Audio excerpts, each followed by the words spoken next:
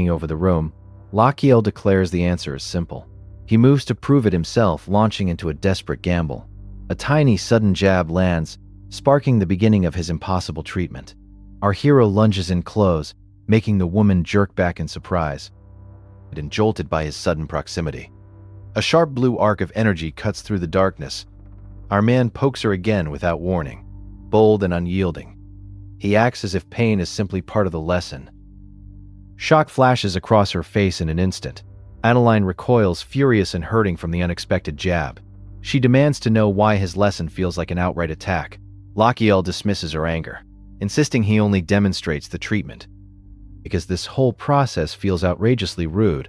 But our man does not flinch. Immediately offering another method, he counts them in, setting the rhythm for a gamble that could save them both. Strike her own solar plexus, hard and exactly as he showed. Adeline stares baffled, wondering if punching herself can really cure gallstones. To her, this sounds less like medicine and more like some terrible set of chemistry. Bell shuts down her fears at once, cold and certain. Then he casually asks a question that makes the whole room blink. He wants to know if Princess Adeline can channel mana through her strikes. Throws him a look, finding it a bizarre question to ask during treatment. But then Lachiel reveals his true plan. He intends to use shockwave therapy. That word alone stops her cold, because now this madness has a name. He explains he will layer the Asrahan core technique over her mana, steering the shockwaves. Adeline can barely process it. His explanation sounds insane, even by noble standards. Still, Lachiel presses on, reminding her that Asrahan's core technique excels at absorbing and redirecting mana. Strength, building his impossible treatment step by step. Then he reaches the crucial part, the one everything depends on. At the exact moment she releases the strike, he will divert the mana somewhere else. She gives a small nod, half trusting him and half surrendering to the madness. Then she asks the obvious question, to where exactly? She asks where he plans to send that redirected force. Cuts through the room as the answer comes too fast. Lachiel calls for Piero, and the poor man jolts like his soul just left his body. Panic ripples through the attendants as the prince's voice cracks. Lachiel, in startled noise, everyone sensing danger before understanding it. That chaos only grows because nobody can tell if this is treatment or disaster. Lachiel shouts for Piero again, driving the point home with absolute confidence. Reveals the target. The gallstones lodged in her gallbladder. The room still buzzes with confusion, but our guy sounds absurdly shatter the stones. Near, as if calling his whole pitch top-tier snake oil. Adeline hesitates, then asks if they should really go through with this treatment. Lachiel answers with a condition of his own, asking her for one request first. Cures her. She wants her freedom and a return to her homeland. She means immediately too, even if it breaks their original agreement. Lachiel accepts so fast it almost feels suspicious. Shifts as she moves, caught off guard by how easily he agrees. That easy answer makes Adeline narrow her eyes because no captor should be this generous. But Lachiel explains that once he cures her, he has no reason to keep her here. Takes her answer as consent and pushes the treatment forward. Adeline can already feel she has stepped into something dangerous and deeply strange. She suggests moving somewhere more private, away from all these staring eyes. Instead, he calls for Piero again, already arranging the next step. Someone steps up behind him as he shifts into place. It's the instruction guiding her into position with clinical focus. Just as things start moving, someone hesitates. Lachiel cuts through it and orders her not to move until he says so. Because precision matters now, he needs to locate the stones exactly and judge their size before the strike. She obeys with a sharp breath, tension locking through her body. Next command and tells her to breathe out. Then he positions her right fist beside the right side of her solar plexus. She checks the spot, and he calmly adjusts her lower. Does it again, nudging her a little more and then slightly left. Finally, he settles her into the perfect angle and warns her to stay steady. Adeline steels herself grimly, accepting that she is about to punch her own gut. Lachiel adds one crucial condition. Her mana must become as thin and sharp as possible. He tells her to imagine it hardening into something solid and needle-like. Sharper still, he says, until it can pierce straight through. Mana begins to gather, tightening under his words. It keeps condensing, the force narrowing into something dangerous and precise. Lachiel tells her to focus that path onto a single point. Really do it, putting the whole gamble in her hands. A strange tension hums between them as she gathers herself. Adeline answers with quiet confidence, ready to commit. Into motion, swift and controlled. She strains under the pressure, feeling the force build inside her fist. Lachiel clutches his chest as the force surges through his body. Lachiel decides to go easy on the first attempt, not daring to overplay his hand, but something immediately feels wrong to him. Adeline senses it too and blurts out in confusion. It clearly fires through her fist and lands exactly where it should. Yet her stomach does not scream in pain, and that impossible relief stuns her. Instead, the agony vanishes so completely. It feels like a devastator. Her at once, thrilled that the strike lands with perfect precision. Adeline cries out, shaken by how real this impossible treatment suddenly becomes. He points out the cracks in the gallstone, proof that her mana hit dead center. Her to repeat it, because one clean success means victory is within reach. Now that she believes him, Adeline agrees without hesitation. She gathers herself and launches into the next strike. Wears out as the pressure surges again. The mana sharpens like a needle exactly as he taught her. Power rips through the target with brutal focus. Smiling confidence returns to Lachiel's face. The force keeps building, wild enough to make the whole room feel unstable. A strange pulse flutters through the air, like disaster beating its wings. Stare helpless before this absurd treatment. Then the impact detonates with a vicious burst. The whole place shudders like an earthquake, and everyone feels it in their bones. A groan follows, heavy with the aftermath of too much force. Someone cries out at the prince, horrified by what he is doing to himself. Even a tiny hiccup slips out. Breaks the silence. He says the gallstones are shattered completely, and the result is right there. Lachiel praises Adeline for handling her first attempt unbelievably well, and she lights up at once. The fragments will pass naturally, and declares the treatment over. That leaves her blinking, because it ends far faster than she expected. She is so fired up she almost asks to smash one more. Practically begs her not to, sounding like his heart cannot take another round. Then a horrible thought hits her all at once. What if those shockwaves never vanished at all? Else has been absorbing every bit of that force. The realization crashes down and she stares at Lachiel in shock. She rushes to him, suddenly terrified, asking if he is all right. Lachiel tries to play it cool, but the cough gives away how badly he is hurting. Inside, he admits her mana is far more vicious than he expected. Even he did not think the backlash would tear him up this badly. Cannot understand it, and she asks why he would go this far for her. Lachiel answers simply, with the steady heart of a real doctor. That answer leaves her stunned still. Treatment, everything changed. From that instant on, he took responsibility for her as his patient. The words hit her harder than any strike, leaving her speechless. For one quiet beat, the room just hangs on that truth. A figure suddenly lunges in and catches him. Piero can only stare, stunned by what he's seeing. A second later, he drops hard to the floor. Silence swallows the room as everyone freezes in shock. Even then, he only tells her to get some rest. His hand jerks against the bed as the pain starts to hit. Even through it, he forces out a weak order to rest for a bit. The prince collapses, his body finally giving out. Piero screams out for his highness, his voice filled with terror. The room erupts in panic as their prince lies broken. Everything hangs in the balance, his life now a desperate gamble. It's its breath, deathly still, as Crown Prince Lachiel, the transmigrated doctor, gambles everything on a single needle. For the first time, death's icy grip finally loosens its hold on our prince. Yet, a chilling silence still hangs heavy, leaving everyone on edge. Piero checks Lachiel's vital signs in disbelief. Lachiel's eyes remain stubbornly shut. Piero tries to rationalize, believing our prince simply collapsed into a deep healing sleep after being pushed past his limit. Truth hits hard. Lachiel was never sturdy to begin with. Our prince is frail by birth. Adeline's guilt surges, but Piero quickly intervenes, gently shielding her from blame. He then reveals a shocking truth. Lachiel had already prepared him for this exact moment.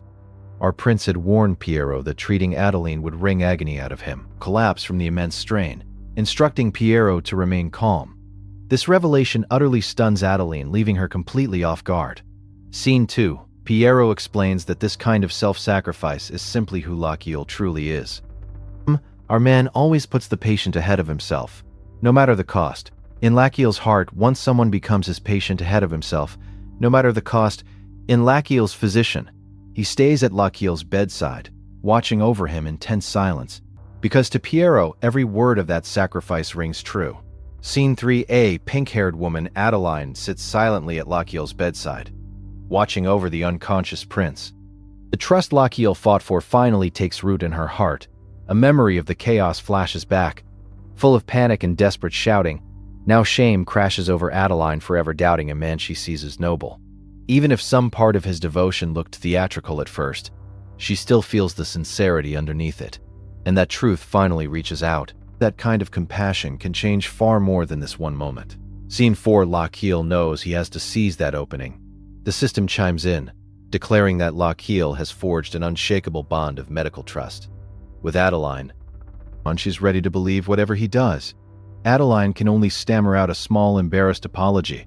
But then the mood snaps sideways with a bizarre refusal from the system. Even his organs start cheering like lunatic fans, and our guy realizes the greatest scammer alive is still standing.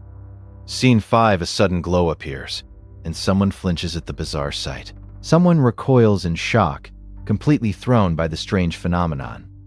And a needle from Piero. That order sparks instant panic. The room erupts in horrified protest, but the Apothecary Prince holds the situation for a moment longer before the story can move on. Scene 6. When Lachiel wakes again, someone quickly asks if he feels any better. Now awake, Lachiel wakes again. Someone quickly asks if he feels any better. Now awake, Lachiel wakes again. Someone quickly asks if he feels any better. Now awake, Lachiel wakes again. Someone quickly asks if he feels any better. Now awake, Lachiel wakes again.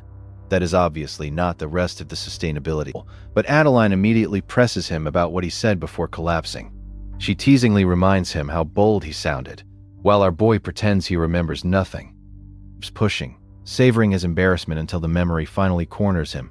She starts repeating his vow back to him, and Lachiel can feel disaster closing in. Scene 7. Our man cuts her off in a panic before she can finish the line. He blurts out a distraction and tries to wrestle back into his brainful. Lachiel can feel disaster closes in. Scene 7. Our man cuts her off in a panic before she can finish the line. He blurts out a distraction and tries to wrestle back into his moment. Lachiel insists he's perfectly fine. He blurts out a distraction and tries to wrestle back into his moment. Collapse came from something he had to handle personally for the treatment. Then he promises to pour everything into continuing her treatment this afternoon. Strain starts to show. He forces a brave face, but the pressure gnaws at him from the inside. Scene 8. Adeline suddenly steels herself and makes a decision that catches Lachiel off guard all over again. She says she watched how hard he fought and how much pain he endured for her. And because of that, she chooses trust over fear and commits. That catches Lachiel off guard all over again. She says she watched how hard he fought and how much pain he endured for her. And because of that, she chooses trust over fear, and she comes and removing the gallstone accepts at once. But there's still one more thing hanging in the air. That gratitude hits harder than he expects. Scene 9. Her gratitude leaves him oddly flustered, like he's been waiting to hear it. The feeling lingers, warm and awkward. Even Adeline gets shy, fidgeting as the mood turns unexpected. Lachiel tries to brush it off, but he can't even find the right words. This little act was all for him, dear. He's the one who's going to die of embarrassment. Scene 10. He tries to steer them back to treatment immediately, but Adeline suddenly refuses. Then she declares she's about to let them out. The gallstones are ready, and the final stages are ready. In a certain pan, drives the Azrahan core technique again, dragging in one violent mana shock after another. Slams through him. Each impact hammers his body, but our mad prince endures because weakness is no longer an option. Scene 11. He forces himself onward, blue energy crackling around his hand as he strains to keep control. His breathing frays as he holds the technique together. Through sheer obsession, another harsh beat passes the battlefield. It even praises the process, and Lachiel can't help savoring the payoff through the pain. And suddenly all that suffering starts looking worth it. Scene 12. As the technique grows stronger, even his circle slots begin to change. Their storage capacity starts expanding under the pressure. A glowing system display flares as one storage slot expands. The numbers make it real. Our prince is carving more power into a body. Make it real on our princess crest. The numbers make it real. Our prince is carving more power into a body meant to fail. A few days later, the 15th gallstone finally shatters. Another system readout follows. This is undeniable now. Single circle, level 6, with slot 01 at 3.96 gallons. Scene 13 with only one stone left. Adeline checks in and Lochiel praises her cooperation like this whole nightmare has been easy. He admits her shockwaves are no joke. Even while the strain keeps biting, a pained sound slips out despite his confidence. Lochiel calls for Piero at once and suddenly feels guilty, like she's been too harsh on him. Lochiel, of course, jokes that any thank you will do. He instantly calls out how suspiciously that sounds like he wants a reward. Scene 14. Our shameless prince answers that everything has its price. So Adeline asks what he wants in return. Lochiel pauses, then names his condition. He asks for her lifelong work that she will never wage war against the Empire. Then comes the precise next step. 6 millimeters. Scene 15. Adeline hesitates, clearly surprised by what he asked. Lochiel is just as confused and starts wondering what she means. Then Adeline awkwardly admits she's been foolish. She says she still has a patient ready to be discharged. Scene 16. He commits himself and moves. At the same time, someone begins a blessing for His Majesty. Low muttering fills the air. The chant deepens. The pressure thickens it. Lochiel is left gasping for breath, holding himself together. Scene 17. Piero rushes to his side in alarm. Lochiel can't force the words out, so he asks for pen and paper instead. Piero catches on immediately. Then something written shocks him on the spot. A jagged silence follows. A furious voice demands to know what the father meant. Without his frustration. Scene 18. The father answers coldly, saying he already knows. He refers to the time Lochiel was absent and helpless, bedridden and unable to act. And during that weakness, his son apparently stirred up something bold enough to reach the throne. Another tense line hangs there. Unfinished enough, casually asks if a date has been chosen, like he's springing a trap. But the old man just hums to himself, casually scratching away as the tension hangs heavy in the room. And as our hero Lochiel stands before the Emperor, His Majesty jolts in disbelief, utterly blindsided by Lochiel's bold move. Instead of backing down, the Emperor presses harder, his gaze sharp with suspicion. Our protectiveness, however, meets the challenge. It grows heavy, reminding Lochiel of his immense imperial duty. Then he unleashes a furious accusation. Lochiel arranged his own marriage without approval. This charge throws our hero off balance, a flash of panic, igniting at the mention of Princess Adeline. The room's temperature spikes, thick with the Emperor's rage. Escapes Lochiel, the accusation hitting him harder than he anticipated. He realizes with dread that the Emperor's suspicions are entirely justified. The immense pressure crushes down, threatening to choke him. Our protagonist struggles to breathe under the sudden. Such as the playtext of Lochiel. Excuse about preventing war will never convince the Emperor. His Majesty demands an immediate answer, and the silence stretches painfully sharp. Our hero feels utterly drained, deciding the full truth is simply too much trouble. He cannot possibly explain everything right now, his body already failing him. Preparing to deliver the most shameless answer possible. He blurts out a shocking confession. Princess Adeline rejected him. The entire mood flips instantly, catching the Emperor completely off guard. His Majesty freezes blindsided by this unexpected inferior repetition. Outrage instantly melts into pure shock that his son faced rejection. Inside, Lochiel barely suppresses a grin. The old man is completely falling for it. He lowers his head, confessing with practiced shame and painting himself, as reckless as our protected is. He brought the princess to the capital, his voice breaking at the perfect moment. He piles on the humiliation, claiming everything fell apart, and the rejection still stings. The Emperor pieces it together in horrified disbelief. His face is masked. Or flare up again, convinced his son acted far too early. Someone urgently calls for the Archbishop, fearing the Emperor's dangerously intense reaction. Meanwhile, Lochiel feels his consciousness slipping, barely clinging to a worst possible moment. Father mode, the Emperor mercilessly roasts his son's pathetic courting skills. Lochiel instantly decides he must escape before this turns into an endless lecture. He tries to slip away with a polite excuse, desperate to end the disaster. Our protagonist just wants to get out of this embarrassing situation alive. He shuts him down, making it clear he is far from finished. Lachiel apologizes at once, desperately claiming he was only thinking of his father. He checks if the excuse landed, and the answer comes back a little too smoothly. Our hero senses something is off, a subtle tell in the Emperor's reaction. Gives everything away. His Majesty's left nostril twitches. Lachiel catches it instantly, realizing the old man is secretly proud beneath all the yelling. That subtle signal teaches our guy exactly how to read this complex Emperor. He now understands his father's true feelings. Hidden beneath a gruff experience, guilt creeps in. As Lachiel remembers he is not this man's real son, he quietly wonders if he truly deserves such genuine affection. The moment lingers heavy with unspoken emotions. An uneasy truth are protecting that blow. He steadies himself, reminding the Emperor that patience are waiting. At last, the Emperor snaps, ordering him to get out of his sight. Our hero seizes the chance, quickly bringing up the earlier danger before making his exit. He ensures the Emperor is aware of the threat. Even as he is dismissed, he agrees to be careful, finally dismissing his son. As Lachiel leaves, he knows the assassin who tried to kill the Emperor is still lurking. At least now His Majesty is alert, making the next strike far more difficult. Our protagonist has planted a seed of caution, a small victory in a dangerous game. Suddenly, the room explodes into frantic motion as someone shouts for them to hurry. Orders fly and the entire place erupts into a chaotic rush. Lachiel feels his body failing him mid-step, every movement dragging excruciating pain. Our hero is barely holding on, his strength rapidly draining. They rush to inform Princess Adeline at once, knowing there is no time to waste. Footsteps pound. Someone bolts into motion, a desperate gallop begins. Hooves thunder and a carriage tears forward, panic driving every second.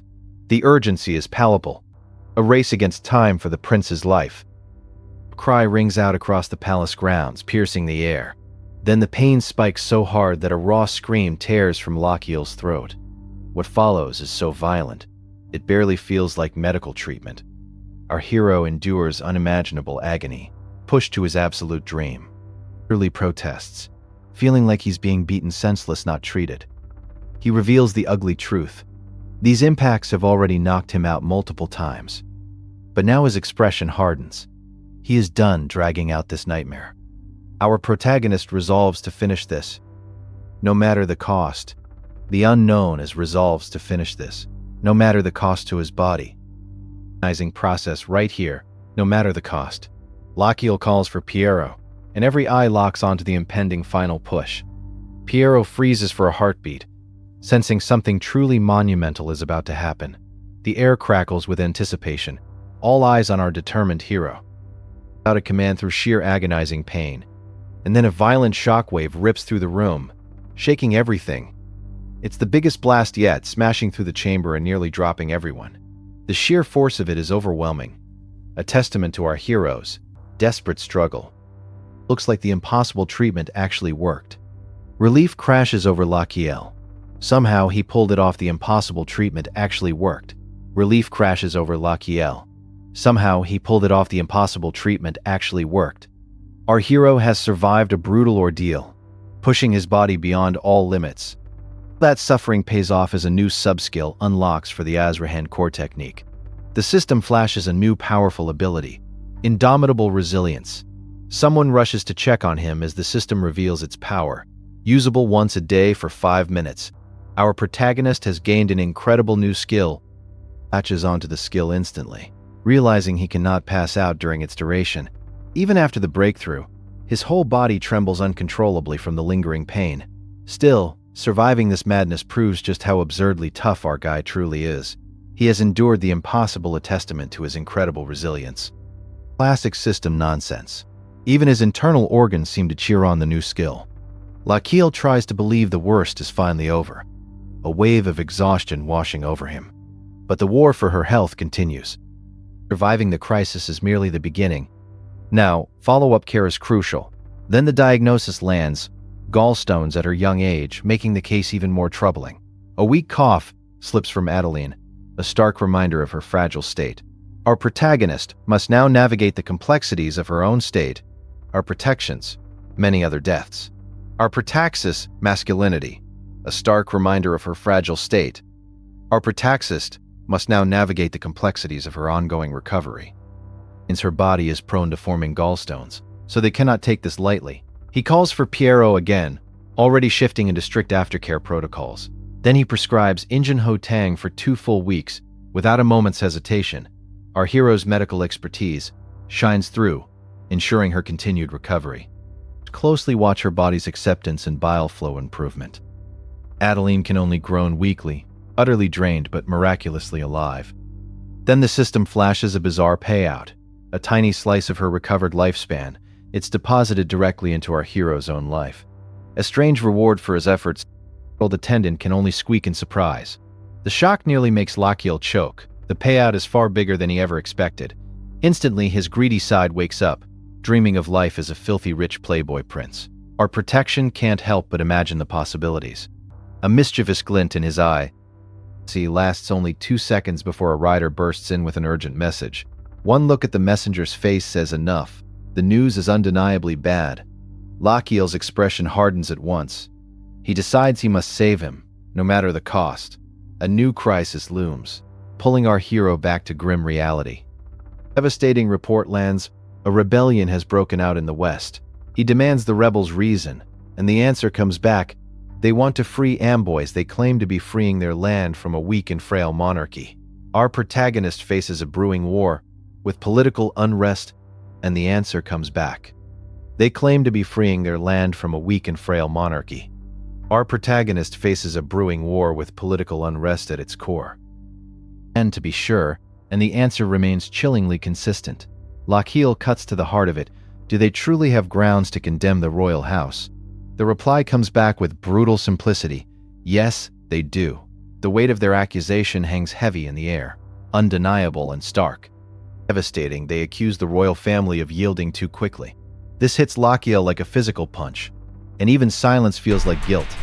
He lowers his head, gritting his teeth, forcing himself to endure the pain. Our hero feels the sting of this accusation, a deep wound to his adopted family. It's heavy, everyone realizing this is no minor disturbance.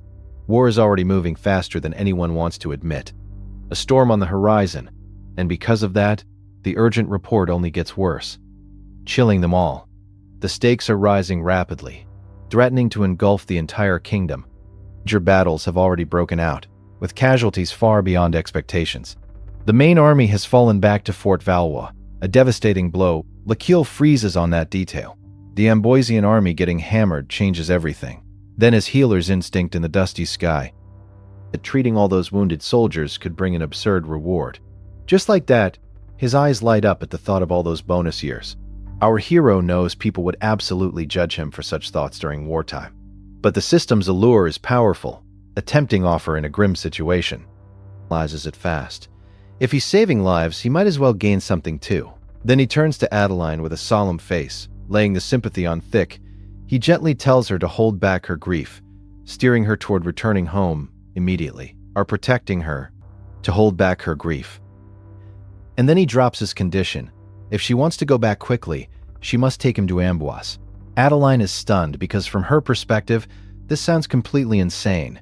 But Lachiel does not flinch for even a second, his resolve unyielding. Our hero is determined, ready to dive headfirst into the heart of the conflict. Serve as a field surgeon, saving as many wounded soldiers as possible. Inside, though, he knows he is selling this hard, even feeling the performance himself. Someone starts to object, but the room is already slipping away from their control. Our protagonist commands the situation, his charisma underneath it. He cuts the noise off at once, shutting everyone down before they ruin the moment. Adeline bows deeply, overwhelmed by what she believes is pure selfless resolve. That powerful gesture seals it. Now the whole room must move with him. Our hero has secured his path. Motion, telling Adeline to pack immediately. Then he raises the urgency for everyone. Every second lost means more soldiers dying. The answer comes back at once, full of unwavering resolve. Our protagonist's mission is clear, and is continuing to follow. Mention of 5 weeks slips through, hinting at the brutal journey ahead. Even so, the deal is struck, a pact forged in the face of war. Our hero prepares for a long, arduous journey. His resolve unwavering, the path forward is clear, though fraught with danger and uncertainty. Silence hangs heavy, A moment of calm before the impending storm. Preparations begin in earnest. A whirlwind of activity behind the scenes. Our protection readies himself for the battlefield. His medical skills his only weapon. A new chapter is about to unfold, full of peril and potential reward. With unwavering resolve, he drives the needle in without hesitation. Our hero takes the first decisive step towards his new, dangerous mission. The fate of countless soldiers and his own future now rests on his skilled hands. What new challenges await Lachiel on the war-torn fields of Amboise? Prince Lachiel just gambled everything on a desperate treatment, but as he forces his eyes open, the full nightmare of his situation crashes back in. The room is a wreck, and trouble is already here. So he snaps at Pierrot with urgent command, and trouble is already here. So he snaps at Pierrot with urgent command. A quiet camp stretches out below the prince's tent. Pierrot grumbles through his fatigue, already missing Lachiel to turn back before this gets worse. A voice suddenly calls out, testing the silence with nervous confusion. Our man fires back with swagger, insisting he be addressed as Master Henry. For a beat, the air goes dead still, and nobody quite buys it. Henry Belkin, clinging to the name of a fallen house. A few days earlier, his luggage was already packed and waiting by the window. With everything packed, the moment of departure finally presses in. One panics and urges the princess to flee immediately. But Lachiel digs in, refusing to let the plan collapse here. A wary voice cuts in and demands to know who this stranger really is. Ernest answers without flinching, revealing that he is the crown prince himself. Then he calls for Sir Thierry, reaching for the one man who might settle this. Instead, an accusation explodes, and the stranger is denounced. As a fraud, he comes back cold and unhelpful, leaving the tension hanging by a thread. Then a childish little memory surfaces about candy after bitter medicine, and suddenly the mood shifts. Shock floods the room as someone finally dares to believe this really is their prince. Boise gets the confirmation she needs, and the truth lands hard. Lachiel pleads his case, knowing his changed appearance makes every word feel impossible. But disbelief lingers, and the obvious question finally comes out. S starts with forged papers prepared by the Emperor himself. A tiny poke lands, and that little test says more than words ever could. The air goes still, and the moment hangs on a knife's edge. A respectful address follows, and the tone turns serious at once. Then the real disaster drops. Civil war has erupted in Amboise. The news hits like a hammer in the scale of the coming slaughter. Because of just happening there, presses him immediately, demanding to know what he intends to do. Lachiel answers with a reckless plan, determined to enter the war under a false identity as a field surgeon. He lays out the logic calmly, aiming for the rear lines where he can study the army. From whenever, hero, this is more than a mission. It is a rare chance to gain real experience. Then something splits, and the tension sharpens around his gamble. Even so, he asks for his father's blessing, knowing that this test is far from over. He still knows exactly what this is. The Emperor loves pushing him to prove himself. Once he secures approval, he has the court mage wrap him in a disguise spell. The princess finally gets it, blurting out that his bulky body makes sense now. The transformation is only skin-deep magic. Then the danger becomes clear. One hard blow could shatter the spell, and the papers reveal his fake noble identity. He brushes it off as a practical cover story, and asks if it is time to leave. Thick with doubt and worry for our hero. Then comes a softer concern, as Lachiel asks Pierrot whether the Korean medical clinic will be all right. Someone then praises Annis with almost absurd sincerity, bragging about her sharp nose. And everyone didn't expect Adas's groan, because even loyalty has its limits. Still, they reassure her that the clinic should keep running for a while without him. On top of that, the public story is already prepared to cover the prince's absence. A side remark follows, sensing unease from one of the royal guards. The guard hesitates, clearly afraid to say the quiet part out loud. Then it comes out anyway. Is Annis at least getting hazard pay for this madness? It and dry, full of pity for poor Annis. And then the sympathy doubles down because everyone knows she is suffering. Yeah, poor Annis really is the one paying for this chaos. Even so, they speak of Lachiel with real admiration because he always runs toward people in need. Pierrot humbles himself, admitting that Lachiel's devotion still leaves him in awe as a healer. Then something clunks, snapping the moment and pushing the journey onward. The carriage keeps rolling, carrying them past city after city and fortress after fortress. After endless days on the road, they finally reach Amboise and slip into the army with Adeline's help. Lachiel gets placed in a rear camp with the wounded, supposedly the safer assignment. Then someone addresses a father, preparing to introduce a new arrival. A reminder follows about the prescription for Adeline's recovery after gallstone surgery. The warning comes with urgency. She has to take it every single day. As the royal physicians suddenly rush inside, a tense crowd forms in silence, every eye locking onto the prince. Then the story snaps back to the present. A confused reaction slips out as the situation turns strange fast. Then someone erupts, demanding medics with raw desperation. Another voice barks an order to turn the patient over. Immediately. The find is so shocking that outrage bursts out on instinct. The disbelief only grows because whatever lies there is beyond normal.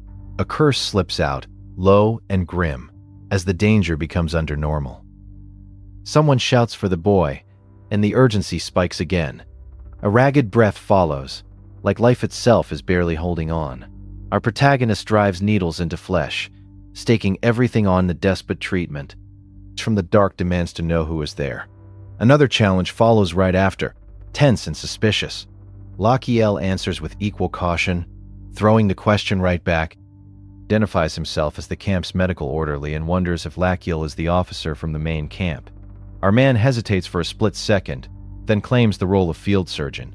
He repeats it more firmly this time, trying to make the rise stand on its own.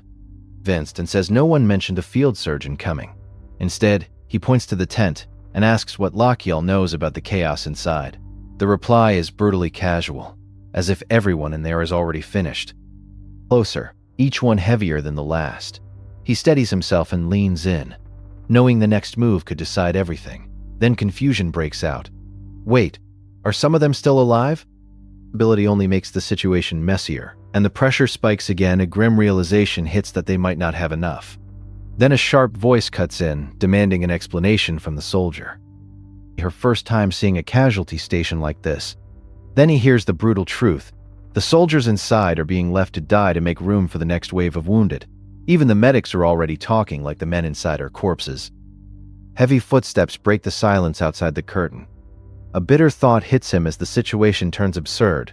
He cuts straight through the confusion and demands to know who's in charge. Second, and orders them to take him there now. Even the bystanders seem rattled, sensing this is about to turn ugly. Our protagonist keeps his focus, forcing his nerves back under control. And nobody has a clean answer. Every heartbeat drags, making the shortage feel more terrifying. The unfinished warning lingers like a blade over their heads. Kiel stands at the edge of the crisis, already preparing to step in. The camp's panic starts to harden into helplessness. That helplessness is exactly what our man cannot allow. The weight of every life in that tent pressing down on him. And still, he does not back away. The silence after that broken sentence says they are running out of something vital. To make everyone uneasy, Lachiel catches that fear immediately and starts calculating his next move. The mood turns grim, like the worst answer is already on its way. Nobody laughs now. The danger is too close and too real. Even the orderly sounds shaken by what this could mean. Our guy keeps inching forward, drawn straight toward the crisis.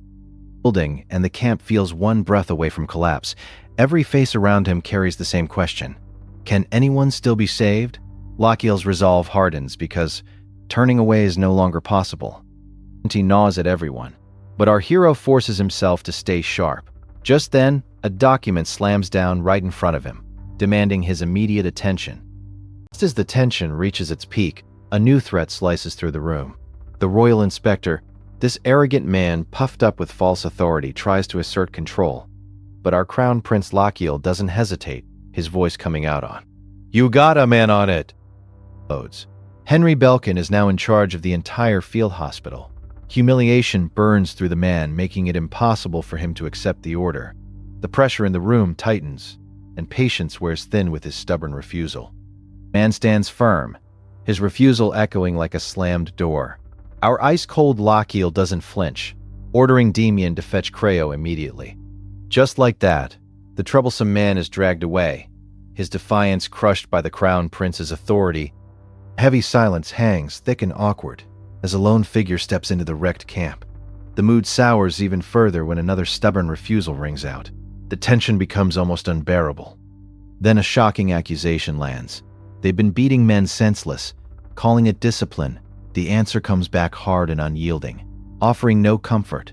This place isn't hospital at all. It's a grim chamber where hope itself comes to death. Settles, heavy and suffocating over everyone present. Lochiel's face remains a mask, but the tension only deepens around him. Our sharp protagonist immediately catches Demian's telltale expression, sensing a hidden truth, and tries to play it cool, but his nerves are obvious as he asks for orders. Lochiel doesn't hesitate, declaring that Piero is the one they need first. The entire room tightens into a tense hush, everyone holding their breath for what comes next. Sharp hush cuts through the air, amplifying the grim reality. Our protagonist Lochiel's heart sinks as he realizes this era is centuries behind Earth's medical standards. This brutal gap means the wounded are barely receiving anything that could be called treatment. Terrifying thought hits our protagonist hard, and he refuses to stand by while people die needlessly. He starts issuing orders fast, telling Piero to sort the wounded and prioritize the worst cases. Our man doubles down on triage, making severity the only factor in the world. For better tents, cleaner conditions, and tighter control over vital supplies. Piero answers on instinct, nearly calling him by his royal rank before correcting himself to Mr. Belkin. But before they can even breathe, desperate voices erupt, begging for immediate help. Get him inside the tent, quickly. The urgency explodes as they rush an injured man into the makeshift hospital. Lochiel locks in immediately, demanding a clear report on the man's injuries. The first answer comes fast. 2 arrows are lodged in his upper left arm. News follows. More arrows are buried deep in both sides of his body. The man's condition is awful, and everyone around him feels death creeping closer. One look tells Lochiel this neglect has gone on for days, the moldy bandage screaming the rest of the story. Shouldn't kill him, but sheer abandonment has turned them into a nightmare. That realization hits Lochiel like a physical punch. Men who could be saved are dying for no reason. He asks for Piero's judgment, and Piero immediately calls for emergency. He asks for Piero's judgment, and Piero immediately calls for emergency. Relief. Bringing Piero along is already paying off.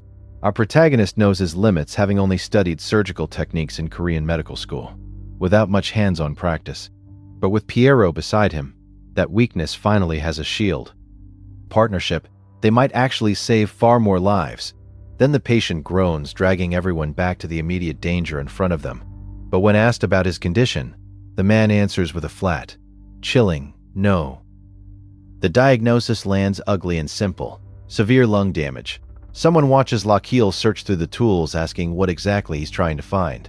He grabs a scalpel, explaining with grim clarity that this blade is meant for amputations. A strange tool draws confusion, and someone blurts out a baffled question. Lochiel keeps moving with one goal in mind: emergency treatment. Right now, he knows every second matters, understanding that faster work means less agony and blood loss for the patient. And has to steady himself, fighting back the rising panic that could wreck everything. Then confusion breaks in again when someone asks what anesthesia even is. The question hangs heavy in the air, brutally exposing just how primitive this place truly is. Lochiel explains the idea bluntly. Knocking a patient out is far better than carving into him while he's awake. And even in the middle of this crisis, our guy's brain tosses out a ridiculous preference for vodka over rum. The absurdity almost helps, but only for a fleeting second, ordering the tools put away and stunning everyone around him. He refuses to gamble with the man's life, and the doubt in the room turns ice cold. That sudden decision shocks the others so badly they can barely speak. Fast, a raging fever, severe infection, and an immune system barely holding on. He knows if they cut now, the man dies on the table, no question. So the real problem becomes brutally clear. He desperately needs proper anesthesia. He races through old techniques, but the nerve trick from Anis's tail won't truly erase the pain. He considers Cosmanus paralytic poison, only to recoil at the fresh deadly risks it brings. Just then, something strange interrupts his desperate spiral. He chimes in with eerie cheer, as if his own organs are leaning forward in curiosity. That bizarre little voice only makes the moment feel more surreal and absurd. Then his organs start mocking him, telling him to stop hoarding his precious HP and buy a skill already. His organs toss him 100 GP, pushing his total to 4,900 like a smug little pep talk. Lakiel winces at the loss to his savings, but he knows he can't be stingy now. The strain hits him hard, and the cost feels painfully real. And he starts thinking this new option might be absurdly powerful, but he checks himself for a beat, almost not daring to believe he's found something this broken. The system confirms more skills can appear as he grows, and Healing Hands stands out as a desperate lifeline. This is all Lakiel needs. He knows this is his only shot. From the outside, he suddenly looks completely unhinged, and somebody voices exactly what everyone is thinking. Even the tension seems to snarl as the moment tightens around them. Piero with total unwavering conviction. Piero startles, but our man is already all in, his choice made. The skill's effect is outrageous. Healing Hands can numb pain almost like local anesthesia. With just a touch of brain, Healing Hands can numb pain almost like local anesthesia. That revelation stops him cold for a second, his mind reeling. Then the truth sinks in, and he nearly loses it. All he has to do is touch the spot. He immediately calls back to Piero, retracting his previous order. The urgency in his voice says everything. The plan has completely changed. Piero answers without hesitation, ready to move at a moment's notice. Without a second thought, our protagonist yanks open his patient's collar. Identified at last. Private Dioff. Dioff speaks up nervously, his fear plain on his face, terrified they'll take his arm. Lakiel quickly tries to calm him down, promising a different approach. Brave soldier steels himself, telling them to do whatever must be done. Lakiel finally snaps, insisting he is not cutting anything off. But Dioff is too deep in his own panic, weirdly relieved it might not be a leg. Spirals into nonsense about crutches and a ruined dream of becoming a violinist. While Lakiel can barely get a word in, his despair turns almost comical, like he's already mourning a future not yet lost. Lakiel cuts through the chaos, ordering everyone to follow him. He calls for Clara's steel, already shaping his next move with precision. The answer comes back at once, eager and obedient. A strange little tune slips out between the pain and panic, and the whole situation turns bizarre. But Lakiel doesn't blink. He stares at the problem and decides he can fix it. Then he starts the chant, trying to soothe the patient like some desperate battlefield lullaby. He hushes him gently, forcing calm into the madness of the moment. The words keep coming, as he leans into the skill with growing determination. He pushes the rhythm, knowing his hands have to keep moving to maintain the effect. His voice catches for a beat, but our man doesn't stop. Then he drives the promise home, willing those hands to set the man free from pain. But the catch is insane. Healing Hands only works if he chants the whole thing with the exact right rhythm and tone. So he tries again, hushing his little angel with all the sincerity he can fake. A second, our guy thinks he's absolutely crushing it, the skill about to activate. Then the system roasts him mercilessly, declaring his song has no sincerity and the skill fails. Lakiel is done being polite, exploding at the smug little state of approach. By a thread, and Lakiel finally moves. Our guy steadies his hands and pours everything into that desperate gamble, treating the wound with a focus so sharp it cuts through the panic choking the room. Then the impossible happens. The patient's side stops screaming in pain, and for the first time hopefully moves. Our guy steadies his hands and pours everything into that desperate gamble, treating the room. Then the impossible happens. The patient's side stops screaming in pain, and for the first time hopefully where death was just waiting to collapse. The patient's side stops screaming in pain and to the act like a full-blown miracle doctor, soothing the wounded soldier with absurd confidence and just enough warmth to keep him calm. The man admits the pain is mostly gone, and even he can barely believe it. Our protagonist, meanwhile, is internally flexing because Healing Hands is actually delivering. It's the numbness carefully, and when the patient says he feels nothing, Lakiel knows this insane plan might really work. Tiny victory hardens into momentum. Lakiel immediately directs the treatment step by step, starting at the sides and clearing the blockage with the precision of someone who has done this 1,000 times in another life. Piero follows his lead, stunned but obedient, while our man keeps the pace. Released. Then he shifts to the arm, because saving this soldier means not wasting a single second. Lakiel knows fear can still wreck everything, so he keeps talking, keeps reassuring, keeps selling the image of a healer whose hands can save what everyone else would cut off. The patient starts to drift, panic loosens its grip, and right then the system rewards him. Levels up, and the skill's numbing effect grows stronger, turning his bluff into something terrifyingly real.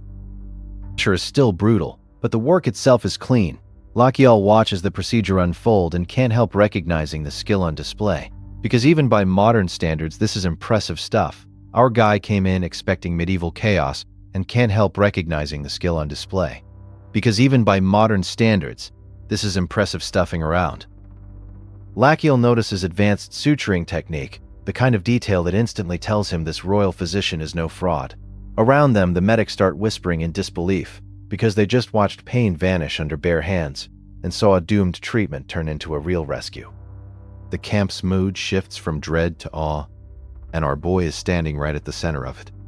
If this round little field surgeon is hiding some legendary reputation, Piero can only stare, completely shaken, as his master pushes forward with a confidence that feels almost supernatural.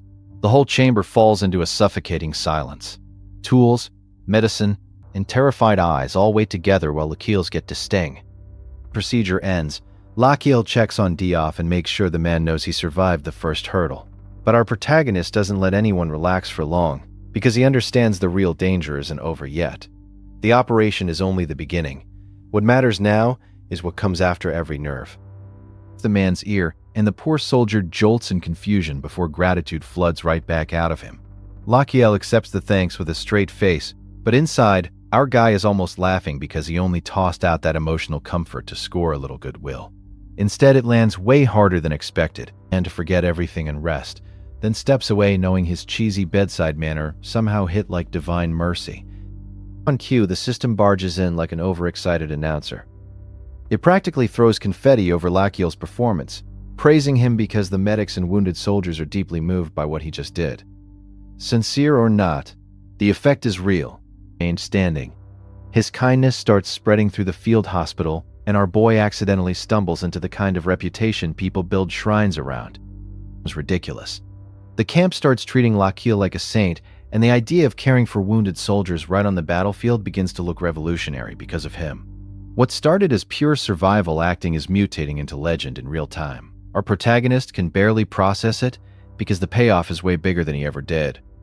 As in a blur of blood exhaustion and non-stop emergency treatment, Lachiel and Piero tear through the most urgent surgeries together, and every order our man gives only makes the medics stare harder in disbelief. Their awe feeds his rise, pushing his great doctor points all the way to 98. On top of that, Healing Hands reaches level 3, unlocking something absolutely insane. Plexus block. Our guy nearly loses it over how absurd that is, because this skill is evolving from helpful trick into battlefield-breaking medicine. What began as a desperate patch job is becoming a toolkit that can rival advanced modern treatment. That new possibility drags an old memory to the surface. Lachiel remembers a treatment from later in Emperor of the Runeblade, the same method the elves once used to save Demian, and suddenly a dangerous path opens in his mind. He calls Piero and another companion outside. His expression turns down to his mind. He calls Piero and another companion outside. His expression turns down to his mind. He calls Piero and another companion outside. His expression turns down to his mind. He calls Piero and another companion outside. His expression, because what comes next demands trust before anything else. Drops the bomb without hesitation. He announces that he is somewhere to go with Demiani, and the people around him are left reeling because this means leaving the relative safety of camp for a gamble built on half-remembered novel knowledge. If his memory fails, they are finished. He marches out with 6 guards assigned by Adeline and a soldier guide, heading straight into the forest. Introduces himself and promises he knows the area well because his village is nearby. Lachiel questions him while also getting roasted by his own unreliable memory because now everyone wants to know if he actually remembers where they're going. Our guy fires back with the most relatable defense possible. Read it in a book, not carved it into his soul. And no, he does not remember every detail like some human library.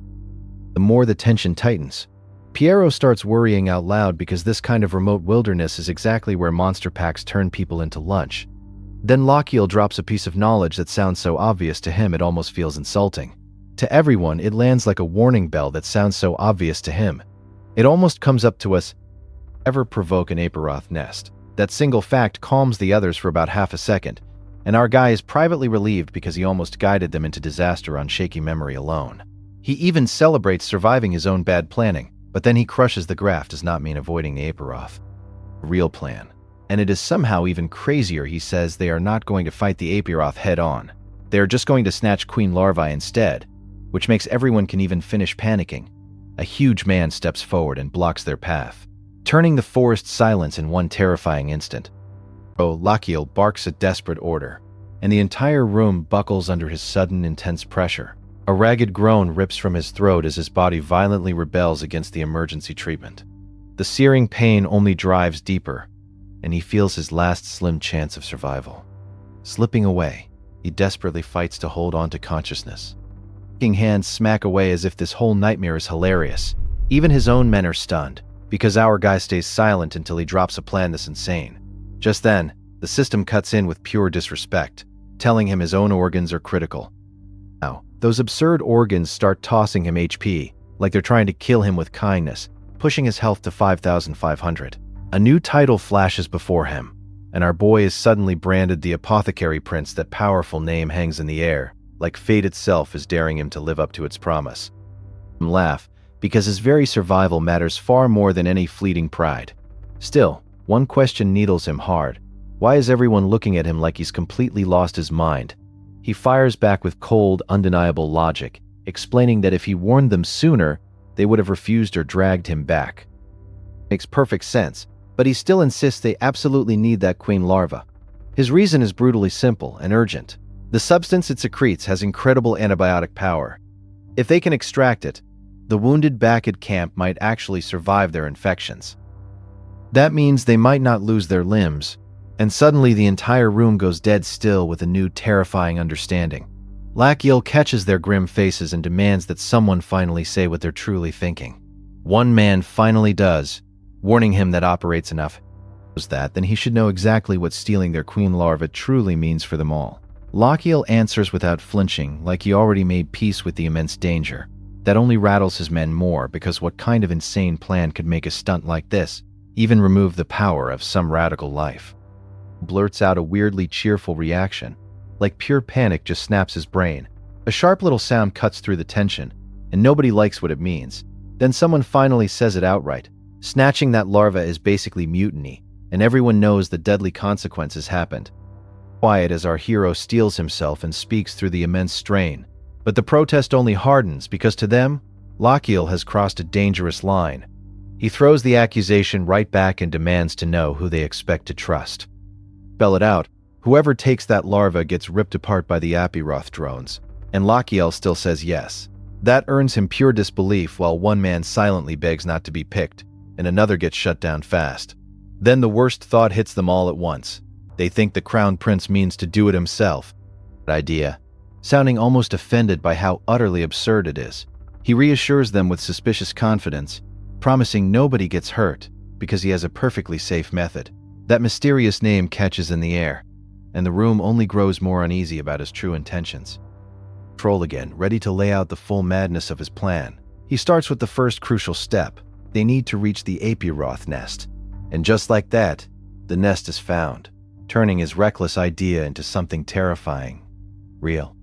As one solid smack to the nest should stir the whole Apiroth swarm awake.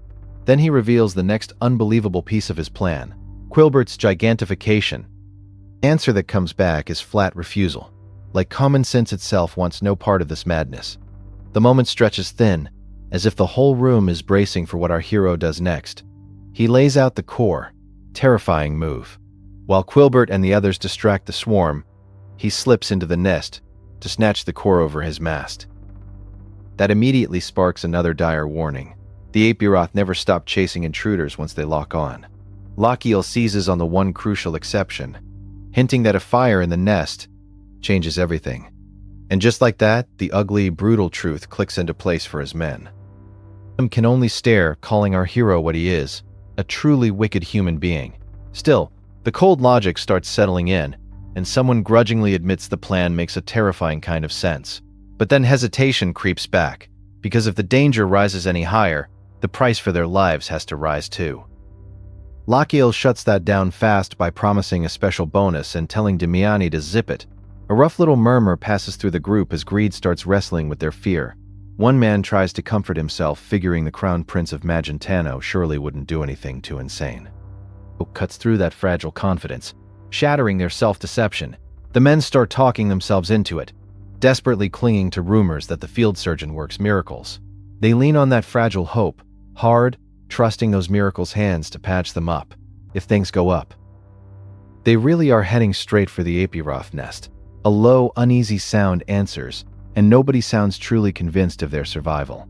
But Lachiel refuses to give up, clinging to the desperate belief that he can still save him. Grits through the immense pressure, convinced there's still time if he moves now. Then he snaps at Pierrot for the needle, fully committing to the next dangerous step at the Apiroth nest. Just then, a furious swarm erupts from the nest with a deafening buzz. From his terrified attendant, Pierrot blurts out a panicked refusal, absolutely terrified this will go too far and kill his prince. But Lachiel coolly decides he may need a little extra beyond that, pushing the limits even further. And further, deciding he might need a second bonus too. Elsewhere, the team stares ahead in utter shock. The Apiroth target is way bigger than anyone expected. They realize the wildflower scent is the only reason they haven't been exposed. They opened the wildflower scent as the only reason they haven't been exposed. The plan sharpens. They need to study the Apiroth's movements and deliver one powerful, decisive blow. Lachiel starts placing the heavy burden squarely on Demian and Quilbert. From the bushes, they spot a lone, unexpected figure. Ahead of them, as their stealthy approach starts unraveling before their eyes. A sharp cry slips out before anyone can stop it. Betraying their position, Roasted name gets barked out instantly. A desperate warning. Eyes fast, but panic matters more now that they might already be exposed. So the order comes down brutally simple. Hit the nest now and run for your life. With no room left for hesitation, Demian surges forward, staking his life on the technique. A rush of motion tears through the air as Demian commits. Since it's come to this, he decides to test the dangerous techniques he's been honing. That's when the others notice his mana heart spiraling wildly out of control, and pure fear slams through the entire group. Stop before the mana flow reverses and utterly destroys him. The yelling grows sharper, but Demian is already too deep in the dangerous technique. They keep screaming for him to stop, their voices cracking, with raw panic. Then everything hangs on a terrible, breathless pause. A heavy thump suddenly breaks the silence. A cry of shock bursts out at once, echoing the desperate halt from the visual. Keep shouting at him, desperate to be heard over the chaos. Demian strains under the immense pressure, his body locking up as the danger closes in. Then everyone jerks upward, stunned by something massive crashing into the field right beside them. They realize those things are far bigger than ordinary Apiroth. A grim groan slips out as the true, terrifying scale of the threat sinks in. Both of them freeze, startled by a sudden ominous sound overhead. Hero doesn't lose focus and orders the needle prepared, ready for anything. Just then, something huge drops into the grass above them, a monstrous claw appearing from nowhere. Both of them freeze in utter shock, facing a new, terrifying enemy. Needle into his own chest, gambling everything on this desperate treatment. Suddenly, a terrifying chopping roar rips through the air. Sounding just like a modern-day helicopter, the shock tears across from his lips, and his weakened body bucks violently under the strain. When he lands, a powerful jolt snaps through him, threatening to shatter his fragile hold on life. Snaps for Pierrot, knowing he cannot survive this impossible ordeal alone. Another searing wave of agony crashes through him, his vision burning white with pain. Yet, he drags in a ragged breath, shaken but almost everything else. Instantly, as Lachiel realizes this is no mere hunt, it is a brutal massacre. The wounded around him can only choke and groan, utterly crushed by the terror of death closing in. Overhead, a massive, horrifying hive has cracked open, and our hero calls for Pierrot again, his voice cutting through. The wounded around him can only choke and groan, utterly crushed by the terror of death closing in. Overhead, a massive, horrifying hive has cracked open, and our hero calls for Pierrot again, his voice cutting through the rising panic. Creatures far larger than the familiar Apiroth, and the answer slams into him. These giant flyers are Vesperoth. The name itself brings a wave of pure confusion, only amplifying the terrifying threat. Then the brutal truth lands hard. These monstrous wasp-like creatures slaughtered Apiroth by the hundreds of stuff that again made it sound. Vulcan's voice slices through the air, ordering everyone up with a fear that turns the room cold. When pressed for answers, he delivers the chilling truth nobody wants to hear. They have been found, and right on cue, that dire warning becomes a horrible reality. as the monster's swarm locks onto their position. Explodes through the group, and the only instinct left is a desperate scramble for their lives. People lunge and claw to get away, pure terror driving their every move. But our man Lachiel does not freeze. He shouts for Piero to hand over the needle case. His resolve's hardening. Obey then blurts out the question haunting everyone: how can they possibly survive this nightmare? Lachiel fires back in frustration, while the others insist they only chase the queen larva to save the wounded back at camp. One man, barely clinging to life, croaks out a desperate plea, revealing his snake oil peddling. Lachiel fires back in frustration with oxyfelt. Something enormous comes crashing in, sending everyone scrambling in terror. Lachiel knows he must buy time, somehow, and he calls out for Ash. Ash answers with a cool, almost dismissive grunt, as if this chaotic onslaught barely warrants his attention. Around our hero, and Lachiel commits with absolutely no room left for error. He drives the needle in, piercing the Jungbu acupuncture point with ruthless precision. Just then, a dark-haired swordsman slams his blade into the ground. In a moment, Belkin spots crucial cover and orders everyone to hide behind the rocks. Someone stares at Lachiel, utterly convinced he has completely lost his mind in this chaos. But our man remains locked in, his focus unwavering, and gives the signal to us. The battlefield is unwavering, and gives the signal to us every day. A nervous voice admits they forgot to mention something crucial, and everyone stiffens with dread. When pressed for answers, all they get is a maddeningly useless refusal. Their real horror is revealed. These predators don't stop with just the first kill. They meticulously finish off anything still alive or hiding near the nest. These monsters will scour the entire surrounding area, wiping out every single living thing they find. This chilling truth means the people hiding here are utterly doomed, and everyone feels the cold grip of despair. The brutal reality of their situation still hits Lachiel hard. Despite his medical focus, Lachiel cuts straight to their only remaining option. They need to get far away, and fast. One man agrees to run, but he still desperately clings to the idea of capturing the queen. Belkin crushes that fragile hope at once, declaring the nest utterly finished and nothing in sight could be stopped from all the craft of it. And he gives up on taking the queen from this destroyed nest. But the danger surges back with terrifying speed before anyone can even breathe easy. A giant, furious wasp lunges in, its buzz a deafening roar of death. Insect lunges straight at our hero, its massive form filling his vision. The air crackles with pure, unadulterated menace. Lachiel braces himself for the inevitable impact, his heart pounding in his chest. Closes the distance in a terrifying blur of wings and stingers. Our protagonist knows this is a desperate fight for survival.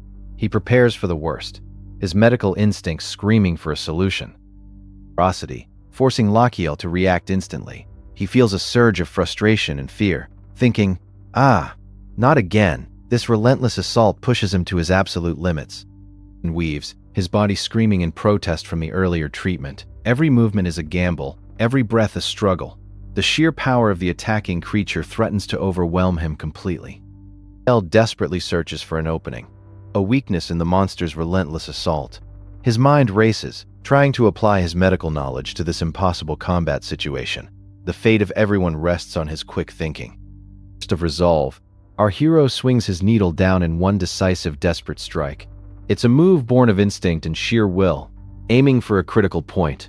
The impact reverberates, a shocking moment of defiance. Finds its mark, a precise hit amidst the chaos. Lachiel feels a momentary surge of power, a flicker of hope in the overwhelming darkness. He pushes through the pain, determined to make this strike count. He recoils, momentarily stunned by the unexpected attack. This brief reprieve is all Lachiel needs to reassess the dire situation. He knows this fight is far from over, but he has bought them precious seconds. With Demian and the knights fighting with all their might, they can only hold off about 10 of these monstrous creatures. The sheer numbers are overwhelming, a tide of death that threatens to engulf them all. Lachiel understands the grim reality of their limited defenses. The swarm continues its relentless assault, pressing in from all sides. Our hero knows that a direct confrontation is suicide. They need a different strategy. His medical mind races, searching for an unconventional solution to this impossible problem. Pressure mounts, and Lachiel feels the weight of everyone's lives on his shoulders. He must think quickly, find a way to escape this deadly trap. The air is thick with the buzzing of wings and the screams of the dying. Lakil suddenly recalls a crucial detail about these creatures, a key difference in the two species' tastes. This small piece of information sparks a desperate idea in his mind. Could this be the key to their survival? He processes the implications of this knowledge, a frantic plan forming in his thoughts. The monsters are still closing in, but a sliver of hope emerges. He needs to act fast, before it's too late. This is the critical importance of this distinction, a potential lifeline in their dire circumstances. He quickly considers how to exploit this weakness. The clock is ticking, and every second counts. He questions the effectiveness of a small distraction, wondering how long the scent from one measly canteen could possibly last. He doubts their ability to escape to safety in such a short time. The others look to him, desperate for an answer, asking, stands their fear and the immense challenge before them. He knows a simple trick won't be enough to deter this overwhelming force. A more drastic, more dangerous plan is needed to ensure their survival. The hero's mind races, weighing the impossible odds and the desperate measures required. He stares at the encroaching swarm, a grim determination setting in. The fate of everyone rests on his next daring move, leaving us on the edge of our seats. Hero Lachiel plunges the needle, and a violent thrumming instantly erupts inside him. Agony corkscrews through his chest, ripping a brutal breath from his lungs. He feels his body rebelling, every nerve screaming in protest. Death itself seems to coil around his heart. Hero can barely utter a sound, frozen solid by pure dread. But Lachiel snaps at him, his voice sharp with desperation to move and break free from his panic. He warns everyone to flee, fearing they will all burn alive with him. For one awful moment, the entire room goes dead silent. Then, a rough, choking sound rips through the stillness, a terrible omen of what's to come. A gasp follows, and the strain on our hero only intensifies. He knows the monster is gone, but now his own lungs feel ready to collapse. Someone stares in utter shock as the brutal reality of his condition finally sinks in. As people rush to check on Mr. Belkini, but no help comes for Lachiel. The crisis keeps spiraling out of control. Our hero fights for every breath, ordering Piero to bring a needle before his body. Completely gives out to stay conscious, knowing one blackout here means certain death. Piero, loyal to the core, makes up his mind and offers his own back without hesitation. A sudden burst of movement cuts through the panic, a desperate gamble for survival.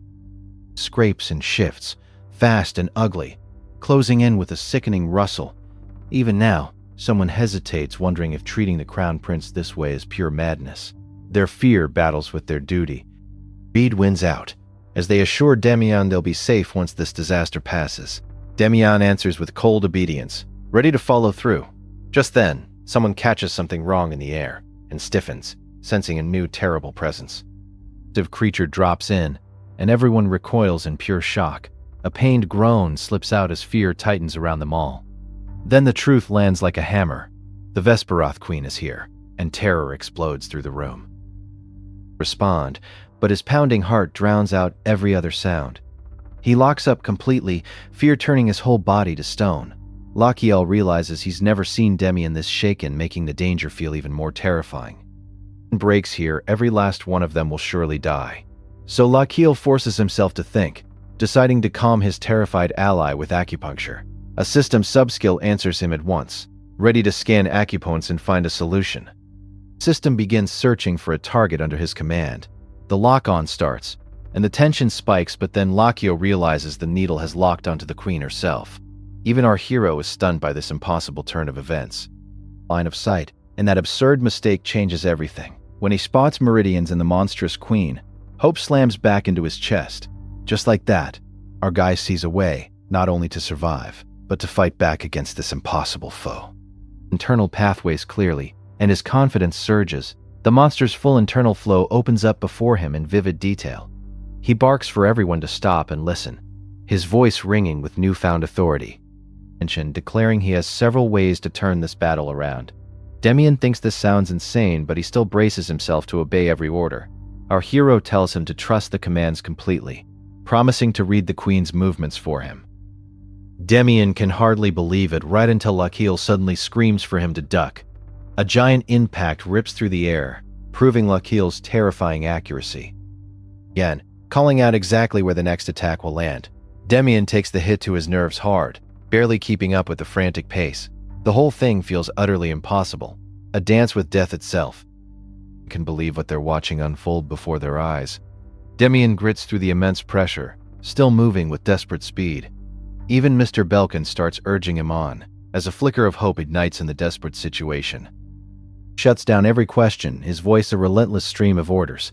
He guides Demian through a razor-thin gap between the queen's massive legs. Then he orders a jump at the exact right moment.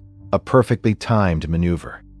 Follows immediately, keeping them just ahead of death. Still, no outside help arrives, leaving them entirely alone against the monster. Then someone spots a crucial opening and cries out, a desperate chance for a counterattack. Dumb moo cuts through the chaos like a bizarre omen, adding to the surreal scene. Lachiel calls for Piero again, still juggling two disasters at once. He curses under his breath. As the pressure keeps mounting, his body pushes its way, nervously insisting they'd only get in the way of the fight. Lachiel rejects that thought instantly, his focus unwavering. He orders them to roll the patient onto his side. Without delay, his medical instincts taking over. Then he repeats it louder, ensuring they finally understand his critical command. He tells them to press on Jungbu for 7 precise seconds. At the very same time, he demands the needle from Piero, preparing for his own desperate treatment. He warns them not to botch it, demanding they stay focused on their task. Without missing a beat, he guides Damian 2 steps right and into a counterattack. He tells him to use the flat of the blade to knock the strike away, a perfectly calculated move. Another jump, a desperate leap for survival. Lachiel pushes Damian onto the queen's back, calling for a vertical spin slash at the wing base, a daring maneuver. Lashes in from the right, and Lachiel instantly tells him how to dodge it. The hit lands with a sharp burst of force, narrowly missing them. Then he catches another attack from behind, redirecting Damian to a sturdy tree branch, for safety. Panicked, Damian clings to Lachiel's back as they lurch forward. A strained breath bursts out under the immense pressure of the fight. Then a heavy impact follows, shaking the very ground beneath them. Lachiel really is reading the queen, but doubts these attacks can truly finish her. Lachiel stays calm, insisting the plan is working exactly as intended. He tells Demian to get ready, because they need one more round to seal their victory. Back in fury, her monstrous anger echoing through the forest, Lachiel starts counting, his timing turning deadly precise. Then he hits the next count, driving the pace forward with unwavering focus. He them to hold the pressure for 3 agonizing seconds. Then he commands the release at the exact moment, a critical point in the treatment. But his body suddenly buckles with a violent crack, threatening to get out completely. On the line, Lachiel drives the needle down in one decisive strike. He feels it pierce through his flesh, knowing there is no turning back now. He counts the seconds with grim focus, his life hanging in the balance. Someone almost believes it's finally over and lets out a shaky breath of relief. Not yet. The giant hornet comes screaming straight at them, a renewed threat. He orders Demian to keep weaving, then hold position for the real opening. Slips out as the pressure keeps building to an unbearable peak. The pounding heartbeat returns, louder than ever, a drumbeat of impending doom. Someone wants to strike now, but Lachiel forces them to wait, just a little longer. Then he finally gives the signal, wild confidence flashing through his fear-filled eyes. He taunts the queen, dragging her attention exactly where he wants it. At last, he calls the true weak point, half a handspan below the left compound eye. Ian answers with total obedience, committing to the strike with all his might. A rough breath escapes him as the final blow lands with devastating precision. He targets Yunmin, the critical acupuncture point, with unwavering resolve. Impact detonates through the queen, shaking her massive body.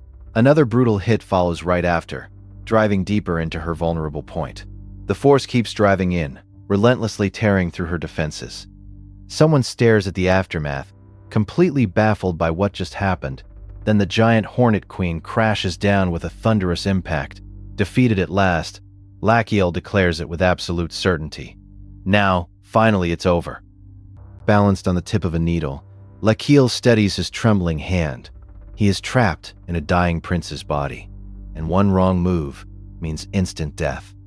His form, feeling out a human-like meridian flow. This is his only gamble, a desperate shot at survival. Then the creature drops, and a wave of pure relief crashes through him. follows, heavy with disbelief and fear. Scene 1. When pressed for how he knew, Lachiel casually dismisses his incredible insight as mere instinct. To him, those weak points felt painfully obvious, leaving everyone else utterly shaken. Just like that, the name of the Apothecary Prince begins to solidify. Yet, a harsh buzzing still crackles from the wreckage, keeping every nerve on edge. Vibration lingers, as if the danger refuses to die quietly. Scene 2. Suddenly, the tense silence breaks as a swarm of furious bees surges into view. Then, a tiny sharp sound slices through the air, tightening every chest with it.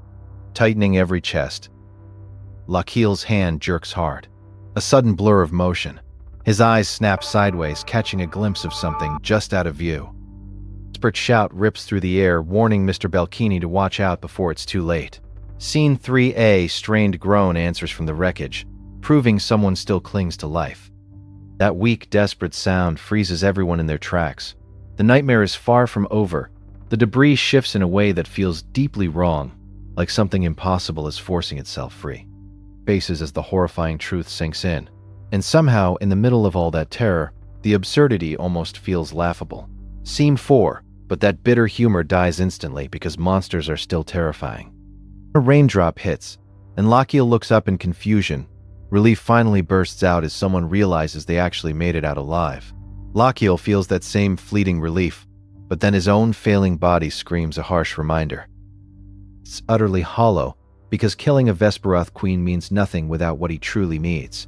Scene 5. He had dreamed of snatching an Apiroth queen larva, a miracle cure to save countless lives, bleeding away, and every delay condemns more wounded soldiers to death.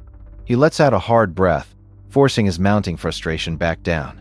Then, with renewed resolve, he orders Demian to check the nest, because he refuses to quit here. Rain lashes the smoking wreckage as their desperate search presses on. Scene 6. Suddenly a piercing scream rips through the air, sending panic surging again. A death struggle. Lachiel urgently commands Pierrot to bring him a needle. Even the bees seem to drop lifelessly where they stand. Confusion flashes across their faces, because no one expects such a command from a dying prince. Then, heavy footsteps pound closer, and the room tightens with dread.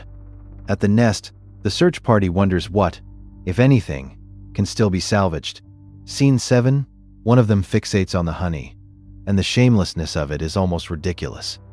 Somewhere nearby, blood keeps dripping, a grim reminder of the cost. Their careful footsteps echo through the ruin as they relentlessly press on with the search. Bitter when it feels like all that effort may have ended in ashes. That crushing disappointment hangs heavy until something unexpected suddenly catches their eye. Scene 8. Then, a faint scratching sound makes one of them pause and listen intently. There's something alive, and steps in first, wary and tense. That only leaves the others more confused, desperate to know what he found.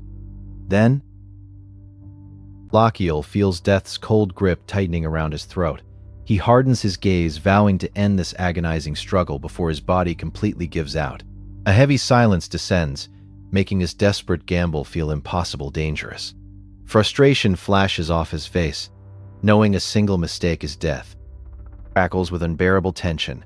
Every second stretches, a silent testament to the immense pressure on our protagonist. He holds his breath, focusing all his will on the impossible task ahead. The fate of his new life hangs by the thinnest thread. Chaos erupts around a giant, quill-covered creature, but Pierrot remains steadfast amidst the pandemonium. Suddenly, our guy Lachiel returns, and his loyal people rush to greet him with relief. Quilbert chatters excitedly as Lachiel casually hypes up Pierrot, clearly ready to unveil another insane surprise. Over, relief washing over him, but his gaze immediately snags on the bizarre creature Lachiel brought back. Our prince casually introduces his new companion, Marcia, an Apiroth queen larva, as if this is completely normal. He even has Marcia greet Pierrot, transforming the reunion into a wonderful weird time. Lachiel presents Marcia like a brand new medical recruit. He explains she will help stop infections and save wounded soldiers, then warns Pierrot that the madness is far from over. Our hero thanks Quilbert, having the giant creature gently set down as if unloading ordinary supplies. An example, in utter horror at the giant insect, his mind practically short-circuiting from the shock. Lachiel, our mischievous prince, smirks, clearly reveling in the chaos he's created. Then he drops the real bombshell, identifying the creature as a Vesperous queen bee. Instead, he needs the queen bee to make some wine, leaving Piero utterly dumbfounded.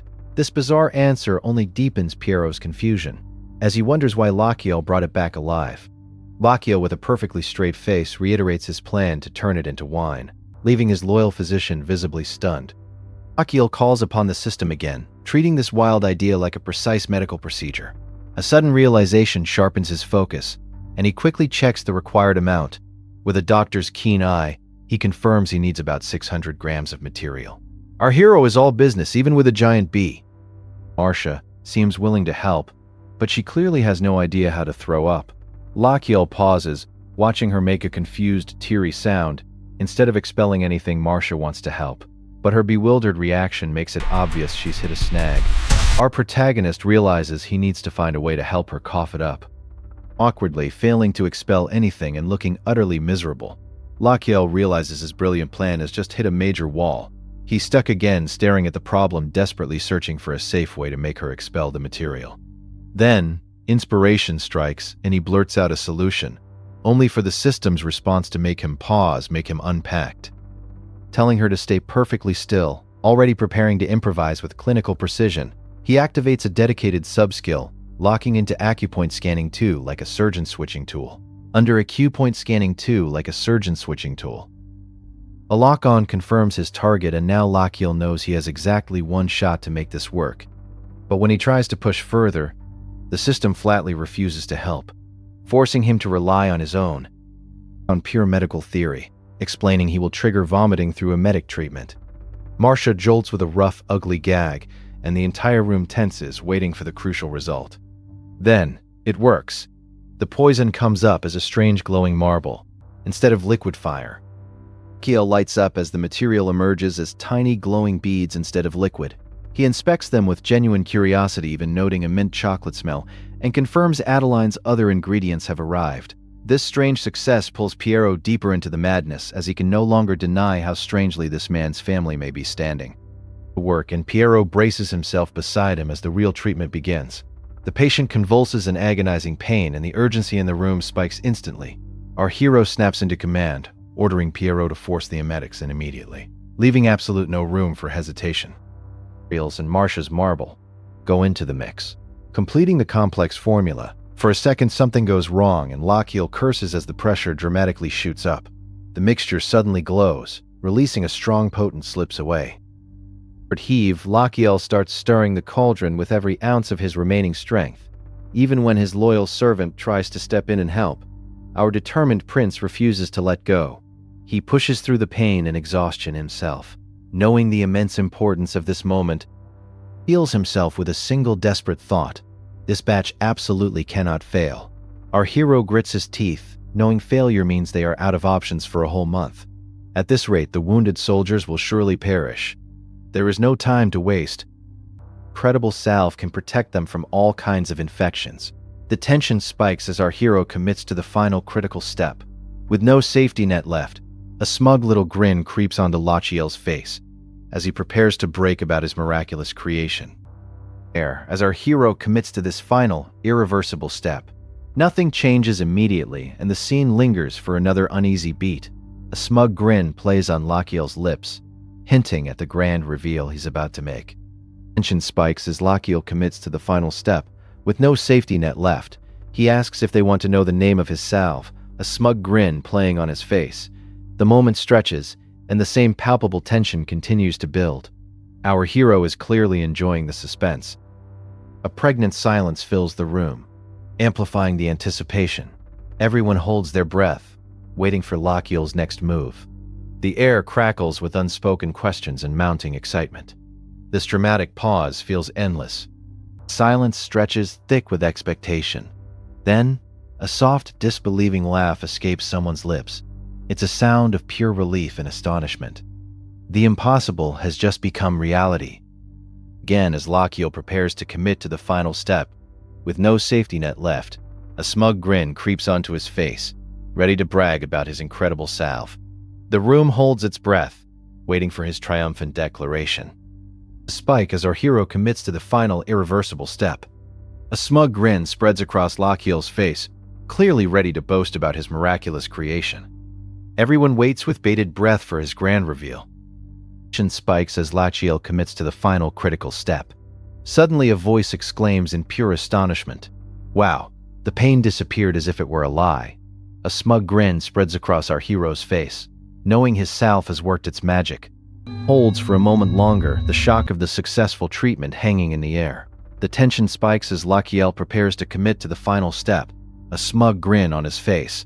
Nothing changes immediately, and the scene lingers for another uneasy beat of anticipation. Dramatically as Lachiel commits to the final crucial step. With no safety net left, a smug little grin creeps onto his face as he prepares to brag about his incredible salve. The room is buzzing with anticipation, waiting for his next move. Tension holds for a moment longer, then Lachiel's smug grin spreads. He looks like a mad genius who knows he's cooked up something spectacular. Our hero explains that the rebels are consolidating forces to lay siege to Fort Valois. The pressure only grows and his next movement is consolidating forces. The pressure only grows and his next movement is consolidating forces. Our hero explains that the rebels are consolidating forces to lay siege to Fort Valois. The pressure only grows and his next movement is to lay siege. Tension holds for a moment longer, the air thick with anticipation. The pressure only grows as Lachiel's smug grin hints at his next move, which feels utterly inevitable. Nothing changes immediately and the scene lingers. For another uneasy beat, building the suspension. As Lachiel's smug grin promises a grand reveal, his next move feeling inevitable. The moment stretches on, and the same intense tension continues to build. Our hero is clearly enjoying the dramatic reveal, letting the anticipation simmer. Moment longer, the weight of Lachiel's words settling over the room. Someone forces themselves to swallow hard, the implications of his genius sinking in. Our hero has just changed everything, and the future of the war now rests on his incredible fellow. And the future of the war now rests on his incredible fellow. Like he is about to expose a scam, not save lives. Chandler has heard the rumors about this place reviving soldiers who should already be dead, and our guy hates every second of it. Instead of curiosity, he brings contempt, already convinced the whole camp runs on tricks. Licking assistant, feeding that ego, he storms forward ready to tear the miracle apart with his bare hands. Hanging on by a thread, half asleep and one snore away from collapsing where he sits. Then the tent curtain gets ripped aside so hard it feels like trouble itself just barged in. He jerks awake in pure irritation, only to find Piero standing there, and the second he recognizes that face, he knows that it's left by contrary unrested. Delivers royal news that hits like rain in a drought. The king has noticed the camp's results, and now royal field surgeons have been sent here to learn from them. Belkin's exhaustion vanishes under a burst of hope, because extra hands can mean fewer men dying on his watch. He rushes out with a bright, desperate smile, greeting the newcomers like they might be the answer to every nightmare in this camp. Instantly, the response he gets is cold, stiff, and so lifeless it makes the air feel heavier. Belkin pulls himself back, embarrassed by how openly relieved he looked, then asks for the leader's name and gets Chandler in return. Glance tells him everything, because Chandler stands there like a statue of arrogance while the younger man beside him chatters with smug energy. Crowd parts, and Chandler steps forward like a nobleman arriving at an inn instead of a battlefield hospital. His first demand is not about the wounded, not about supplies, not about the dying. He wants to inspect the lodgings, process it, because men are bleeding out around them while this guy complains about comfort after a 6-day march like the real victim here is his back. Slowly, burning it into memory with rising disgust. Then he asks the only question that matters, whether this man is seriously refusing to treat patients right now.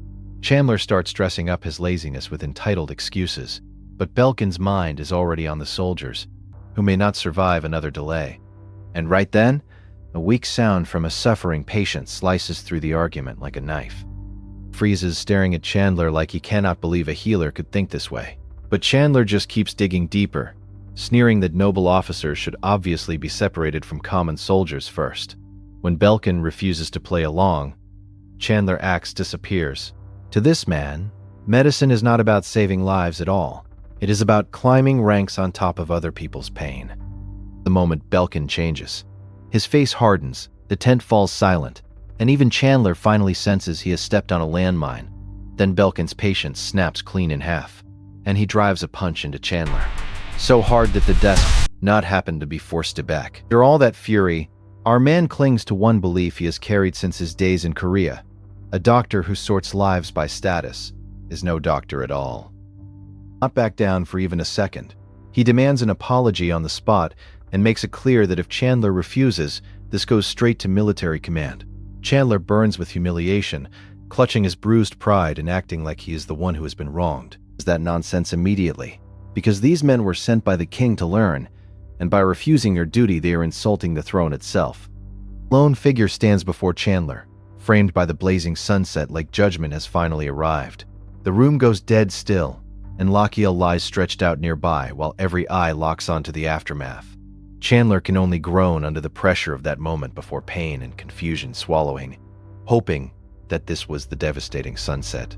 Like judgment has been arrived. The room goes dead still, and Lachiel lies stretched out nearby while every eye locks onto the aftermath before pain and confusion swallows him whole. When he finally wakes in the recovery tent, he is dazed, aching, and desperate to understand how everything spun out of his control. He's back to life almost immediately, because Chandler cannot accept that Belkin simply put him in his place. While he was unconscious, his companion dug around and questioned the soldiers about Henry Belkin's methods. Impossible recoveries a strange ointment called Lachiosporin, and wounded men claiming their pain seemed to melt away after treatment. To Chandler, that does not sound miraculous. It sounds surprising. Green. And Chandler grabs onto it with both hands. His wounded ego twists every rumor into proof that Belkin must be a fraud hiding behind theatrics and quick results. In his mind, Belkin's temper is not righteous anger. It is panic from a man protecting dirty secrets. What really poisons him is this. Soldiers trust Belkin, the king supports Belkin, and Chandler cannot stand being overshadowed. Turns into obsession fast. Chandler whips around and storms off, swearing he will drag the truth into the light no matter who gets in his way. Even when someone tries to stop him, he brushes past them and charges straight into a treatment area thick with pain. Resistance rises around him, but this guy is too blinded by pride to hear a single warning. A recovering patient, and Chandler starts criticizing the care with smug confidence. He insists the man still has foul blood trapped inside him and claims draining it is the fastest path to recovery. The patient hesitates, clearly shaken, and explains that Belkin already operated earlier and ordered him to rest. He hears that, and only gets more offended, like being contradicted by an injured footman is some unforgivable insult. Just in an instant, Chandler lashes out at the patient for daring to question him. And then the needle comes out. The whole atmosphere changes because now this is not just arrogance anymore. It is danger with a sharp point. To Chandler, being compared to Belkin is unbearable humility, and he would rather force his own treatment than admit someone else's might know better. Chandler keeps raging. The patient starts to crash right in front of him. The man grows dizzy, his voice trembling as fear creeps in, and everyone nearby finally realizes this is becoming a real emergency. A pained gasp tears through the room, and suddenly the danger is impossible to ignore. A shocked cry erupts from the crowd, because something has gone horribly wrong, and now every second counts. Our hero, the transmigrated doctor, takes a shaky breath. He knows this is his only chance to survive in Lachiel's dying body. The room holds its breath as he commits to an impossible gamble, the fate of his new life hanging by a thread. The silent night outside mirrors the tension within. The protagonist, now Lachiel, fumes internally about the incompetent field surgeons. He dismisses their uselessness, focusing on his own survival. His system's bonus lifespan has now surpassed 200 days. A new record. A wave of relief washes over him, hoping to reach a full year of relief. Thinking he's safe from immediate death, Pierrot's panicked cries shatter the calm. His loyal physician screams, demanding the crown prince wake up. The sudden commotion draws attention from the nearby single-patient tents. Pierrot, desperate, pleads with the Apothecary Prince to open his eyes. He shouts for Lachiel to awaken, his voice cracking with fear. Horrified voice gasps. Realizing the unthinkable, they accuse Lachiel of using bloodletting, a dangerous and ancient practice. Shock ripples through the onlookers as they grasp the implications of such a drastic measure. Explodes, condemning Lachiel as a lunatic for his actions. Our hero groans, struggling with the intense pain of his body. Just then, another voice demands to know who dares intrude. A new figure bursts through, shoving people aside and demanding to know what chaos unfolds. The curtains are ripped open, revealing a growing crowd. Murmurs of panic and confusion spread as onlookers demand answers. Belkin, a clear antagonist, scoffs at the garbage treatment and demands an explanation. Others try to intervene, telling him to leave Lachiel alone. Amidst the escalating argument, a system message flashes, refusing a request. Ignoring the uproar, Lachiel's voice cuts through the noise, calmly requesting a scalpel. He maintains his focus, his hands steady despite the surrounding pandemonium. Our hero prepares for the next critical step in his desperate treatment. Curses under his breath, grunting with effort as he continues his gruesome work. He forces tainted blood from the patient's body, a shocking sight to behold. Pierrot watches in utter disbelief as the bucket beside them steadily fills. The argument rages, one side accusing the other of barbaric methods and spiteful rivalry. They claim the previous treatment was effective, while Lachiel's method is pure savagery. Accusations fly that the current actions are meant to kill, not to kill or so.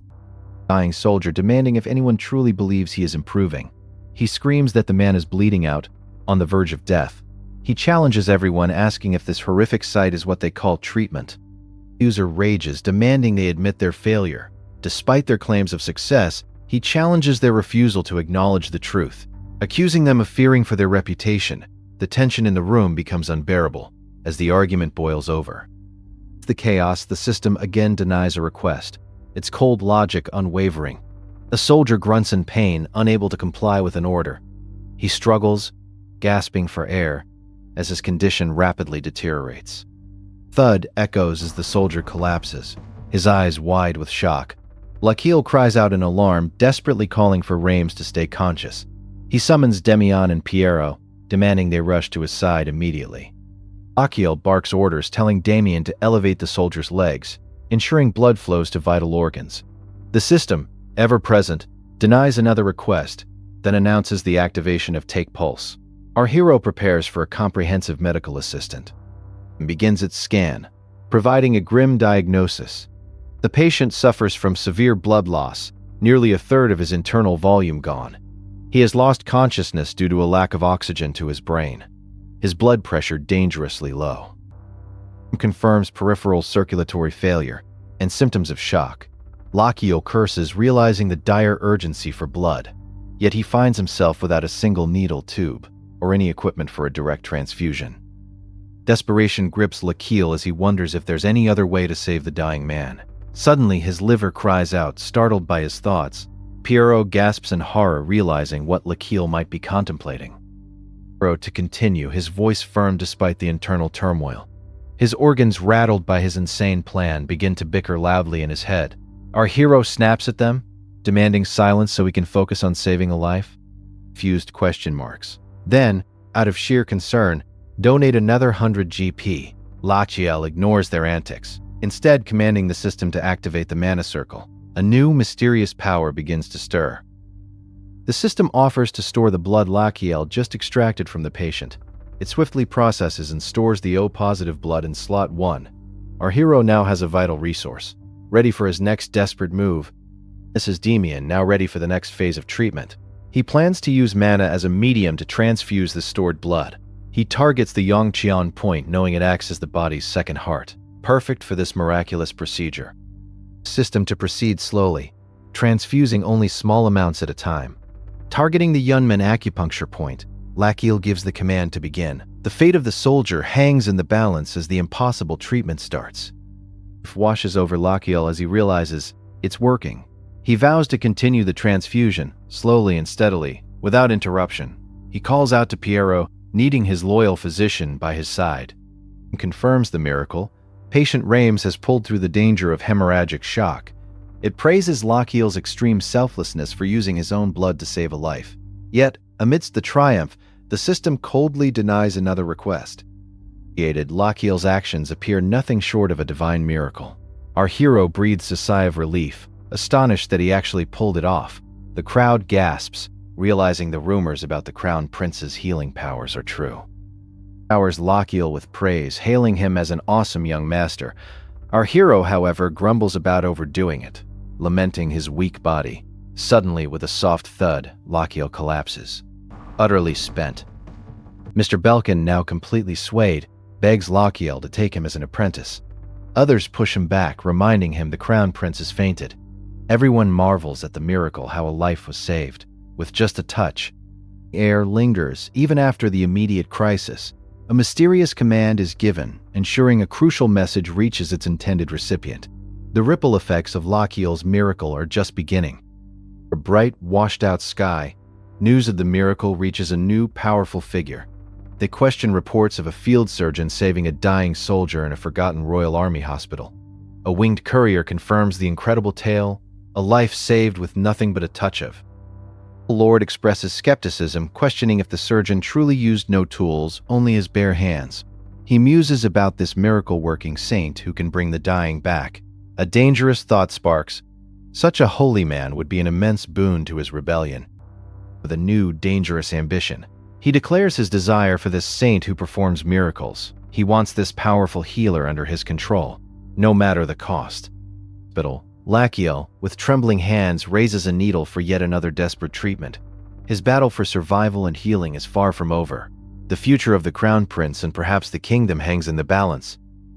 A dying prince suddenly becomes the most valuable man on the battlefield.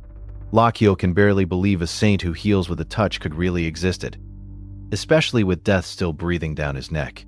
But our protagonist forces his mind to stay cold, because Lakiel can barely believe a saint who heals with a touch could really exist. The worker is truly standing with him, then Amboys might finally move, and the entire war could flip in one brutal stroke. With disgust for the royal family, convinced they sold out their own blood to the empire, he tries to drag Lakiel into that hatred, hoping the prince will spit on his own side and cross the line. But our guy shuts him down instantly, calm and absolute. That refusal only makes the rebels' fury boil hotter, because to him, the Marovich line is already beyond saving. Just as firmly, and this time, he leaves no opening at all. That cool, unshaken attitude is exactly why people call him the Apothecary Prince. Then our man suddenly flips the conversation and starts probing the offer itself, asking whether joining the rebellion really earns him treatment worthy of the sign standing. He presses the point like a merchant sniffing out rotten goods. And now the spy is the one on unstable ground.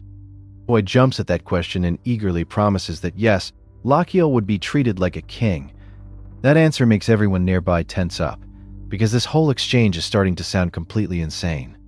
A rebel spy has walked right into camp, in broad daylight, and somehow he is still negotiating. The craziest part is, this guy is not just a messenger, but one of the dispatched field surgeons.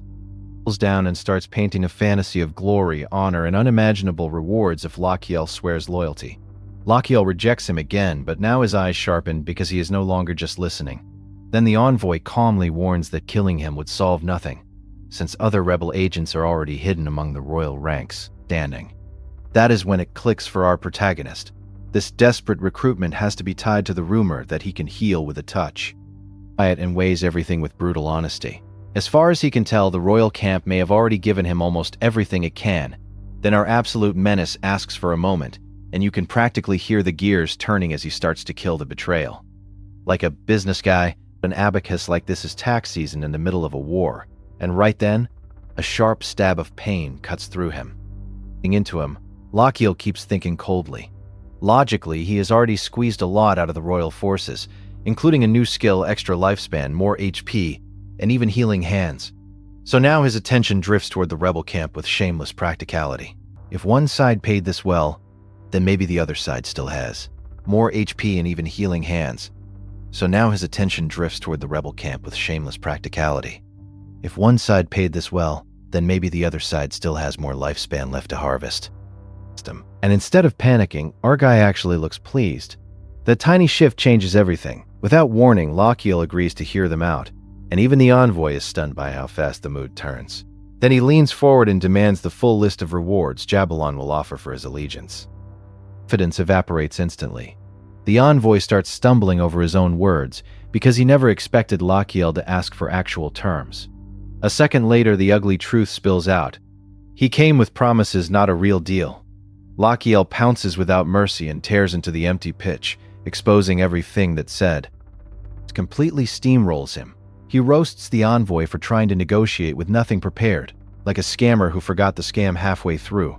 He even mocks the lack of basic courtesy because if they want to bribe a crown prince, they could at least bring gifts. Sends the poor man back to his master, and demands a proper offer. Fast, because this secret arrangement is already awkward enough. Half from panic, tripping over himself as he scrambles to recover. Lachiel waves him away like a servant, and just like that, the power in the room flips completely. Once the man gets outside, he finally lets out a shaky breath. He can't expect a saintly healer, but what he just mentions the battlefield. He can't expecting a saintly healer, but what he just meant feels more like a servant. And just like that, the power in the room flips completely. Once the man gets outside a shaky breath, he can't expecting a saintly healer, but what he just meant feels more like a smiling lunatic with a legend. Toward Demian and Piero with dangerous calm. Then he drops a bomb that hits like thunder. He is seriously considering joining the rebels. Both of them react like their prince is finally snapped for real. But our guy does not blink, does not laugh, and does not employ, and does not play well. Fits with almost shameless greed. First comes a huge mansion, then broadlands, and then mountains of money, because apparently if treason is on the table, it had better come with the deluxe package. Gold practically sparkles in his imagination as he talks through it. This man is mountains. Too much for the others to swallow. They push back hard, reminding him that he came here out of goodwill and saved Amboise's wounded with his own hands. To them, changing sides now feels insane and disgraceful. But Lachiel answers with chilling calm and cuts straight through the emotion, reminding him that the rebels they keep containing are still insane and disgraceful. But Lachiel answers with chilling calm and cuts straight through the emotion, reminding them that the rebels they keep containing are still sitting on the battlefield. If in deeper with pure logic, as the Crown Prince of Magentania, he owes loyalty to neither faction here, because both sides are foreign powers to him. It is a brutal argument, but nobody can really break it. He follows that by pointing out the quiet truth in the hospital. During the Fort Valois standoff, barely any new wounded have arrived, which means the emergency is under control and he can treat the rebels too. Before returning to the capital, pressing that reasoning until Demian finally starts to bend. Even if he hates every second of it, the outrage in the room slowly cracks and turns into bitter, uneasy acceptance. Piero, meanwhile, gets swept away in the opposite direction and starts seeing the choice as some grand healer's mission. Then Lachiel turns to him and calms himself under his own. The outrage in the room slowly cracks and turns into bitter. The outrage in the room slowly cracks and turns into bitter and starts to seeing the choice as some grand healer's mission. Then Lachiel turns to him and calms himself under his own. And instantly sprints in the worst possible direction, and he blurts out something so embarrassing it almost derails the moment. Lachiel shuts that nonsense down immediately and gets back to business. Then he casually adds another request, asking for Queen Hornet Mead to be sent back to the capital because of course our guy is still optimizing loot. He orders everyone to pack quickly, since they need to slip out without drawing attention. Of hurried packing fill the room as preparations begin. Even with everyone moving fast, the tension never loosens, because one wrong step turns this into treason before sunrise. Lachiel stays focused, but there is a quiet edge in him as he mentions its selfish king. He is leaving profit behind and betting everything on a more dangerous table. Fortified outpost rises over the barren rebel land like a warning carved into stone. The message comes again and makes one thing painfully clear. This meeting happens entirely on Jabalon's terms. That immediately puts his people on edge, and one of them cannot hide the fear that sending Lachiel in alone might be madness, because the rebels need him too badly to risk harming him, especially with Quilbert at his side. The tension is heavy enough to twist the stomach. Lachiel steps forward wearing a polite smile, but inside he already recognizes Jabalon as the dangerous fanatic he expected. Jabalon answers with equal courtesy and that fake civility. Only one figure remains standing. Jabalon answers with equal courtesy, and that fake civility only makes the air feel sharper. Leader's presence carries real authority, and the title of Battlefield Saint hangs over Lachiel like both praise and bait. There he is at last, Jabalon Ellenberg Amboise, the beating heart of the rebellion. The aura around him feels vicious enough to make even steady men uneasy. But Lachiel does not let that show. Then one small detail catches our protagonist's eye, and his instincts immediately flare. Even with that warning ringing in his head, he keeps his greeting smooth, while Jabalon welcomes him like the crown jewel of the rebel cause. Wastes no time revealing the bait. A saintly doctor like Lachiel, he says, should not be wasted patching up ordinary foot soldiers. Lachiel does not resist that line, and that is when the real hook finally drops. There is one specific task that needs his touch. Piero almost agrees on reflex, then freezes the moment those words land, because whatever Jabalin wants is clearly far more dangerous than simple treatment. The room explodes with sudden tension as a voice demands answers. Our guy Belkin snaps back in a panic, completely rattled by the pressure. A sharp warning immediately cuts him off, forcing his voice down to a whisper. He knows they are being watched, and danger lurks everywhere. The man switches to urgent hand signals, demanding proof of Jabalin's true intentions. Belkin confirms the chilling truth. Jabalin never planned for him to heal anyone. Frustration boils over as they realize this is the exact disaster they always feared. Fires back in a helpless defense, realizing he walked straight into a trap. The humiliation crushes him as he understands he was merely a tool for propaganda. His mind reels, the entire situation suddenly feeling utterly insane. Hanging over everything is one chilling title, the Apothecary Prince. Just moments earlier, this trap still looked like a golden opportunity. Belkin hears about a special task for him, and confusion flashes across his face. He answers with smooth confidence, framing it as a noble duty too important to refuse. Our guy can't help but make a sarcastic jab at his internal organs. His little gods, he jokes about feeling their support through his miraculous body, laughing to mask his strength, and his swagger slips into a pained groan. Belkin finally draws a line, refusing outright, though his voice carries no real power. Jabalin keeps smiling, pretending to offer glory, making the leash feel even tighter. Acts with immediate disgust. This so-called glory sounds like pure nonsense. Deep down, he knows this arrangement will absolutely ruin his life. Survival instinct kicks in, screaming that he must escape before he's dragged in deeper. Tate's saying he needs to speak first. Jabalin grants permission with eerie politeness, making him even scarier. Belkin desperately reaches for a pathetic excuse about his fiancée, awkwardly implying Jabalin isn't exactly boyfriend material. Instantly clocks the vibe, mentally branding Jabalin a permanent single. But the answer doesn't change, and Belkin gets shut down again. He nods along a little too eagerly, blurting out his agreement. In resignation, Jabalin smoothly clears up the misunderstanding, denying any proposal and pretending to honor Belkin's duty. Then the real condition drops. For 10 days, Belkin's ties to the revolutionary troops must stay hidden. Our guy immediately catches the strategy, realizing Jabalin wants the reveal to hit harder later. Confirms it without hesitation. Having already calculated every reaction, he declares Belkin's statement must land like a turning point, sharp enough to shake the kingdom. Still trapped, Belkin asks why not force the speech right now. Jabalin refuses, claiming the perfect moment hasn't arrived yet. That answer only confuses Belkin more, making the plan feel even more dangerous. Jabalin finally reveals his real goal. He wants Belkin to truly believe before he speaks. Only sincerity can move the hearts of the masses the way he wants. Belkin can't help asking the obvious question, because none of this explains how. Jabalin's answer is simple and terrifying. Belkin will spend the next 10 days observing the revolutionary forces. The idea is that living among them might make him understand their cause and speak from the heart. Belkin immediately worries about the wounded soldiers, realizing this is nothing like his expected mission. Jabalin answers with another velvet chain, naming Belkin his personal physician Deo. The sentence crushes him, and he can barely hide the despair on his face. A crushing silence fills the room, turning the tension deadly serious. Belkin now fully understands the punishment. He has to share a room with Jabalin. Eli is stunned, realizing sleeping beside the enemy turns a bad situation into a nightmare. Belkin lays it out coldly. The whole place is on lockdown, and even a moonless night escape would fail. With a swordmaster as his new roommate, any dream of running dies on the spot. For sarcasm, because none of this is news to him. He keeps venting about the security, comparing the camp to a vault. Designed to trap him, the place feels less like shelter and more like a prison with no way out. Becomes a swordmaster, getting out unnoticed is a long shot. Even so, Sid tells him to trust him a little longer, promising to find a way through. Belkin answers with pure resentment, because trust is exactly what landed him here. He notices movement and asks what Sid is doing. He presses Sid for an actual plan, because hope alone isn't enough anymore. Sid gives a painfully honest answer.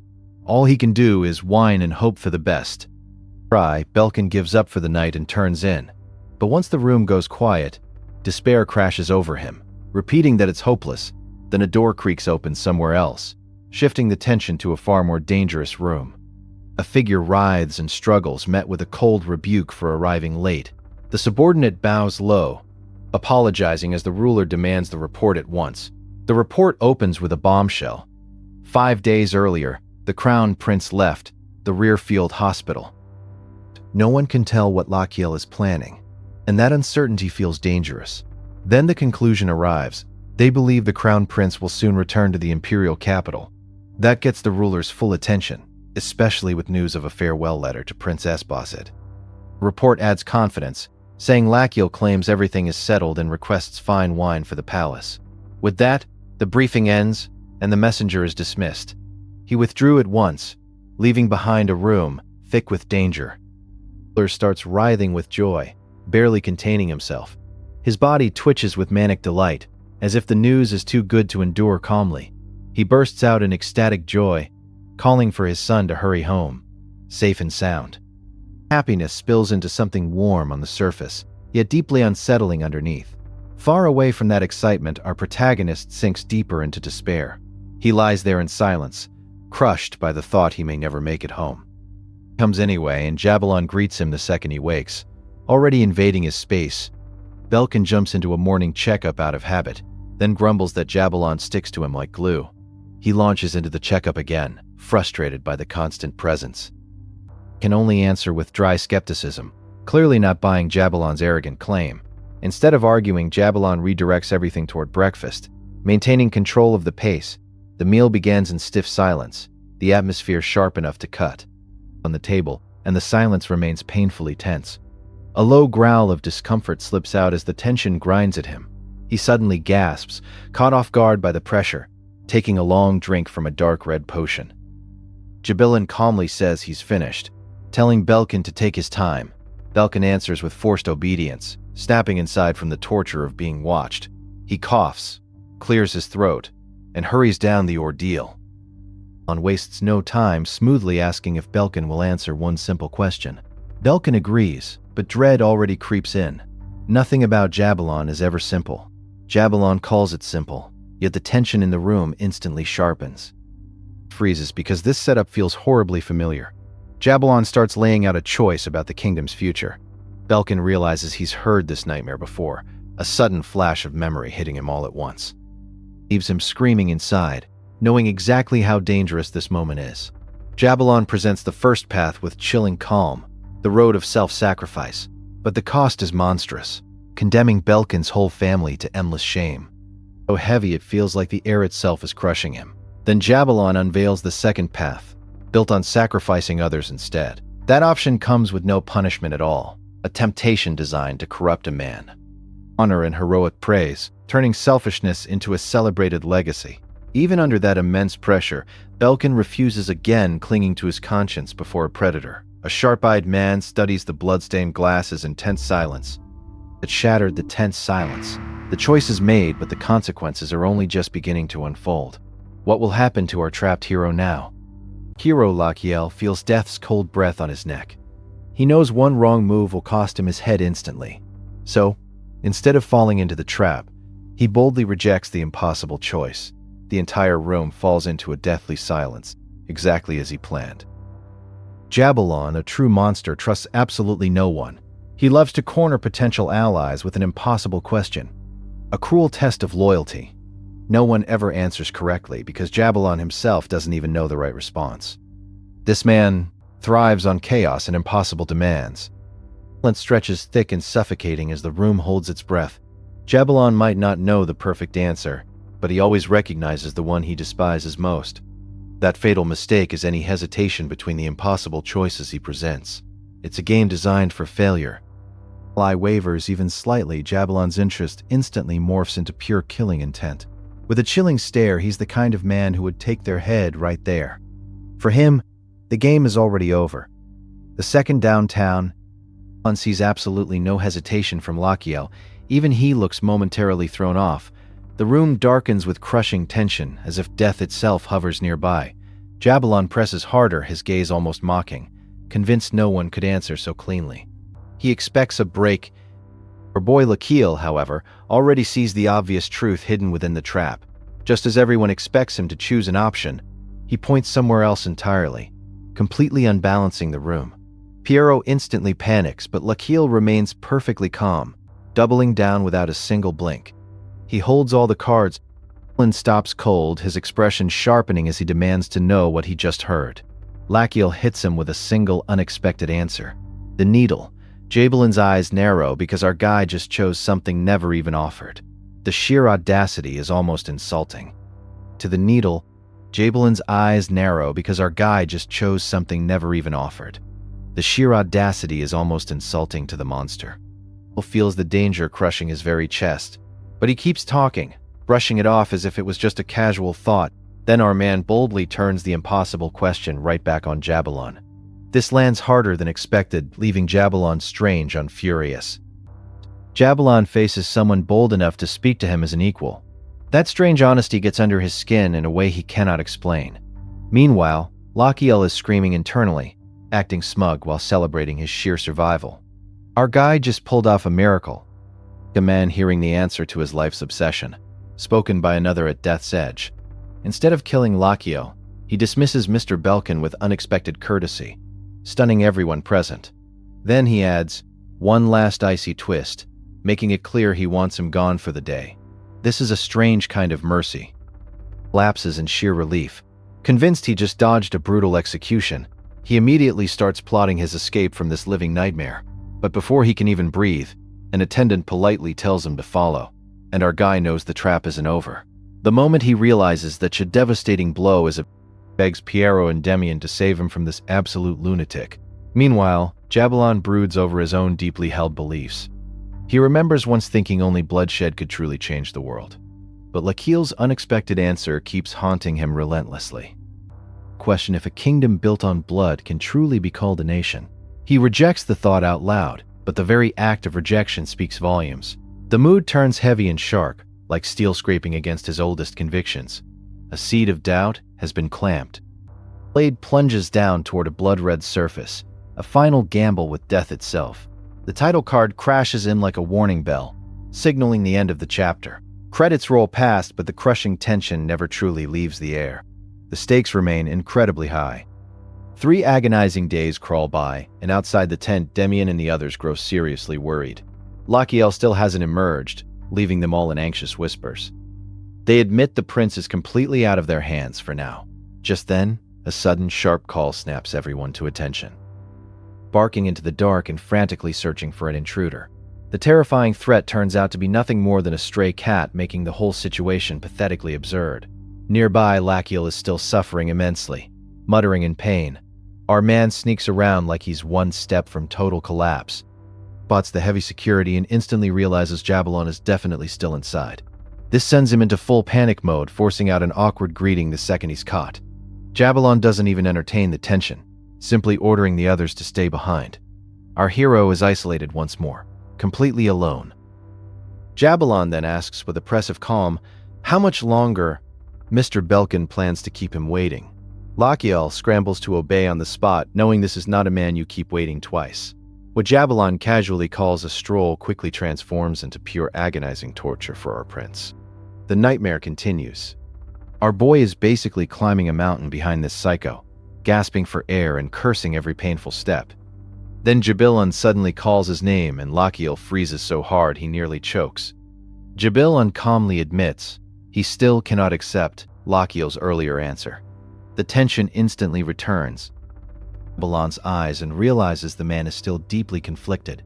Jabalon's gaze tightens with grim resolve, as if measuring something in fleeting seconds. He then starts speaking about sacrifice, insisting that all sacrifice is noble no matter its origin. A chilling philosophy unfolds. Any sacrifice is noble, whether chosen freely or forced by history. He coldly declares that spilled blood only makes their revolution seem more sacred. But to our red-haired listener, Lakiel, it all just sounds like complete, dangerous nonsense. He sees through the twisted logic. Lakiel brushes off Jabalon's nonsense, desperately searching for any opening he can use. He questions the story, then calmly asks to examine the wound himself.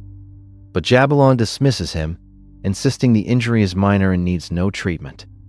Our hero senses a deeper problem with him, grumbling quietly as an awkward silence stretches between the men. He forces a cheerful comment about the mountain breeze. desperately trying to break the heavy tension. But then, Piero quietly points out that there isn't even any wind at all. The attempt at levity falls flat. Piero stammers, trying to recover, claiming the air is so pristine he could almost taste it. But the pressure only grows, making the next move feel utterly inevitable. The moment stretches on, and the same crushing tension continues to build. Everyone feels the impending shift. The tense situation holds for a moment longer, a fragile calm before the storm. The pressure only intensifies, making the next move feel unavoidable and dangerous. Nothing changes immediately, and the scene lingers for another uneasy, suffocating beat. Everyone waits for the hammer to fall. Pressure continues to mount, making the next move feel completely inevitable. The moment stretches on, and the same suffocating tension builds relentlessly. A silent dread fills the air, promising an imminent and dramatic turn. No one can escape this feeling, making the next move feel utterly inevitable and dangerous. Jabalon then speaks, revealing the wound belongs to a friend. The tension continues to build, hinting at a deeper, more personal connection. This changes reverse. The air, thick with unspoken implications. The pressure only grows, making the next move feel completely inevitable. Nothing changes immediately, and the scene lingers for another uneasy, suspenseful beat. Our protesting feels the weight of this revelation. It intensifies, making the next move feel utterly inevitable and dangerous. The moment stretches on, as the same suffocating tension continues to build relentlessly. Every second feels like an eternity, pushing our hero closer to a critical decision. The air crackles with anticipation. The grim situation holds for a moment longer, a heavy pause before the truth unfolds. Jabalon then speaks, a chilling admission. I guess you did not make it. The pressure only grows, making the next move feel completely inevitable. Nothing changes. It continues to mount, making the next move feel utterly inevitable. The moment stretches on, and the same suffocating tension builds relentlessly. Every second feels like an eternity, pushing our hero closer to an impossible choice. The air crackles with unspoken dread. For a moment longer, a heavy pause before the truth unfolds. The pressure only grows, making the next move feel completely inevitable. Nothing changes immediately, and the scene lingers for another uneasy, suspenseful beating. Is only a heavy pause, is making the next move feel utterly inevitable. The moment stretches on, as the same suffocating tension continues to build relentlessly. Then Jabalon finally asks Lachiel to examine the wound, fearing it's getting worse. This is the opportunity our hero needed. Thick with anticipation and unspoken dread. The pressure only grows, making the next move feel completely inevitable. Nothing changes immediately, and the scene lingers for another uneasy, suspenseful beat. Our protagonist prepares for his critical examination. It's heavy with unspoken tension, a silent prelude to the unfolding drama. Every breath feels charged with anticipation. As the moment stretches into an eternity, our hero stands at the precipice, ready to confront the grim reality. The stakes could not be higher. It only intensifies, making the next move feel utterly inevitable and dangerous. A silent moment of profound realization washes over our protagonist. The tension continues to build relentlessly, pushing him towards a pivotal, life-altering discovery. His chance has finally arrived. The situation holds for one final agonizing moment, then Lachiel's internal thoughts explode. This wound, this patient, is his ticket out of this absolute hellhole. Our hero sees his chance for freedom. A desperate gamble for survival. The story is about to take a dramatic turn. This flashes before our protagonist's eyes, revealing Jabalon's condition is far worse than he feared. His body is crying out for true rest and an escape from relentless emotional strain. Lachiel realizes this spiraling pain, threatens to stay prayers as a doctor. This grim reality was never part of the story he knew, leaving Lachiel stunned. Even the formidable Jabalon, an iron-willed patriot, is silently crumbling under chronic pain. Our hero knows his take-pulse skill never lies, confirming this shocking truth.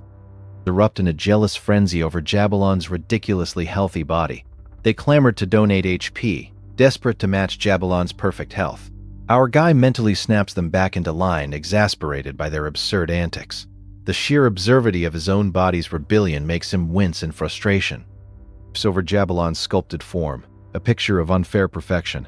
The man stands tall, chiseled like a god, an almost offensive display of health. Our protagonist's mind briefly entertains the absurd idea of a body swap. But then he jolts, realizing his organs are taking out. Unruly organs, demanding they get to work already. Our guy barks at his stomach again like a boss threatening a lazy, mutinous employee.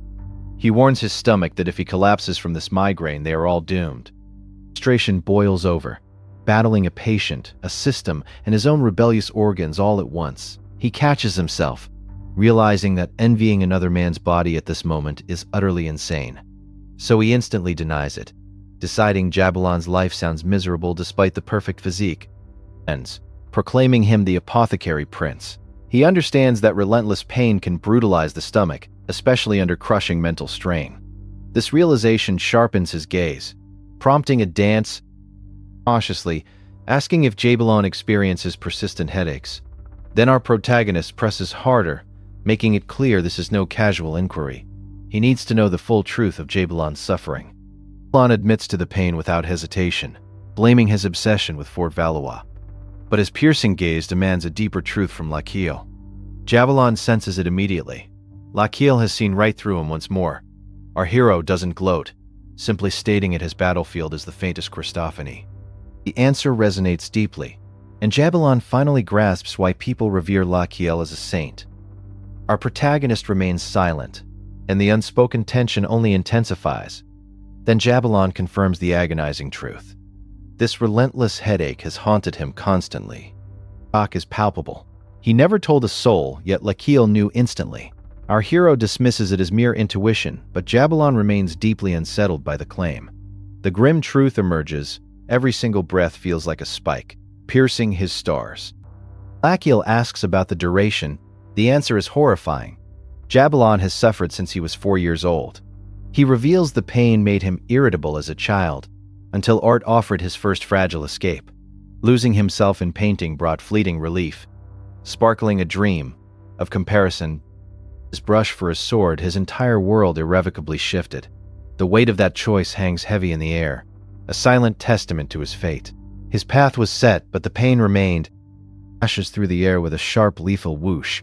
Yet even martial prowess and brutal violence offered no true solace. The torment inside his head remained. So Lakiel poses the critical question: has Jabalon ever truly sought proper treatment for this agony? Bitter exhaustion, revealing he has tried every known cure, all to no avail. Worse, several incompetent physicians perished for their failures. A chilling testament to Jabalon's ruthlessness, Jabalon tells our hero to relax, claiming he has no plans to kill him, just as they are trying to do it. Bonds with terrified gratitude, finding blessing in merely surviving another minute. Internally, however, he spirals into frantic panic, desperately seeking an escape from this death trap. Just then, a lifeline flashes through his mind. He remembers his healing hand's skill and seizes onto it, reminding Lakiel that both medicine and sorcery have already failed him. He demands to know why this new method would be any different. Lakiel bargains for just one chance. The undignified truth: he is absolutely trying to keep his head firmly attached. Then something unexpected catches his eye, causing him to pause mid-sentence. A heavy bead of tension hangs suspended in the charged atmosphere. Those observing them had no immediate intention of taking his life. Even with that small reprieve, the immense pressure crushes him, and the strain visibly etches his face. Our hero steels his resolve and commits fully. There is no rapture crushing them, and for me, formally begins, with Jabalon watching him like a predator assessing its prey. Lakiel steadies his trembling nerves and finally initiates the treatment. His hand descends, making one simple, deliberate touch. Sends an explanation, but Lakiel swiftly silences him. He acts as if they have entered the most critical, delicate phase of treatment. Our hero maintains the absurd confidence, insisting his healing hands are beyond questioning. And then, just as he hoped, the system responds as, "Healing hands are beyond questioning." And then, just as he hoped, the system responds as "everything now." Successfully activates in stunned disbelief as his hands begin moving on their own accord. The powerful effect hits our protagonist instantly, and his eyes sharpen with profound disbelief. He can hardly believe what is happening. This time in his life, the crushing fog in Jabalon's mind lifts, and he tastes true freedom. Then shock bursts from him. He cannot comprehend how Lakiel achieved the impossible. Our hero maintains his profound shock, Lachiel asks the only question that truly matters. He asks what life feels like without the crushing weight of constant pain. Jabalon can barely form words. The overwhelming relief feels utterly unreal to him. Tears stream down his face until it stepped. Admits plainly that he never believed this agonizing headache could ever be cured. But Lachiel immediately reins him in, revealing this miracle comes with a significant catch. The moment Jabalon hears the effect only lasts one day. His profound relief twists instantly into sheer panic. For as a workaround, daily treatment can keep the relentless pain at bay. Jabalon instantly clings to this fragile thread of hope. That answer floods Jabalon with relief, while our protagonist secretly celebrates his victory. This terrifying patient is now completely dependent, and our guy sees that dependence as his ultimate escape route. Agrees without hesitation, already surrendering himself to this new vital routine. So every morning, Lachiel activates healing hands like clockwork, keeping the agonizing pain suppressed. He even pats Jabalon's head, transforming this fearsome warlord into a strange place, and soon begin treating this daily ritual as a sacred act of healing. Before long, whispers spread throughout the ranks that Lachiel must be an angel incarnate. Jabalon himself melts under the profound relief, appearing almost addicted to his pain-free existence. And Jabalon admits he cannot function without his daily treatment anymore. A dangerous, pivotal opportunity suddenly opens before our protagonist. Lachiel knows with absolute certainty that he has Jabalon completely on the hook. Immediately, as Lachiel claims he must offer a sacred prayer to the heavens tonight. Confusion clouds Jabalon's face, but the fear of losing his cure keeps him utterly captivated. Lachiel presses the deception. Instead of tomorrow's treatment hinges in tomorrow. Miracles are not free, requiring a sacred blessing from above. Then he invents the elaborate details with a straight face, a basin of cold water and a prayer to the moon. Our hero piles on the theatrics, invoking heaven and earth, insisting the prayer must have a search of cold water, and a prayer for an overgrown blessing from above. Then he invents the elaborate details with a straight face, a basin of cold water and a prayer to the moon. Our hero piles on the theatrics, invoking heaven and earth, in silences from moonrise to moonset. Here, Jabalon's face drops in utter horror. He practically begs for it not to be true. The thought of returning to that pain is now unbearable. Lachiel adds, one final crucial condition. If anyone witnesses the rite, his healing power will vanish. For everything. That seals the deal, and Lachiel calmly requests a secluded location he already envisioned. Jabalon instantly spirals into despair, realizing refusal means endless agony once more. He rejects that agonizing future on the spot, vowing never to return to those damned headaches. Viable option, Jabalon completely gives in to Lachiel's demands. He orders the preparations immediately, then offers Lachiel his sincere gratitude. The power balance between them flips even further in Lachiel's favor. To the soldiers, no one is to look back. No matter what happens, Jabalon states he will wait below with his troops until morning, granting Lachiel his demanded privacy. Lachiel answers with a saintly smile, claiming he has found profound purpose in easing Jabalon's suffering. Genuine, heartfelt gratitude, utterly ensnared by the man who freed him from suffering. Under the pale moonlight, a kneeling figure grips the basin as another walks away into the night. The moment he is alone, our guy drops the holy act, launching into his face.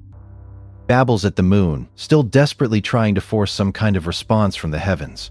Then he doubles down, calling on heaven like a desperate scammer praying his elaborate bluff holds. The night hangs silent and still outside, as the tension tightens to an unbearable breaking point.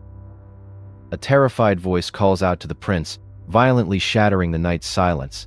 That strange, shaken figure speaks of the divine healer, and the air instantly turns razor-sharp with suspicion. A shaken voice blurts out the one name everyone fears to hear, the divine healer.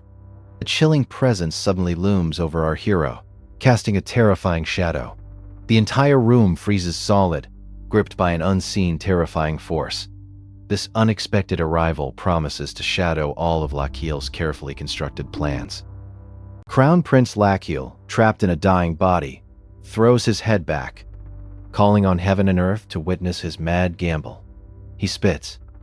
Last insult at the universe, knowing this desperate treatment is his only chance. Suddenly, something unexpected shoots into view, making him jolt in. Stunned disbelief. Our man grits his teeth, pinpointing his last desperate chance. Here's the spot marked. Scene 1. Lachiel aims for an acupuncture point, a critical target for his emergency self-treatment, betting his life on. Perfect precision.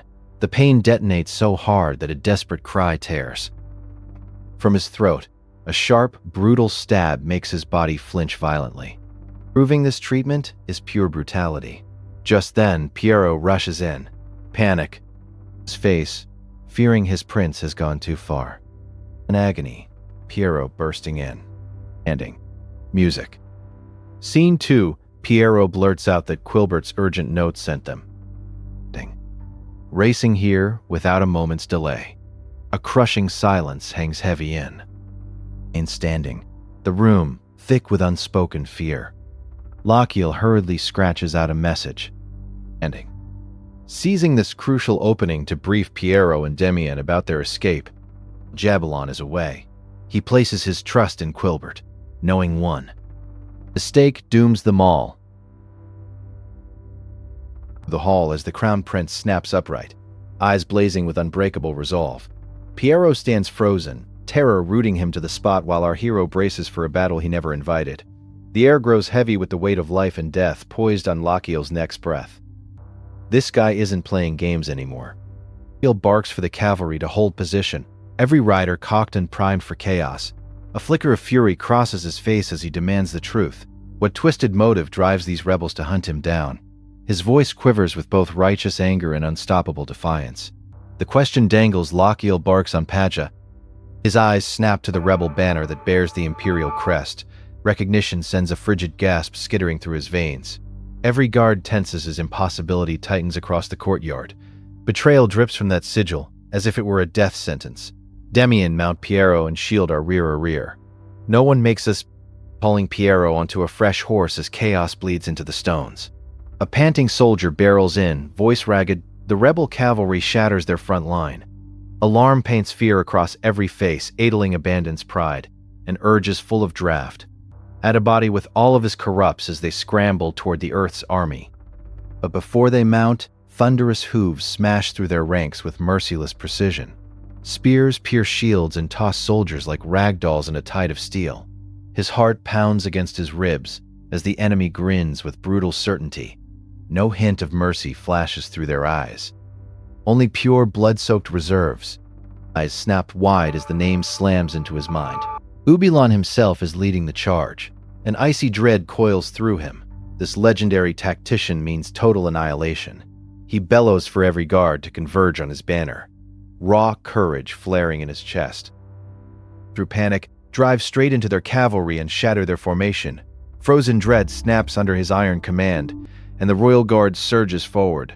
Ranks 2 and 3 telescope bolts in synchronized fury. Crossbows, aimed at the rebel tide. Every soldier breaks out into unleash hell. Scream through the air, ripping into charging steeds and throwing riders from their saddles. At the same time, Lachiel plunges needles into an acupuncture point Lachiel targets during his emergency self-treatment, and his HP surges as internal organs donate life. Pain blossoms in his torso, but he smothers it with sheer will.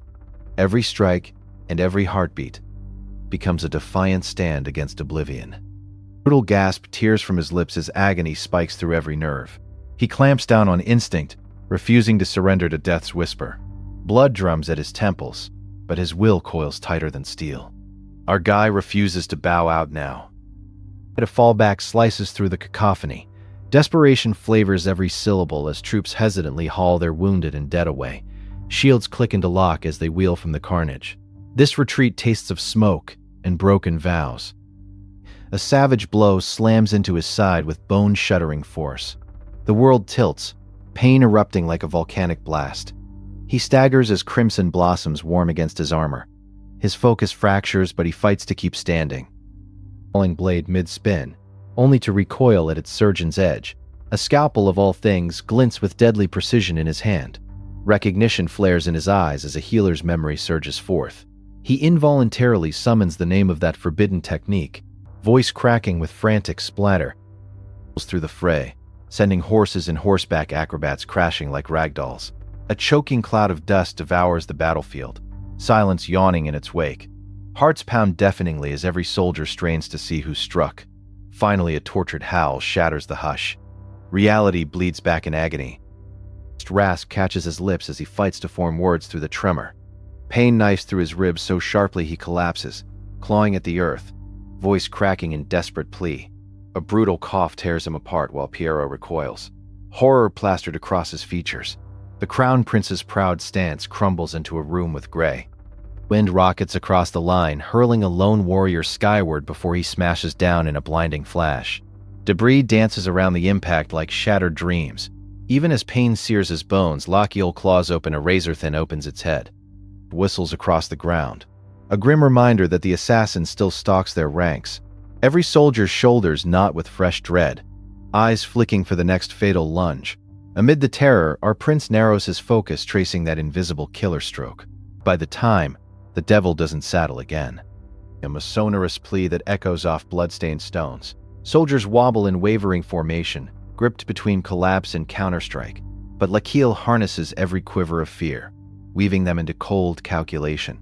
Each breath refines his next move, like a blade in a forge. Demian shatters his concentration and screams challenge into the air. The name lands on his heart like a sharpened dagger. If Demian falls, the rearguard bleeds next. Blood hammers against every temple, as he snaps from theory back to brutal necessity. This moment demands sacrifice or salvation. Hero worship or novel destiny driving him onward. Panic sows doubt in weaker souls, but our guy steels himself with stubborn defiance. Every sinew strains against exhaustion as he directs fresh strikes into the rebel line.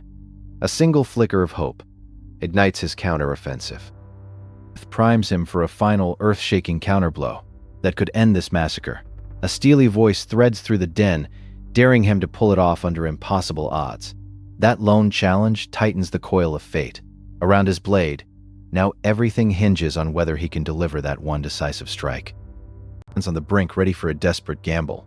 Whispers of disbelief ripple through the room, everyone convinced his next move is pure madness. Panic spikes as they watch, struggling to believe this impossible plan could ever work. Adeline, however, burns with fierce resolve, while others groan. Certainly the despot tyrant is being stopped from desperate gamble. Whispers of disbelief ripple through the room, everyone convinced his next move is pure madness. Panic spikes as they watch, struggling to believe this impossible plan could ever work. Adeline, however, burns with fear.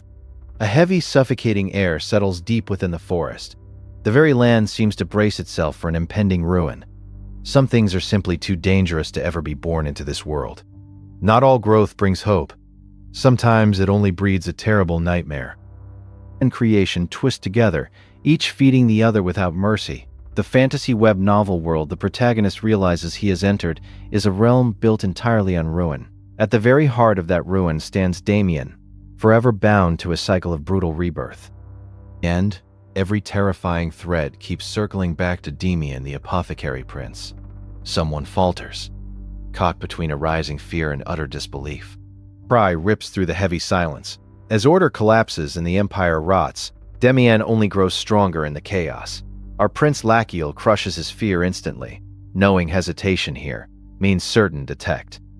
Lachiel snaps at Piero for the needle, forcing this desperate treatment to begin right now. Once his strength returns, Demian tears the world apart all over again. From those ashes, he remakes everything by his own brutal will. The grim fate young Demian carries, and he follows it without question. Even his name lands like a chilling curse. Lachiel's conscience bites hard, refusing to save himself by abandoning someone else. And every excuse gets stripped away. What remains is the raw truth of who he truly is. That brutal truth slams into Lachiel, hardening his panic into unbreakable resolve. Prince seems to crack as the moment tightens around him. He catches himself mid-thought, still wrestling his fear under control. He admits he never bothered with sweet lies just to drag someone out of the arena. Their unwavering loyalty, staying beside him through every hellish trial. They have already crawled through so much together, making this cruel fate even more unbearable. Yet, still, this is where everything ends up. Come to, with absolutely nowhere left to run. So our boy mentally slaps himself awake, refusing to drown in fear. He tells himself this is no time to shake. Lachiel has to move now. Rather face the chaos in Cremo any day than let Demian awaken. He asks for just 1 second, trying to gather the last scraps of his fading strength. Then he steels himself and commits, knowing there is no safer path. A brutal silence falls as everyone waits for what comes next. The instant he moves, his body punishes him with violent gasps and hacking coughs. Suddenly, a burst of hoofbeats thunders closer behind him. He is out at once, watching his master teeter on the edge of collapse. A blinding burst erupts, swallowing the entire scene in white. Then a mocking voice cuts through, taunting Lachiel for looking spent already. Voice needles our hero, asking if he's tired already. With a smug grin, the attacker slams his blade down in a brutal dash. But then the attacker pauses, suddenly sensing something is terribly wrong. A second thought hits the attacker and his confidence finally starts to wobble. He had assumed Lachiel was barely clinging to life this entire time. Yet somehow, every brutal exchange ends with Lachiel surviving by a mere hair. No matter how close the attacks come, our guy keeps knocking them aside. That tiny, unsettling realization makes the enemy stop short. Then the doubt finally surfaces. He wonders if this should even be possible. Possible? He wonders, but quickly brushes it off. He tells himself there are always freaks like that, monsters who only get stronger under pressure. So he decides raw power will crush the problem anyway. He's completely, ready to overwhelm Lachiel head-on. Then he winds up for something heavier, eager to see how our prince handles real force. Lachiel strains under the immense pressure, every muscle trembling. Harder still, trying to hold the line before the next blow lands. In the middle of that chaos, he calls for Pierrot, knowing timing is everything now. A blazing sword swings down and the man below braces in shock as violet energy coils around him. Power behind that strike shocks everyone. One clean hit could end it all, but Lachiel still slips the worst of it. Earning a grudging bit of respect, the enemy gives him credit for lasting this long, then decides to finish him with nothing but ragged, desperate breathing. Even so, the attacker boasts he can keep this up forever. Then he calls the bluff himself, seeing Lachiel is hanging on by mere threads. Knows it too. His body is at its absolute limit. Purple energy crackles around him as the blade flashes down. The blade stops with a sharp ring as he catches it at the last possible instant. Through the room as his eyes snap wide. Then pain spikes again, and a brutal hit nearly breaks him. Lachiel realizes this same deadly exchange cannot keep going. To him, this is no longer a mere fight. It is a desperate course of treatment. So he decides it ends right here, right now. For one terrifying instant, he truly believes he is about to die. Fear crashed together as he curses under his breath. Then something shifts, and the enemy notices it first. Confusion spreads as the rhythm of the brutal fight suddenly breaks. A stunned silence follows, because the very air itself feels wrong. The enemy senses it clearly now, realizing something is deeply off. Everything around them feels frozen, as if time itself was completely stalled. What is this? Something's not right, the enemy wonders. That same impossible stillness grips the moment, stretching it thin. Lachiel understands why, because his mind has gone perfectly clear. Even with a sword at his heart, he feels no fear at all, only absolute certainty. Hero has been waiting for, and he strikes. The enemy jolts in shock, completely blindsided by the sudden precise move. A brutal impact lands clean, and the attacker chokes on the unexpected blow. Calls for Pierrot again, driving the plan forward without hesitation. Pierrot, panting hard, senses a strange disturbance twisting through the enemy's mana flow. The instant that is confirmed, Lachiel gives the order again. Adeline to throw it now, betting everything on her perfect timing. That voice hits like a flare in the dark, and everyone locks onto the opening. Adeline answers without hesitation, launching into motion. She throws with all her strength, desperate to make this tiny chance count. The projectile cuts through the air, and the whole fight hangs on whether it lands. But the enemy only sneers, convinced that pathetic trick cannot touch him. It will do absolutely nothing. Then a sharp crack slices through that confidence. For one suspended beat, nobody can believe what just happened. Lets out a raw cry as the final, critical step begins. He drives the needle in with absolutely everything he has left. The strain tears through him so hard that even his own hands feel alien. In shock, as if they no longer belong to him. Then conviction surges through him, and he knows these hands are meant to heal. A sudden smack snaps the tension in the strangest way possible. One erupts in outrage over the hit, turning the moment bizarrely chaotic. The ridiculous bickering barely hides the shock because something impossible has answered Lachiel's will. Power starts gathering around his hands, and even he looks stunned by what he triggered. Kicks in, and Jabalon's headache begins to ease. Healing Hands Level 3 activates successfully, bringing relief. That only leaves everyone more confused, because none of this should be possible. It's unfolding anyway, far beyond normal logic or understanding. Then blue energy erupts and coils around him in a visible surge of raw, undeniable power. What new abilities has our prince unlocked? Down his neck, and Lachiel still moves first. Our guy drops low with reckless confidence, eyes sharp, body wrecked, but his will absolutely refuses to fold. Behind that crouched frame, an armored swordsman towers like the executioner waiting for one mistake. And that is exactly why Lachiel gambles everything on this one desperate opening. It's anymore. The pain tearing through Jabalon is tangled deep into the very technique that feeds his mana core. So the moment that flow gets disrupted, the man's whole foundation wobbles. Suddenly that monster of a fighter looks dazed instead of untouchable. And Lachiel instantly understands that this is the crack he has been dying to. Crazy untoppable. And Lachiel instantly understands that this is the crack he has been dying to. Crazy is the untoppable. A fighter looks dazed instead of untouchable. And Lachiel instantly understands that their own foundation wobbles. Suddenly that monster of a fighter looks dazed and explodes into confusion as people shout over each other, trying to understand what just happened. For one heartbeat, there's relief, like maybe the nightmare is broken. Then someone notices a face ruined beyond recognition.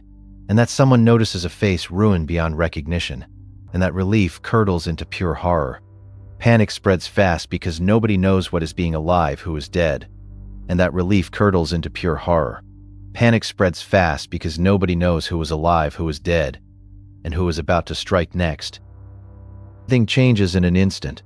A hard glint flashes through Lachiel's eyes as life surges back into him, and the people nearby freeze when they hear his voice cut through the chaos. The shock hits them all at once. The Crown Prince is still alive, and that single realization turns the battlefield. Our protagonist's brain still finds room for one absurd thought. This man is half dead and somehow thinking about finally earning the kind of hazard pay bonus this insanity deserves. But right then, the water around him tightens with a nasty, ominous clench, like the world itself is warning him not to celebrate too early. The joke dies fast, and the danger gets real again. The enemy slices through the tension with pure contempt. He mocks them like they've had enough time to finish their little reunion, and now he's ready to end it.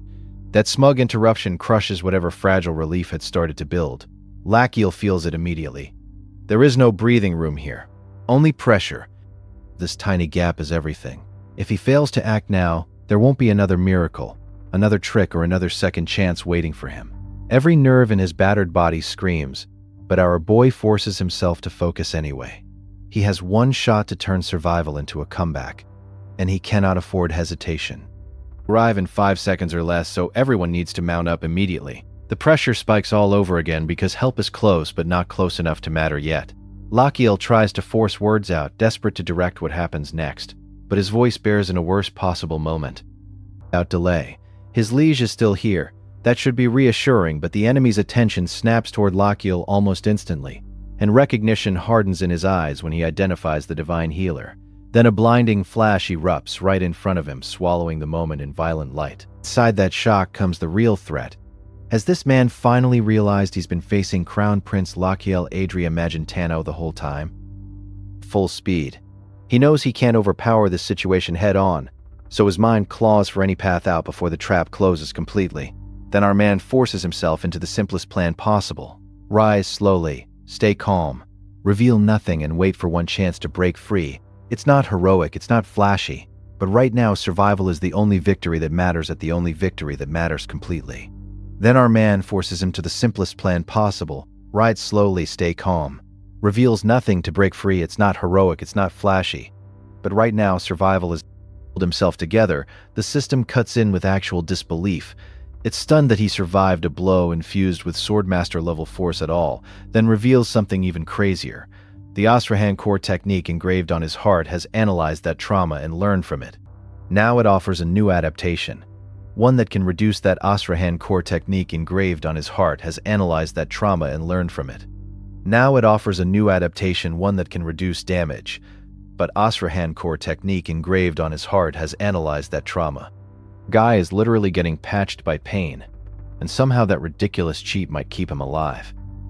To twist the moment into something it isn't, but Lakil shuts that down immediately. Even in this battered state, he reminds him of the brutal truth.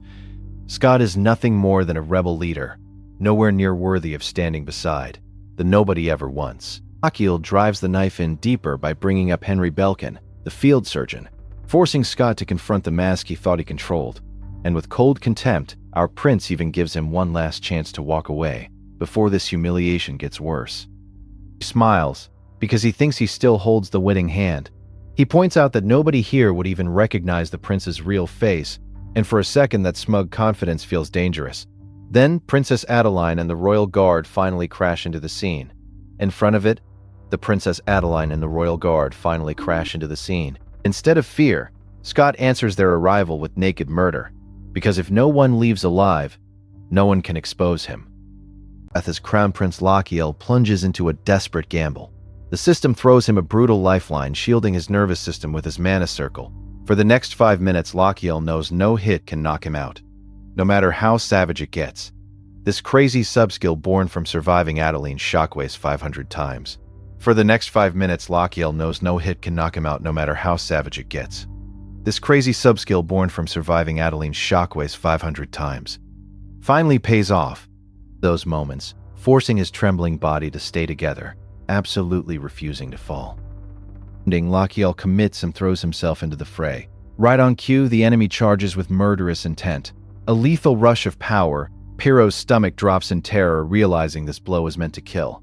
The attack crashes into Lachiel and searing pain rips through his whole body. Vitality plummets, and he knows one clean hit nearly ruins him completely. Without that sub-skill, our hero would have blacked out instantly.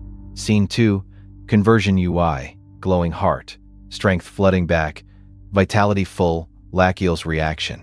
That ugly truth burns away from his fear, leaving only pure desperation. Quickly pulls up the A system resource tied to health.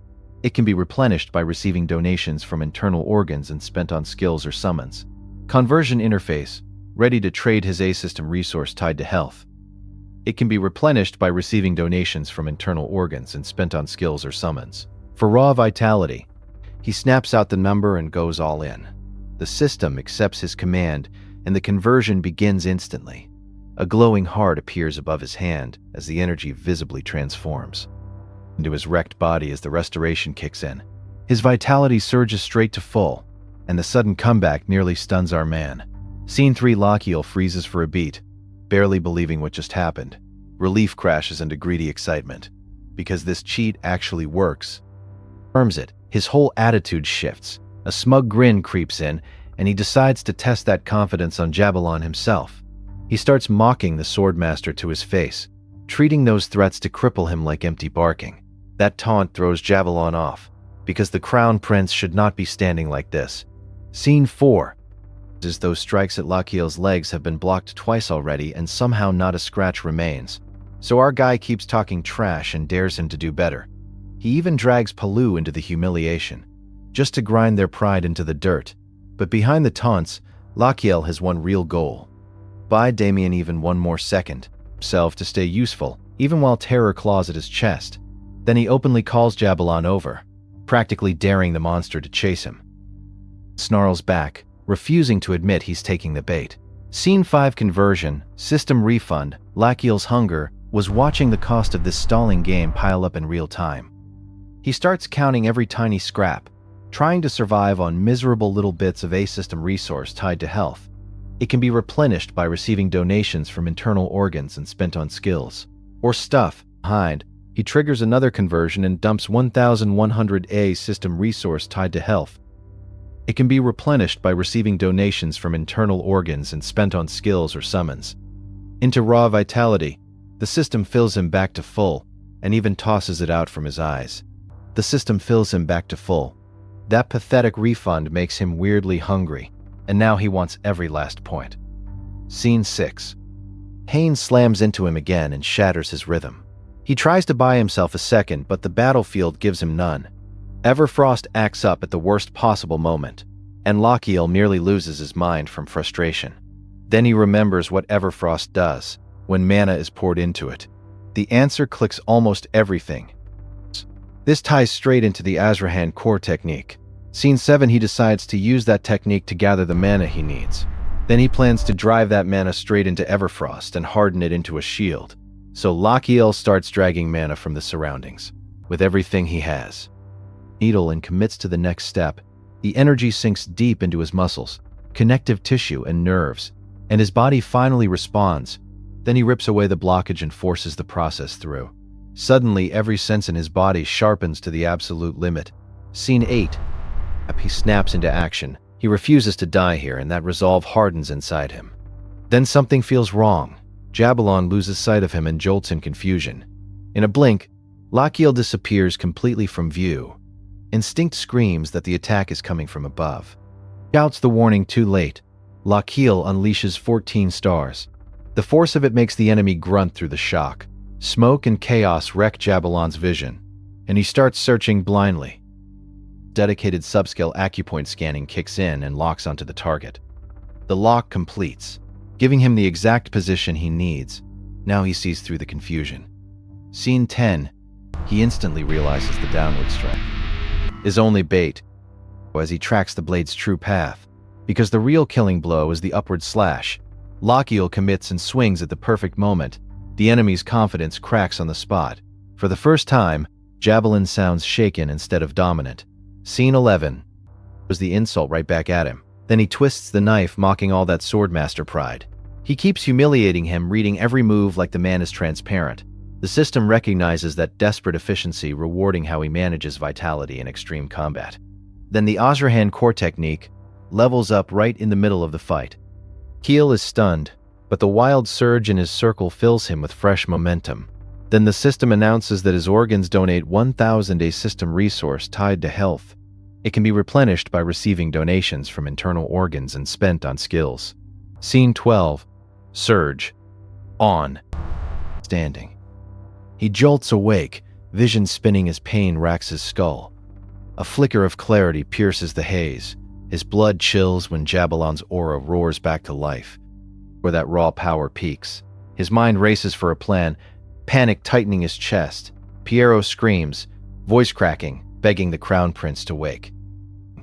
Piero's name rips through his dizziness as he fights to focus.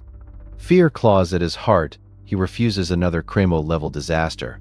Pressure hums through the air with deadly intent. Suddenly, steel shrieks through the air with a violent crunch. Lightning arcs along the blade, illuminating every jagged edge. Silence holds for one breath before chaos explodes. Wave hurls a warrior through a storm of blue-white force. The earth fractures beneath his weight as he slams into stone. Rumble echoes, growling like a wounded beast. Settles over the shattered ground, but safety remains distant. He knows this fragile victory can't shield the Crown Prince long enough. He vows to push beyond every limit in desperation. He squeezes every last drop of resolve, summoning strength beyond reason. Mana surges through his veins like molten steel, scorching his nerves. A guttural roar tears free. From his throat, through his chest as mana reflux sears his lungs. A gravelly warning snaps in his ear. This backlash can kill him. He locks eyes with his enemy, refusing to back down. This edges in as his vision blurs into shadowy tunnels. His pulse fights to stay alive like a stubborn ember. He counts breaths, gripping onto consciousness with iron will. He senses a barrier shattered when he reverses the mana flow. Triumph sparks in his chest. He can redirect this deadly torrent. He edges the needle, daring to shift its direction. Then a violet energy races along the slender needle's spine. His heart skips as arcane force ripples behind him. A sudden whisper hisses, "Behind you," chilling his blood. Lightning-fast energy tears through him, buckling his knees with unrelenting force. He gasps under the brutal strike, every nerve ablaze. Pain shreds his composure as the world tilts. The blade lands with bone-crushing impact, shattering his defenses. Yet it still only carves halfway through his resolve. He swears he'll shatter that half-turned ceiling today. He admits the truth. The flow isn't fully reversed yet. Doubt tugs at him, but the clock demands action. With a fierce snarl, he launches into a reckless gambit. He steels himself with a burning vow. He'll shatter every boundary, surge rifts through his arms as his aura skyrockets. He refuses to stop until every limit is dust. Pierrot's shout cut through his adrenaline haze. "Pierrot, jump!" In the same breath, a dark vow coils in his ear. "You are the seed I cast into this world." Ice slithers down his spine. Of ruin coils in his mind, waiting to erupt in flame. The enemy taunts he'll bear that power with a terrible grin.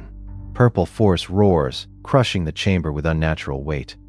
He grips two blades as purple energy crackles across his arms. His gaze slashes through the madness. Enough is enough. A sudden force surge snaps between them, halting his swing. Convulse as light detonates around him in a blinding explosion. He shields his eyes, heart drumming a furious tattoo. When the dust settles, he dares to rise again. A sharp cry rips from his throat as pain slices his side. The enemy jeers at his stubbornness, mocking his refusal to quit. The air crackles with their shared fury. His jaw clenched against agony that twists his bones. A groan escapes as tension coils his chest like steel bands. Still, he refuses to let despair swallow him. Each breath a battle as he braces for what's next. He spits out the forbidden name of the reversal core technique, Fuma. Doubt lingers over how he blocked a swordmaster's blade. As his raw sword aura can only be beaten by matching aura. Fear flickers. He actually trembles before this fledgling warrior. Rage ignites as he refuses to admit his shaking doubt. Arrogance explodes from his twisted face as he roars to cut his foe down. His sword whips through the air, carving terror's signature arc. Pierrot's cry slices the tension. Needle now. Time warps as the blade veers wildly off course, leaving him stunned. His jaw drops, breath hitching in sudden awe. Both warriors freeze. Caught in the hush that follows, act shreds through his limbs like a hammer smashing brittle bone. He spits blood, world blurring around him in raw violence. Teeth gritted, he fights the black tide. He tastes iron as his aura shatters under a single crushing blow. Shock rattles his senses. His own power broke like glass. His heart hammers with dread at the devastation. Old voice drones the unwelcome truth. This is the arch-villain's core technique. He shivers, realizing he faces the emperor of the Runeblade's darkest trick. His mind reels from the unfair power gap. The trait grants its wielder unfettered strength above any opponent. He swallows pride. No swordmaster stands a chance against such broken power. Fury floods him as he vows not to lose. Whistles past with lethal speed, splitting the chaos like a scream. He snarls, determined he won't fall here like a fool. If he can just seize that hand, he'll unleash his ultimate secret move. Exhaustion drags him down, blood staining his lips. "Your Highness!" someone cries, shattering the haze around him. Horror spikes. His technique can't be stopped. Once it started, he knew the stakes before trading brutal blows. His voice drips with dark amusement. He'll toy with this fight as long as he pleases. A twisted promise clause free, no rest for his foe. Calls their brutal clash a raw mana trade, not mere swordplay.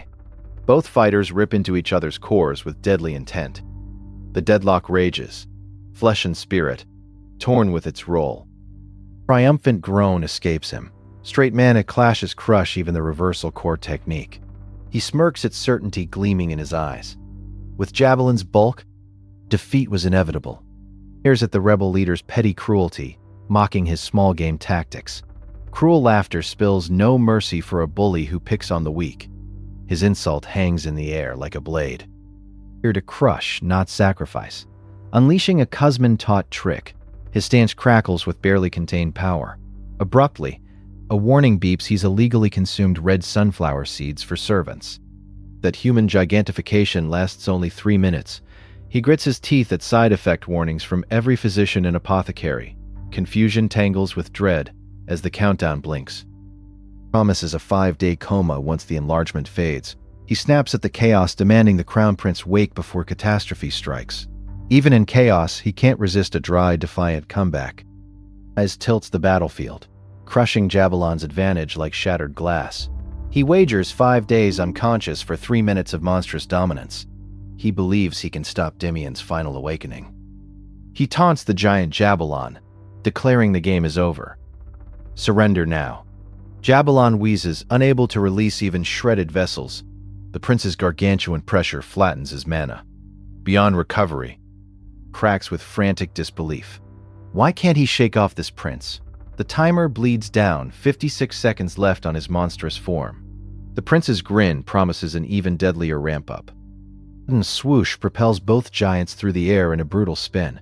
They crash to earth with bone-rattling force, dirt exploding around them. The world spins with the aftermath of that savage blow. Quick roaring for Jabalon to collapse. Drop already. Frustration claws at him. There's no time to waste. Jabalon laughs hoarsely, glued like superglue, fueling the prince's fury. He shrugs off courtesy. This bastard's stubbornness leaves no choice. A sharp finger snap severs the air like a razor. Raw force ripples around them as they brace for reset. Their bodies cartwheel violently, spinning like broken dolls under savage power. Impact resets the fight in a single earth-shaking collision. Geronimo, he bellows, charging toward Piero's shaking form. Falls over the battlefield, each warrior panting, bloodied, waiting. He heaves breaths in the uneasy lull, muscles trembling with tension. The world holds its breath on this knife-edge moment. Fist as exhilaration surges. This might be a new Carnage record. Dread flickers. This can't be a dream or hallucination, can it? His grin splits wider, sensing the final move approaching. He staggers, a fierce groan ripping from his throat, pain searing through him. Piero's steady voice pierces the haze. Yes, Your Highness. The countdown ticks to 0. Gigantification ends at the perfect moment. Relief floods him at the flawless timing. Or so he believes. Dizziness blooms, vision tilts, and his head reels with victory. He dares to hope out loud. I just hope Demian's okay. Piero's panicked call echoes in the debris-choked air. Tell me you're all right, Doctor, he pleads with trembling urgency. A cold groan slips from Jabalon's lips. As his massive form falters, Piero lunges forward, catching the prince just as his body buckles. Reality shudders. Everything hinges on the next breath. Keel's life hangs on a knife edge, and then chaos explodes around him. Our guy jerks back from the brink, just in time to hear terrified screams for the prince, while his own mind scrambles to understand what kind of madness he's been dropped into. Second, he's fighting death, and the next he's staring at a situation so absurd, it feels even less believable than transmigrating into Emperor of the Runeblade. He can steady himself. Princess Adeline storms in and drags him straight into the center of attention. Lachiel is still half lost, barely keeping up, while she barrels ahead like she's been waiting all day for this moment. And then, just like that, he's shoved toward a crowd that is clearly expecting something huge from him. Our protagonist freezes for a beat, completely blindsided, while everyone around him erupts in celebration. They cheer him on like he's just pulled off some legendary breakthrough, and that's when it clicks for him. His mana has advanced again, and somehow he's now standing at the double circle stage. Not stopped there. Lachiel learns he now has a second slot, and with it comes a bizarre new function called slot fusion. The explanation sounds simple enough, but the way it's demonstrated feels less like elegant magic and more like somebody trying to mix medicine with the confidence of a street bartender. While the process gets more and more ridiculous. Smooth, gentle, easy. That's the promise. But our boy is not buying it for a second, and when the result finally appears, he's left staring at the thing in pure disbelief, wondering what kind of cursed concoction just got created in front of him. Akil like a fever dream.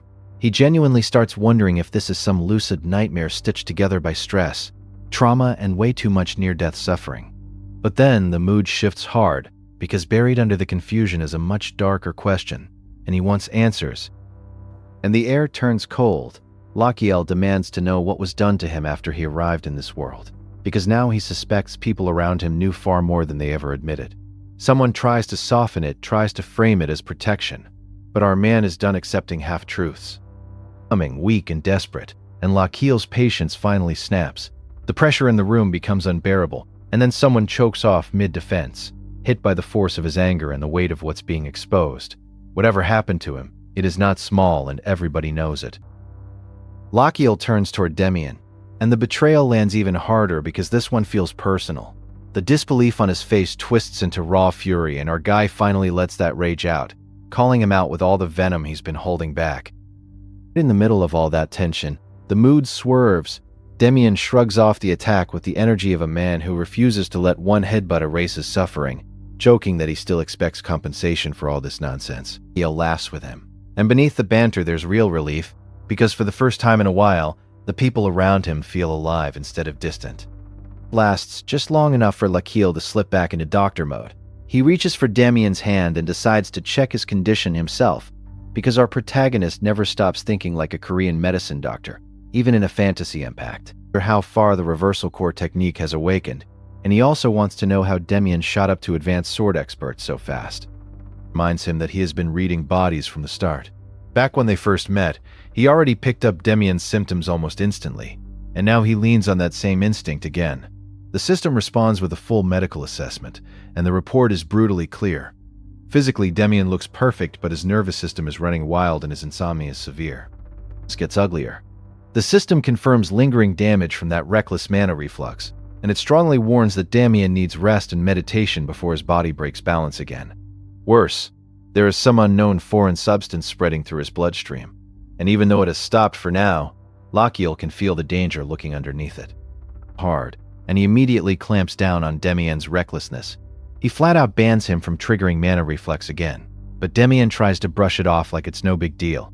Big mistake, because our prince fires back with full authority, threatening to throw him out on the spot if he ever gambles with his life, like a sign of crush. Handled. Lachiel stretches out and asks for a complete report on everything that happened while he was unconscious. A royal figure steps in to answer personally, and the tone turns formal fast. The kingdom offers thanks for bringing down the traitor who threw everything into chaos, making it clear that Lachiel's actions changed the entire political landscape. And Lachiel tries to respond with humility, but then everything goes wrong. A bright blue system notification suddenly rings out, cutting through the moment like a blade. Before anyone can react, our guy collapses again, and panic detonates around him as Piero and the others rush in. He keeps his composure and politely accepts the kingdom's thanks. The explanation finally arrives in full. The moment Jabelon lost consciousness, the rebellion crumbled and the rebels surrendered almost immediately. Now everyone involved is being rounded up and prepared for military judgment. Final blow. Jabelon himself has already been imprisoned for treason, and the way it's said leaves no room for mercy. The kingdom considers his downfall deserved, a fitting end for a man who dragged everyone into disaster. But Lachiel is clearly hit by the weight of hearing it confirmed. Enough. But there's still one more landmine waiting for him. The conversation drifts toward the letter he once sent about Princess Adeline, and suddenly our protagonist's soul nearly leaves his body. He remembers the fake voucher, the deception, the kind of paper trail that can absolutely ruin a man if the wrong person presses the issue. Instantly, and throws himself into damage control. He apologizes hard, admits he acted rashly, and explains that after spending real time with Adeline, he realized romance was the wrong path. It's a desperate save, but a smart one, and he reframes the whole mess as useful. Older ruler bursts into laughter, clearly amused rather than enraged. He waves it off as the chaos of youth, but then he narrows in on Adeline's personality and starts asking dangerous questions. When he wonders whether her famous temper turned physical, Lachiel suddenly has to survive a whole new kind of interrogation. His body betrays him again. Pain crashes through him, his strength gives out, and the room erupts as people call for the prince in alarm. Then a blinding white light swallows everything, and our guy is ripped away before he can even hold on to the moment. 3 days pass before the dust settles. Lachiel is finally preparing to return to the Empire for real this time, and the farewell carries that strange mix of relief and unfinished tension. Adeline calls him out too, because she absolutely heard the excuse he used. Way with dignity. But Adeline is not letting him escape that easily. She lunges in, stops him cold, and leaves him reeling with one last emotional hit. Beneath all the teasing and rough edges, she wants him to remember her, and she wants him to place him in the fast. Properly wishing the good prince a safe journey. Lachiel, meanwhile, is still recovering from nearly getting flattened again, and the whole exchange leaves him half flustered, half relieved. It's a warm goodbye, but our boy knows the real problem is waiting for him. Back home. Continues, dread starts creeping in. Lachiel knows the Emperor is probably furious, and he can already imagine the storm waiting at the capital. He also realizes the news must have reached the palace long ago, which means there is no chance at all of sneaking in quietly.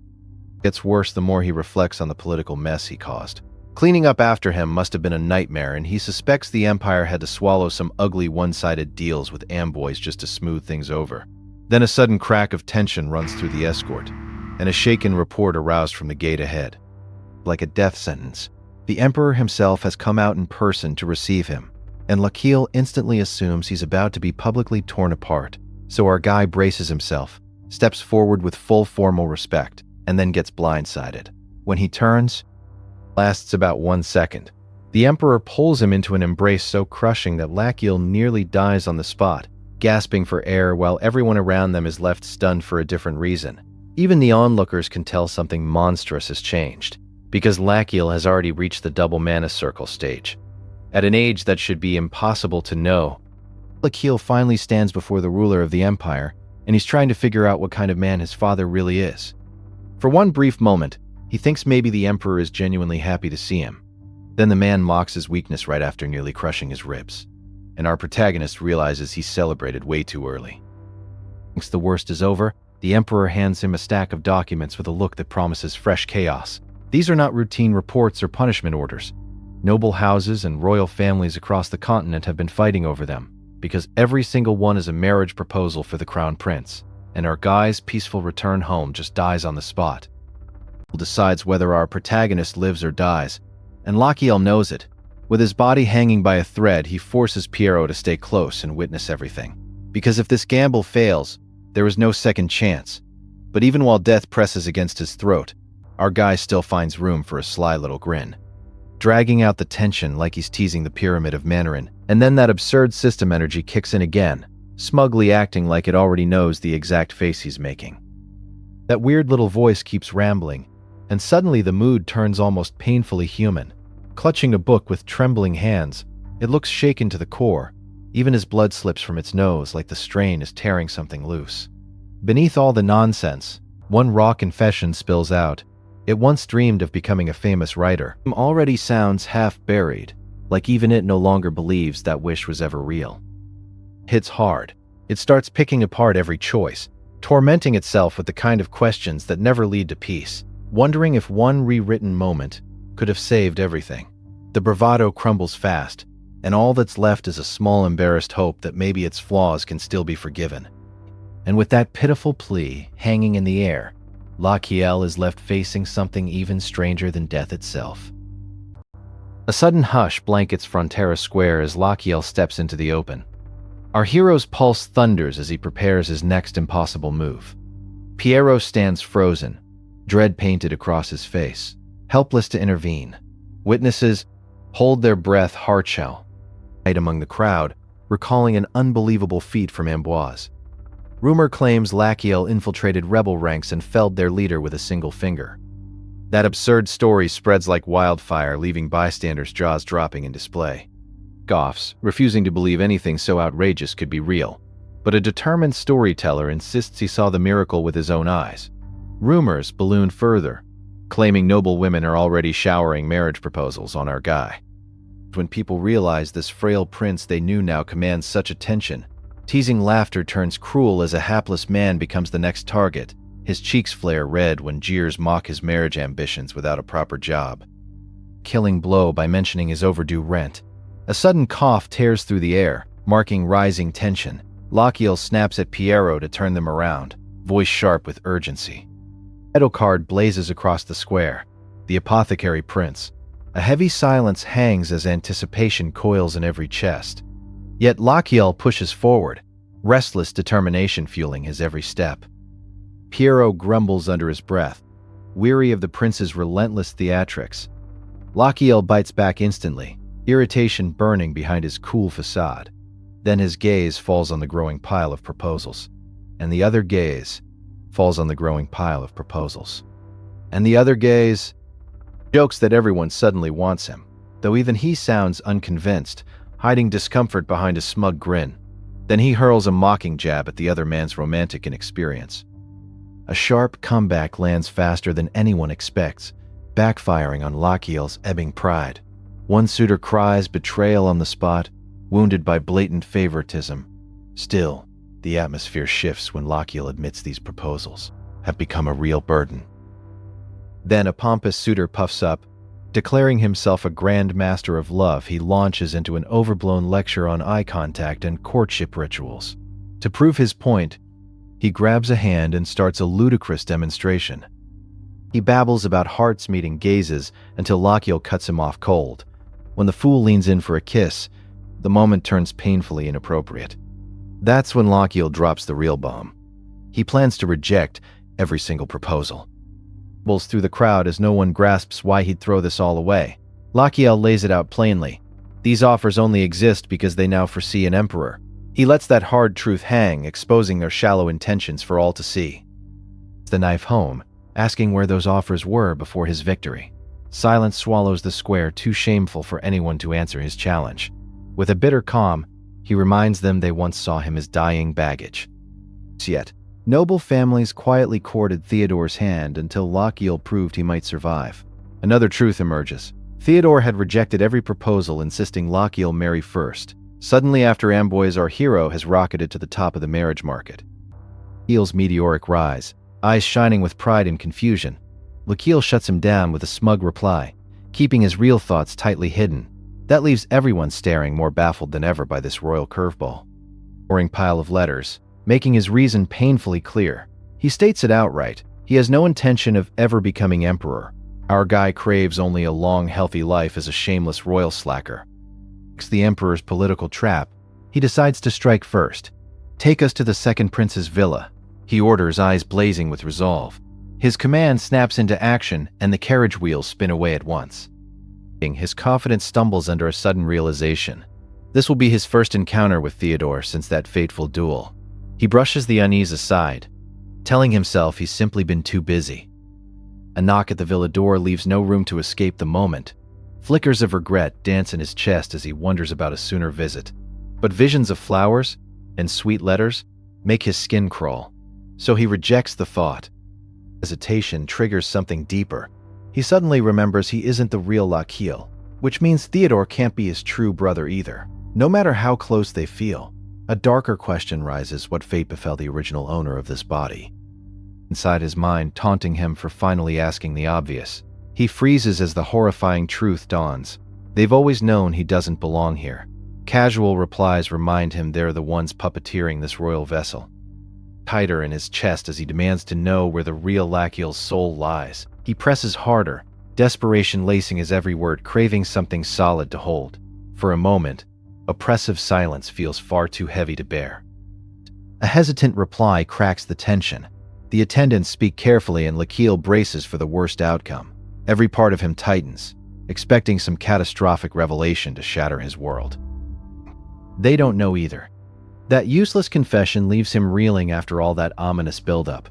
Before he can press further, attendants announce they've arrived at the villa. Posing, it skates like a silent challenge. Lachiel steels himself, apologizing for dropping by unannounced and demanding Theodore's chamber. He steps inside, heart hammering as he finally crosses into his brother.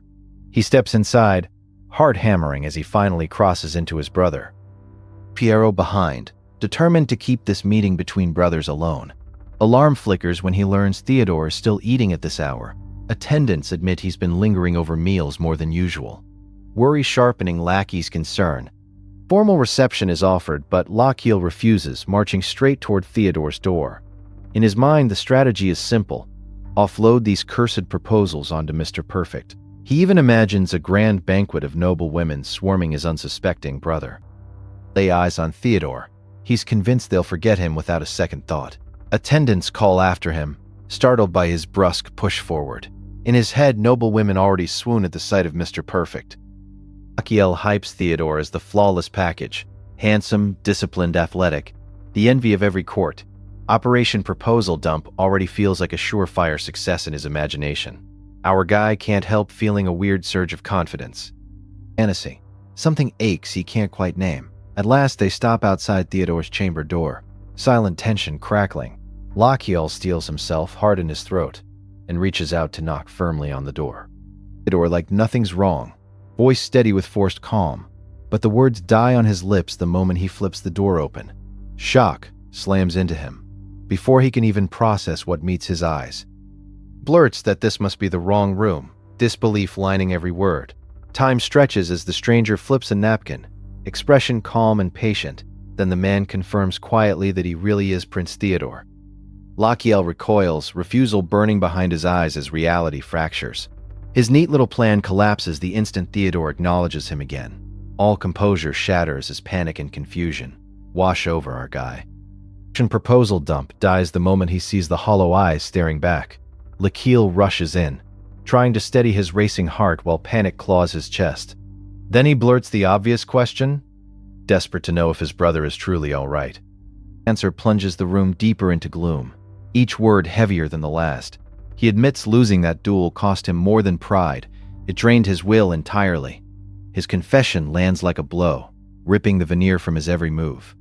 He abandoned discipline and buried himself in food because it calms his restless mind. That confession hits Lachiel like a brutal diagnosis he can't unhear. He recognizes it instantly for what it is. Severe stress eating becomes real because Theodore is quietly falling apart before his eyes. Lachiel carefully suggests shedding a little weight, hoping to ignite a spark of his old drive. Theodore smiles with eerie sincerity and insists that his current life harms no one. Unhealthy but shrugs, convinced no one is being harmed. That answer kills the easy route, because a man like this won't change by force. Lachiel realizes that pushing harder now would only make Theodore resist even more. Slices through the room as his first approach fails. For the first time, our guy genuinely doesn't know his next move. He scrambles for another angle while Theodore casually offers a plate of food, making it worse. To think fast, because his lazy royal future is on the line. Then he remembers the brother he knew beneath all this damage. With that thought, he sends the attendants away and prepares a more personal strike. Repeats a phrase to himself, kind, good-hearted, and painfully dutiful. And just like that, the opening appears as Theodore's guard falters. Lachiel lowers his voice, tone suddenly serious and intimate, touching such a painful wound, aiming straight for Theodore's guilt. Theodore freezes mid-bite as the conversation he's been avoiding finally begins. A pale voice leans in close, confession trembling on his lips. Confession, Theodore admits he may not even have a year left to live. Now his own kindness becomes the blade he turned on our hero. His guard begins to shake, caught between guilt, grief, and love for his brother. Keeps the pressure soft but relentless, each word cutting deeper than the last. What started as a failed visit transforms into a quiet psychological duel between brothers. Everything now hangs on whether Theodore breaks, wakes up, or sinks even. Expression tightens, the room feeling ready to crack under the weight of truth. The secret he's been avoiding is finally dragged into the open. Lachiel's heart shatters as he chokes out a plea. Please say it isn't true. Blow.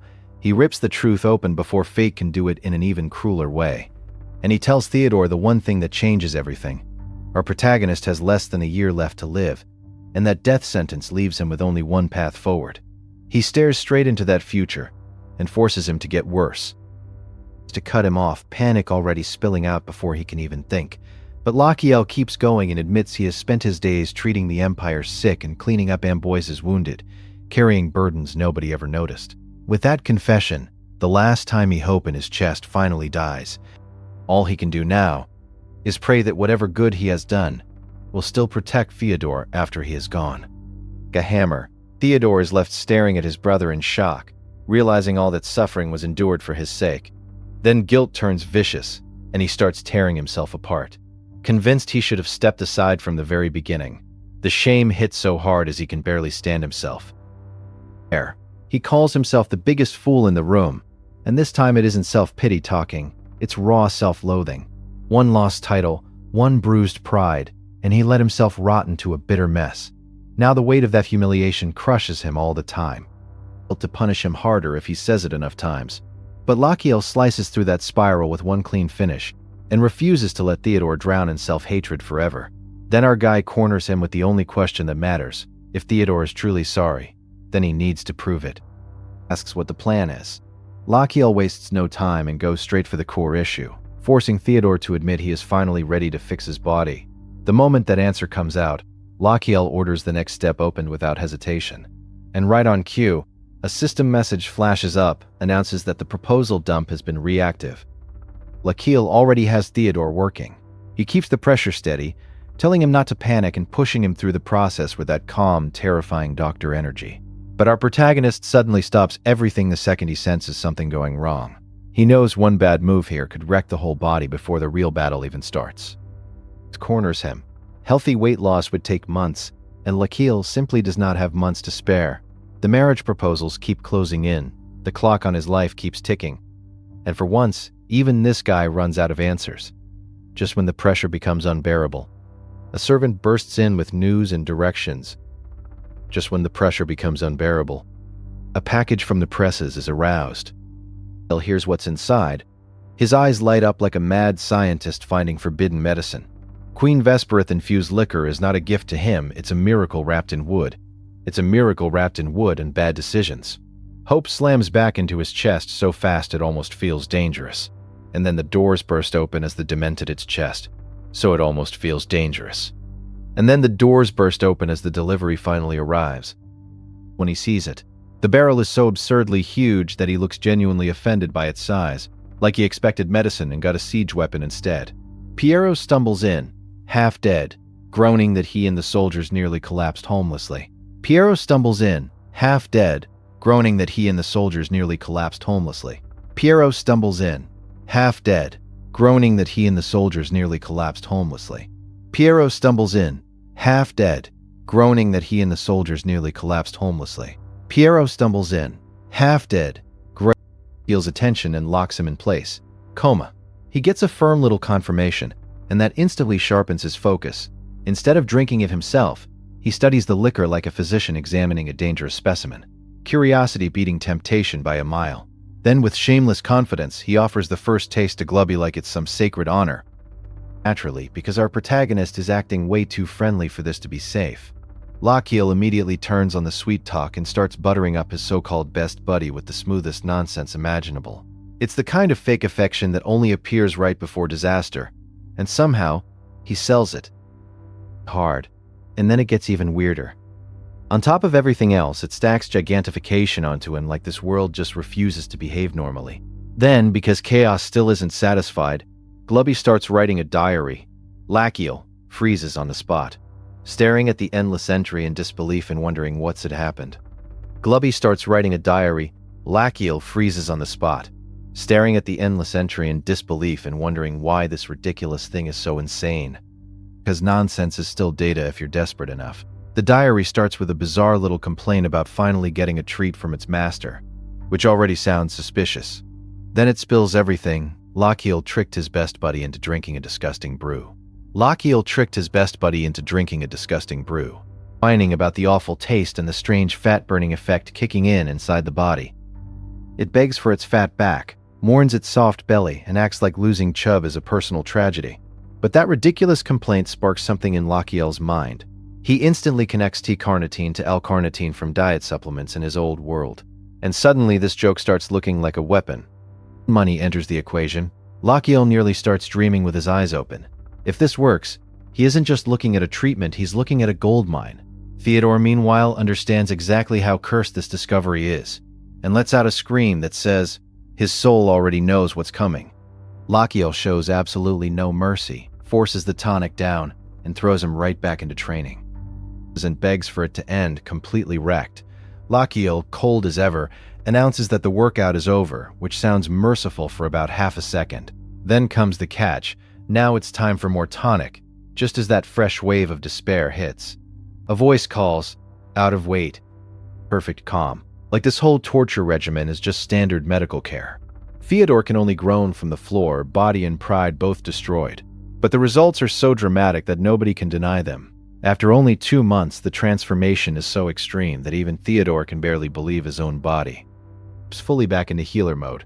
He examines Theodore carefully, reading every sign with the focus of a doctor who knows success can still hide damage underneath. The numbers are brutal and impressive at the same time. Theodore has dropped from 333.7, 1 power, 294.7, 194.7, 194.7, 194.7, 194.7, 194.7. What's exactly feeling of the future of the brow and kidneys are taken? Lakil admits they pushed too hard, while everyone else mutters that Theodore somehow survived a tyrant's boot camp, immediately refusing to let that jab slide. But before he can keep arguing, something strange yanks his attention sideways. Out of nowhere, a furious voice starts ranting that it will turn into a kidney stone. Out of pure spite, if this body ever gets abused. Lakiel snaps back immediately, refusing to let that jab slide. But if this body ever gets abused, Lakiel snaps back immediately, refusing to let that jab slide.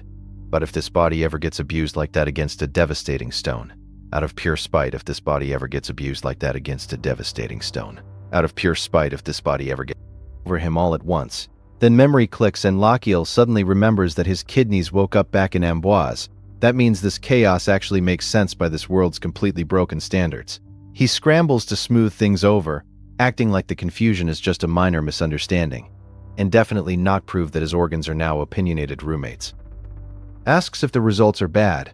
Lakiel flips the mood immediately and praises him, telling him the outcome is incredible and fully earned. But he also draws a hard line: the weight loss ends here until Theodore's liver and kidneys recover. Theodore worries about the damage, and Lakiel reassures him, urging him to enjoy how much light as it is. Theodore really does feel it. His body is lighter, his heart is lighter, and, for the first time in a long while, hope doesn't feel fake. The only problem is that the liquor has traumatized him for life. He swears it tastes like ogre earwax. And honestly, that sounds about right. Brushes off the whining with zero sympathy and reminds him that disgusting medicine is still medicine if it works. Theodore, now genuinely grateful, thanks his older brother from the bottom of his heart. That warm moment lasts for about 1 second.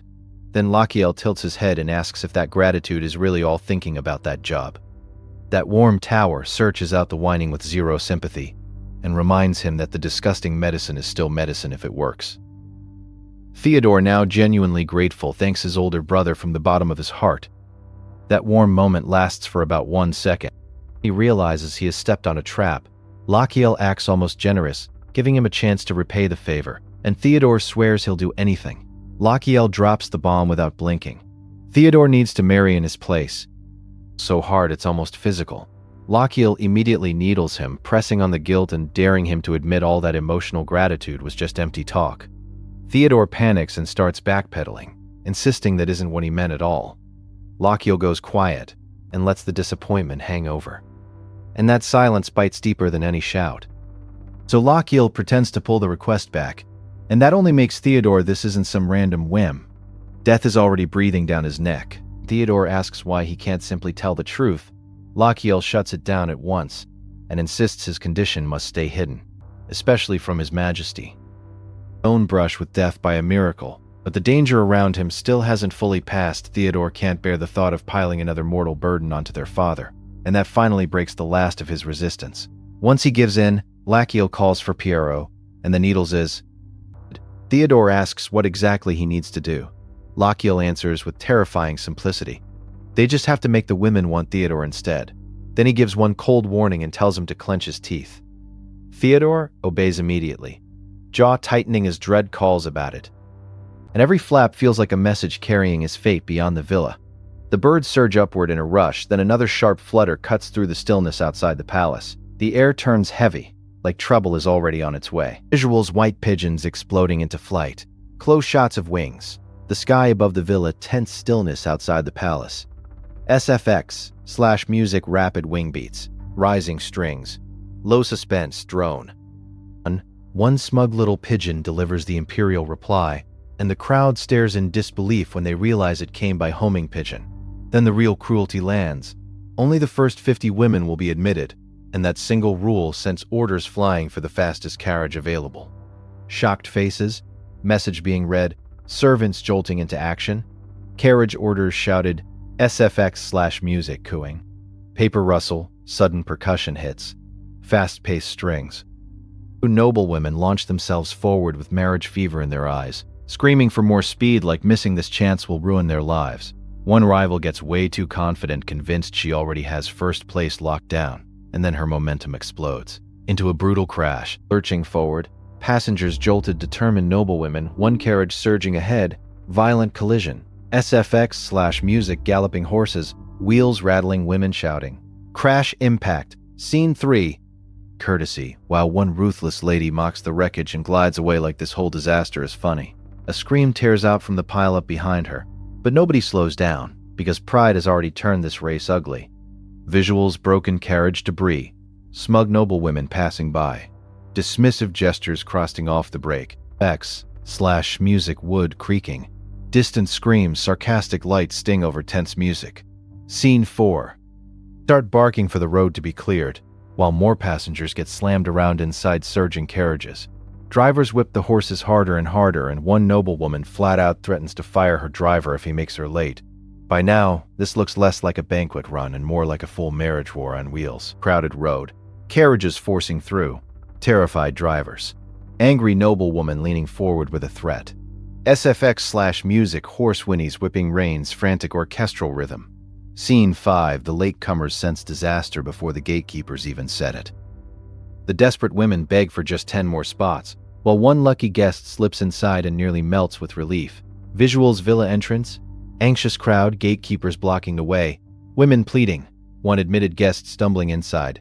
SFX/music, crowd murmurs, gate clank, pleading voices, music routing down. SFX/music routing down. SFX/music routing down. SFX/music routing down. SFX/music routing down. Only one figure remains standing. Then relief gives way to curiosity, and the room starts buzzing over what Crown Prince Lachiel is really like. To believe he is as sick as the rumors claim. Others build him into a legend, praising his war record and the hospitals he opened, until the formal announcement suddenly snaps every eye to the entrance. Visuals: breathing hard, women whispering in groups, dreaming reactions. Several breathing hard went. Scene 7. Then Lachiel appears with a weak groan, looking so frail that the whole room recoils. He winces through every miserable step, like his own body is betraying him in public. The prince they race to meet can barely stand. Visuals: grand doors opening, Lachiel supported on a wheeled frame, pained expression, stunned noblewomen. SFX/music, door boom, strained breathing, shocked silence. Low strings scened FX.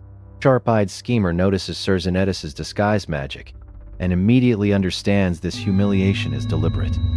Self for the final flourish. Visuals: disappointed faces, one woman narrowing her eyes, subtle magical shimmer. Suspense pulse. Scene 9. Protests and refusals burst out, but Lachiel stays calm enough to thank Damien as if nothing is wrong. He even laughs a little under the scorn, because this mess is exactly where he wants it. Then he steps forward, introduces himself properly, and takes control of the room again. Damien nearby, Lachiel smiling crookedly, formal introduction posture. SFX/music, voices rising, then music tightening into controlled suspense. Scene 10. Then he moves to reveal the generous man behind the venue. The moment he names Theodore Palermo Magentano. The moment he names Theodore Palermo Magentano. The move changes outside the venue. The moment he names Theodore Palermo Magentano. The moment he names Theodore Palermo Magentano. The moment he names Theodore Palermo Magentano. When the dust is explode across, speaking elegantly, crowd reacting, Theodore revealed, stunned pause before sudden movement. SFX/music, formal strings, abrupt silence, then rapid footstep rush. Scene 11. Their rivalry turns savage so fast it is almost funny. Meanwhile, Lachiel can barely hide his satisfaction. Operation Proposal Dump works perfectly, and our boy finally slips away by casually claiming he needs the lavatory. Mobbed by noblewomen, hands reaching, Lachiel slipping out with a satisfied look. SFX/music, chaotic chatter, comedic stings, lighter sneaky rhythm. Scene 12. Then an alarmed voice cuts through the air, and his tiny relief dies on the spot. He finally gets a second alone and starts grumbling, and he realizes he cannot even cry out. Visuals: hallway or private area. Lachiel relaxing for a second, sudden interruption, body buckling under pain, blade at his neck. Music, footsteps fading, sharp sting, body impact, tense high strings. Scene 13. An elf has slipped past the guard so cleanly that even Damien may not have sensed her. Then she accuses him of starting a fire, and the air turns razor sharp. Cornered but still stubborn, Lachiel pushes back into his own. And revealed. Close up on Lachiel's shocked eyes. Blade tension. Hostile stare down. Music: low, ominous hum. Metallic blade ring. Heartbeat percussion. Scene 14, she names Liari in the forest of the Apiroth, then identifies him as field surgeon Henry Belkini tied to that atrocity. Lakil snaps back that 6 months is hardly recent, but that only makes the exchange more precious. Scene 14, she names Liari in the forest of the Apiroth, then identifies him as field surgeon Henry Belkini tied to that atrocity. Lakil snaps back that 6 months is hardly recent. The sudden settled over his field surgeon Henry. Flash of the burned forest, Lakil holding his nerve despite the blade. SFX/music, tense strings, brief fiery whoosh, sharp vocal sting. This is the opening and she finally states her demand plainly. Compensation for the forest he burned. He understands at once what she means. Then he apologizes without dodging, admitting he burned it to drive off the Vesperoth and calling it exactly what it was. Arson. Visuals momentary hesitation from the elf. Lakiel speaking in absence of flame. SFX/music. Music softens into guilt, crackling fire undercurrent. Low cello. 16. The wound runs too deep and Lakiel's explanation clearly does not satisfy her people, so he offers generous compensation and tells her to name the price. Her answer lands like a curse. He must return and restore the forest himself. Visuals elf unmoved, Lakiel offering terms. Her cold emmed uprights and makes you feel like you. SFX/music cold ambient tone. Single heavy drum hit. Sustained tension. Scene 17. For it exactly as it was and care for every living thing until the forest fully returns. Lakiel falls silent as the scale finally sinks in. Then he points out the obvious truth. A demand like that would take at least 20 years. Visuals imagined forest restoration, endless labor. Lakiel's grim realization elsewhere from everything. With a roar fully returns. Endless labor. Lakiel's grim realization, endless labor. Lakiel's grim realization elsewhere from everything. /music. Slow, oppressive strings. Distant wind. Heavy pause. Scene 18. So Lakiel asks what he is truly supposed to do, then carefully offers another path. She mocks the idea of money at first, but he raises the stakes from coins to coffers and argues for a practical restoration with real experts. That logic finally makes her hesitate, and when he tells her to think it over, she actually agrees. Royal villa. And once she disappears, Lakiel's face turns cold. The danger is delayed, not gone, and now he starts planning his next move. Visuals elf dismissing money, Lakiel's cold stare. SFX/music. Negotiation tension. Music engineering. Room, and our protagonist jolts awake to chaos. The attendants are panicking, trying to drag a hungover noble back into reality, while one urgent question cuts through the haze. Lakiel immediately locks onto the only thing that matters. His brother already left for the villa, and that tiny piece of news hits the horror. Moves ahead. He stretches through the exhaustion, then coolly realizes the final guest has arrived for the negotiation. And the moment he senses how completely Demian fails to notice her presence, Lakiel's mind sharpens. If he's not detecting this elf, then she is not overdoing. She is a monster, hiding behind silence. Explodes. Demian reacts on instinct, surging forward with force, but Lakiel immediately stops him before he does something suicidal. Our protagonist reads the danger in a heartbeat and makes it clear this elf is not an enemy to provoke lightly. Then Demian hesitates, stunned, because for once even his instincts cannot measure the abyss standing in front of him. Gil takes control of the room with that calm, shameless confidence only our boy can pull off. Since they are bargaining, he insists they drop the masks and speak properly because money alone clearly is not enough to sway someone this dangerous. He can feel the resistance in the air, that sense that his offer still lacks one decisive hook. His own life and death struggle still hangs over everything. He had demanded a needle from Piero because one wrong move could have sent his failing body straight into shock. And now that same razor-thin focus turns on Sylvia. Lakiel suddenly asks about the dark green phlegm she coughs up every morning, and the hit lands perfectly, as nothing. But our man instantly tears that lie apart and offers something far more tempting than gold: treatment.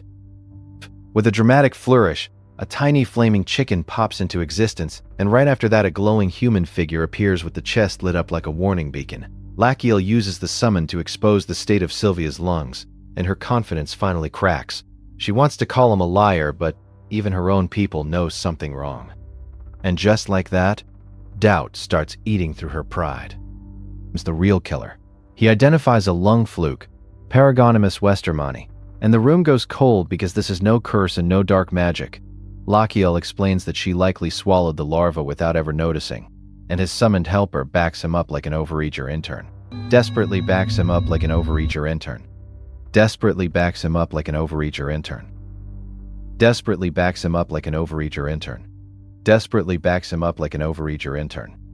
Desperately backs him up like an overeager intern. Desperately backs him up like an overeager intern. The parasite slipped in quietly, settled in her lungs, and started turning her own body into a trap. Better than any blade.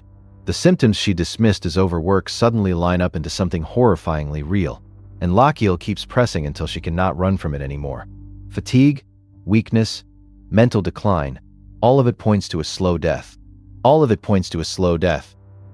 For the throat and asks if she will finally accept his offer. Sylvia tries to hold on to her pride for one last second, but the moment death becomes personal, that pride collapses in the funniest, most painfully relatable way. This woman has spent 200 years clawing her way up the ranks, and now she realizes she might die before even getting a decent love life, apologizes to her elder in advance, caves completely, and demands to know how Lachiel plans to save her. Absolute Menace says the cure with a straight face. He tells her she will be drinking coffee brewed from what sounds like lacquer tree-fed minotaur droppings, and the entire negotiation nearly dies on the spot. Sylvia is horrified, disgusted, and honestly very justified, because to her, this sounds like medicine and more like a criminal prank. Even Lachiel knows it sounds insane. This is not some random quack remedy, and that confidence keeps everyone from walking out. Or, when the system got weird again, out of nowhere his organs started reacting like a rowdy audience practically cheering for the lungs after a successful performance, and our guy was left staring at the madness in total disbelief. Then the bizarre buzzing starts to be reacting like a rowdy audience practically cheering for the lungs after a successful performance. And our guy was left staring at the madness in total disbelief. Then the bizarre buzzing started reacting like a rowdy audience practically cheering for the lungs after a successful performance. And our guy was left staring at the madness in total disbelief, and our guy was left staring at the madness in total disbelief. Weird as it sounds, Lachiel realizes this nonsense might actually help him understand Sylvia's condition. Sylvia's body, the explanation becomes pure chaos. Her organs are imagined like people in a noisy club, flirting, crowding each other, and throwing the whole system out of rhythm. While her heart pounds under the pressure, what should be a clean internal balance feels like a messy, overstimulating the disaster. What should be a clean internal balance feels like a messy, overstimulating the disaster.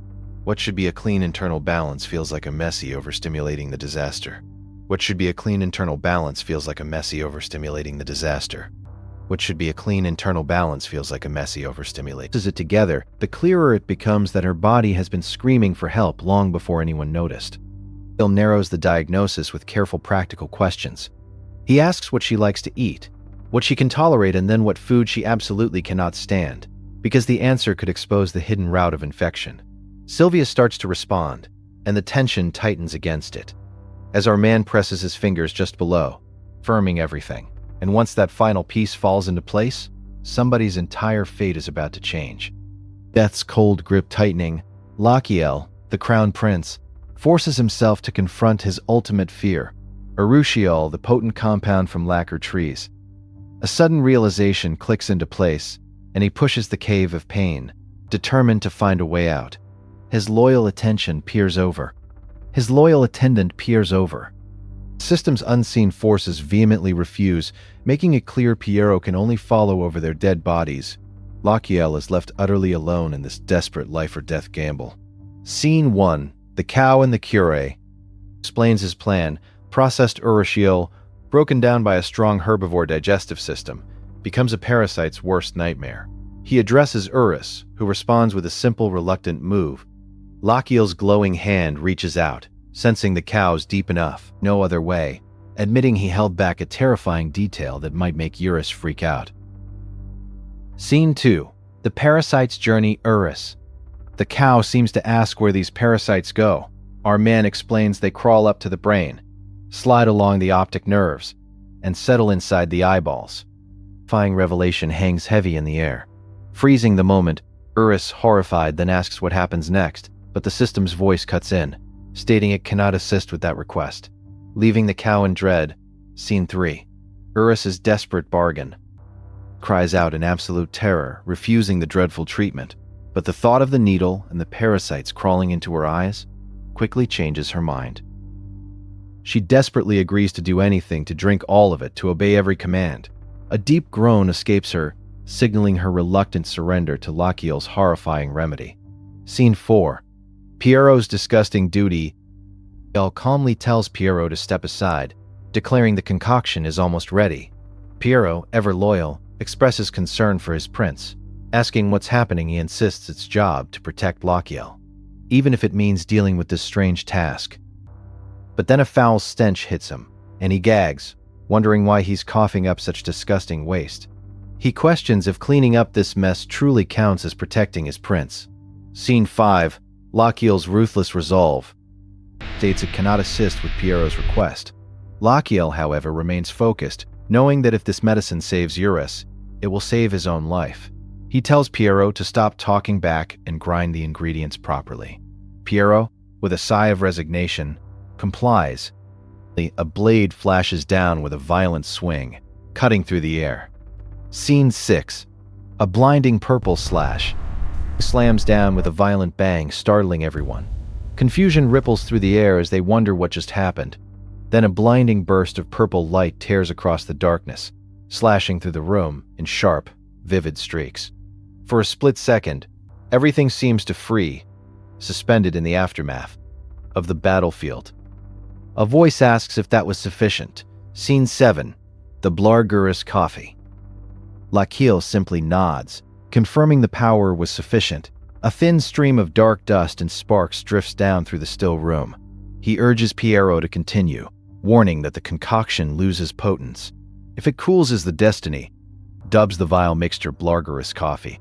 The Royal Korean Medical Clinics, specially not Saki Eds, without the makeup. Blargurus coffee, the Royal Korean Medical Clinic's special new menu. Feeling that something is terribly wrong with this entire process. Scene 8. The forced consumption. Eurus flatly refuses to drink the awful brew. Pierre promised to do whatever he said for the treatment. Eurus, caught in her own words, struggles internally, denying that this could possibly be done. But Lachiel is firm, and she is forced to slurp it down, testing the awful smell, but Lachiel insists she can and must. The moment stretches, filled with Eurus's desperate struggle. Scene 9. The fear of poison. Still reeling from the forced drink, asks if her lung flute problem is finally gone. But before Lachiel can answer, she's seized by a violent coughing fit, gagging and choking hard. Panic floods her as she wonders what's happening to her body. A terrible thought to enter the rest. The needle decides whether our hero lives or dies.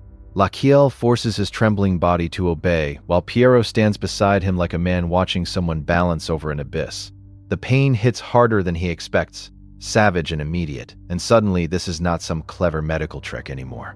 This is a dying crown prince, trying to steal one more breath before death closes its head. Middle of that desperation, an ugly memory crashes through him. Sylvia's fury still burns because she believes Lachiel dragged her into a shameless scam and played the prince like a con artist. But our guy refuses to fold under that accusation. Even cornered, even half dead, he clenched his fists. An unseen Leon was back in the room. Completely. He treats this gamble like a hidden trump card, the kind of move you only make when retreat is already impossible. No more hesitation, no more half measures. Our man throws everything onto the table and accepts that from here on out. He either survives or he crashes out for good. And the mood flips hard. Noble ladies crowd around Prince Theodore, begging him to keep drinking and keep the party alive. But the poor guy is already panicking about his figure. One princess tries to cling to him, and another immediately snaps back, guarding him like he is someone living. The place turns into a glamorous battlefield fueled by wine, jealousy, and wounded pride. Really come out. One jab lands straight on a princess's waistline, and she nearly explodes trying to deny she has gained weight. She insists it is only bloating, but nobody is buying that excuse for even a second. Another shot follows about her drinking habits, destroying the Empire's vineyards. And now the party is one inside of disparity, treated less like a prince and more like a trophy everyone wants to claim. The noblewomen bicker over him with shameless intensity, while others keep up their polished smiles and elegant greetings like nothing is wrong. Our protagonist watches all of this chaos with the calm of a man spotting opportunity in real time. And the second that opening appears, he is ready to pounce. Any reaction slips out of him, and that is the warning sign. He senses the perfect moment has arrived. The exact instant when vanity, insecurity, and competition are all boiling together. Then, someone realizes he is stepping in again, and that little spark of curiosity spreads fast. The crowd has no idea they are about to get hustled, but exactly that spark of curiosity spreads fast.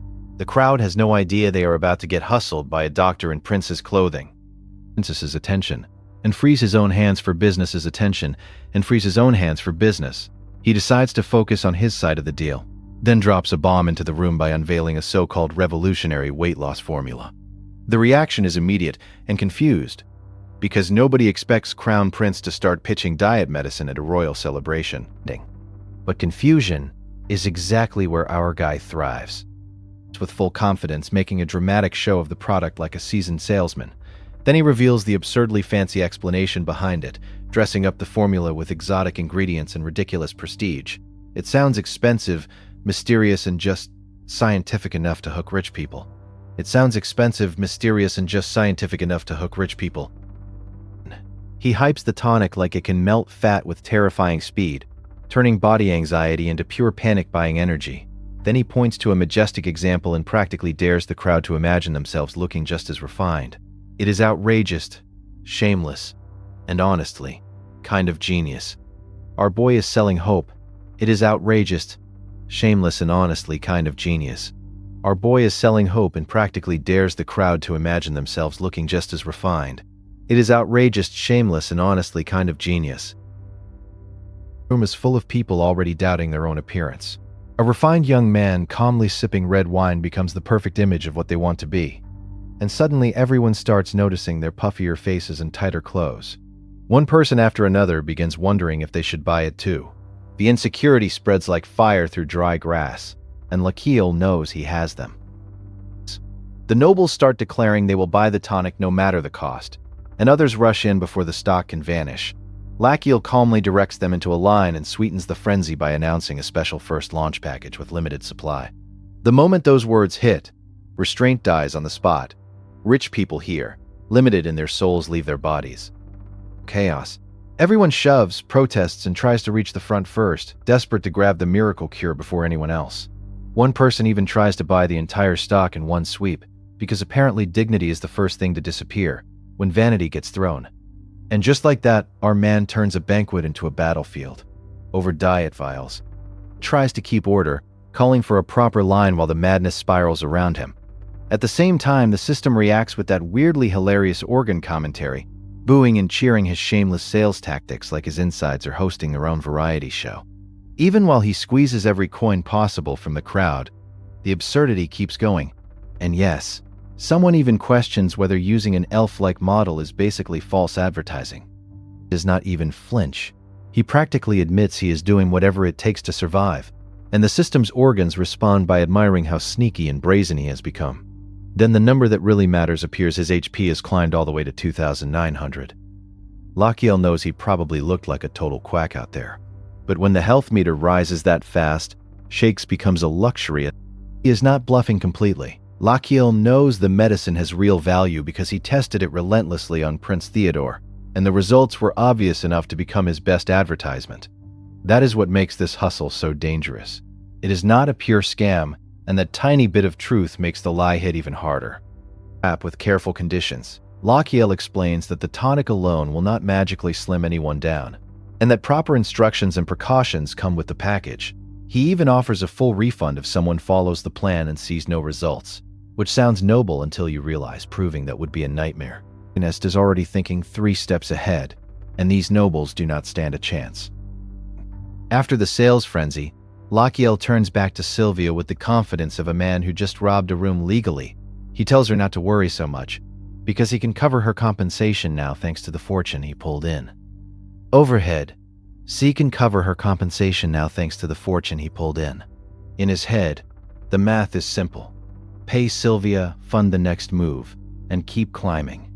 Of course, is not impressed. She explodes, furious that the money should have gone to her treatment fee. and the outrage sends her into a full meltdown. The anger is so intense it becomes almost cartoonish, and our guy just has to weather the storm. He made money, sure, but he also made enemies louder than ever. So, Lachiel stays composed. He tells Sylvia to rest at his villa for as long as she wants, because he has somewhere far more dangerous to be. The Emperor has summoned him first thing in the morning, and he already expects a brutal scolding. What unsettles everyone is how calm he looks about it, like this dressing down winter. Calm is not confidence for confidence's sake. Lachiel needs the Emperor's anger to unfold in exactly the right way, or his next move collapses before it begins. So while he prepares himself, a man in a formal white uniform waits quietly in the bright room. Having opened restaurants, Lachiel expects. He tears into him without mercy, calling his recent behavior pathetic and making it clear he has been watching everything. The banquet stunt, the medicine sales, the contracts handed out in public. Every bit of it has reached the throne. The pressure in that room turns suffocating, but our guide does not crumble. Lachiel answers with shocking composure. He insists he never treated the matter of imperial marriage like a game, and he throws that truth straight back at his father. Beneath the calm words is something sharper. He is not just defending himself, he's testing the Emperor's real intentions. And that is when the conversation stops being a scolding and starts getting a duel. Lachiel presses further and exposes the heart of it. He argues that the Emperor never truly intended to accept any of those marriage proposals in the first place. When challenged for proof, he points to the simplest and cruelest fact of all. If the throne wanted to stability be forgotten and secured already, bypassing Lachiel's frail body entirely. Logic cuts deep, because it reveals the ugly political truth underneath royal affection. Lachiel makes it clear he was never meant to be excluded casually. His possible early death was already part of the calculation. And if he had produced a child too soon, that child could have become a puppet for a power-hungry woman, lurking behind the court. Our protagonist is not just surviving anymore. He is reading the Empire's hidden anatomy. Avoidable, Lachiel realizes the noble ladies sending proposals were never serious candidates for his heart or future.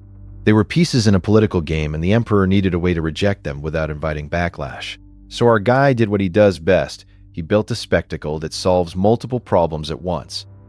He lays it out cleanly. The event lets those proposals die publicly while shielding the throne from criticism, and the Emperor immediately recognizes the brilliance of it. He admits Lachiel's tongue has grown dangerously sharp, almost silver-edged, and for the first time there is real admiration in his reaction. Even the Emperor is stunned by how perfectly this once fragile boy has seen through him. Beneath the ruler's surfaces, he is struck by how the son who has worried him since birth now stands before him as a poised young man, with terrifying insight. But he quickly cuts off the sentiment and gets to the point. Lachiel answered, the subject was cured. Hangs on that answer. Lachiel braces himself, silently praying the Emperor will agree, because his entire next move depends on it. A small response comes back, and for one heartbeat it sounds promising. Then shock rips across his face, his eyes flying open wide because his entire next move depends on his own face. Death, and our protagonist is already planning a hospital empire.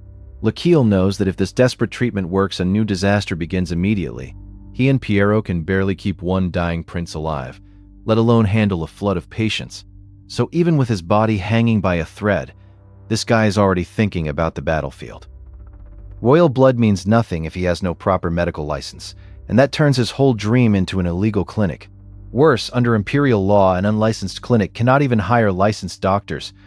Lachiel can already taste the humility branded a fraud no serious physician would ever follow it, so he locks on to the only answer left. He needs nothing if he has no proper medical license, and that turns his whole dream into an illegal clinic. Worse, under imperial law, an unlicensed clinic. Can he not even hire licensed doctors? Lets him die. Cation, or maybe some official academic title with real authority behind it. Once he secures that, he can recruit specialists from every field and finally build the general hospital he needs. The royal villa has more than enough room, and the idea lights a fire in him. The reward is already stacking up, with bonus lifespan climbing day after day. Ambition fuse into one obsession. Lachiel realizes a real hospital would let him farm bonus lifespan way more efficiently, and our boy gets genuinely excited. But then that excitement snaps in half. A fresh wave of panic crashes overhead. But then that excitement snaps in half. A fresh wave of panic crashes overhead. The ancient tower doesn't realize a real hospital would let him farm bonus lifespan way more efficiently. and our boy gets genuinely excited. But then that excitement snaps in half. A fresh wave of panic crashes overhead. The battle which snaps in half in front of a calculates like his life depends on it. Because honestly, it does. Then he marches achievements before the Emperor and argues that no one can call him unqualified anymore. He pushes hard, trying to force open the door to an honorary professorship. But the Emperor answers with cold refusal, and the whole plan nearly dies on the spot. He refuses to fold. Instead, he changes tactics completely and drops to one knee with a heavy thud. He stops talking like a schemer and starts pleading like a son who wants to save more of his father's people. It is desperate, shameless, and exactly the kind of move a survivor makes. Piero cutting through the tension with sudden urgency. At last, the Emperor relents, and relief washes through Lachiel for one brutal condition: pass the graduation exam. Lachiel almost lets the shock show, but he catches himself fast and forces gratitude over the panic. Inside, though, his mind is racing. Then an old memory rises up, and it hardens his resolve, because he has seen too many people suffer from treatable problems to back away now. Patients who waste away for months when one simple treatment could save them. That frustration burns in him, so even while grumbling inside, he accepts the path in front of him. Deep down, he knows this is the only way. If he wants the general hospital, the saved lives, and yes, maybe a little profit too, he has to walk straight into this mess. Future makes the reward in his head explode, with bonus lifespan jumping all the way to 60 days. Then a knock drags him back to reality. Attendants quickly clear the way, and the atmosphere tightens at once. Dean Belvedere arrives and greets Crown Prince Lachiel Adria Magentana with full empirical formatting. Attendants quickly clear the way, and the atmosphere tightens at once. Dean Belvedere arrives and greets Crown Prince Lachiel Adria Magentana with full empirical formality. Every title polished and laid out like a ceremonial blade. Apologizes for missing the prince at the gate because an emergency patient needed him first.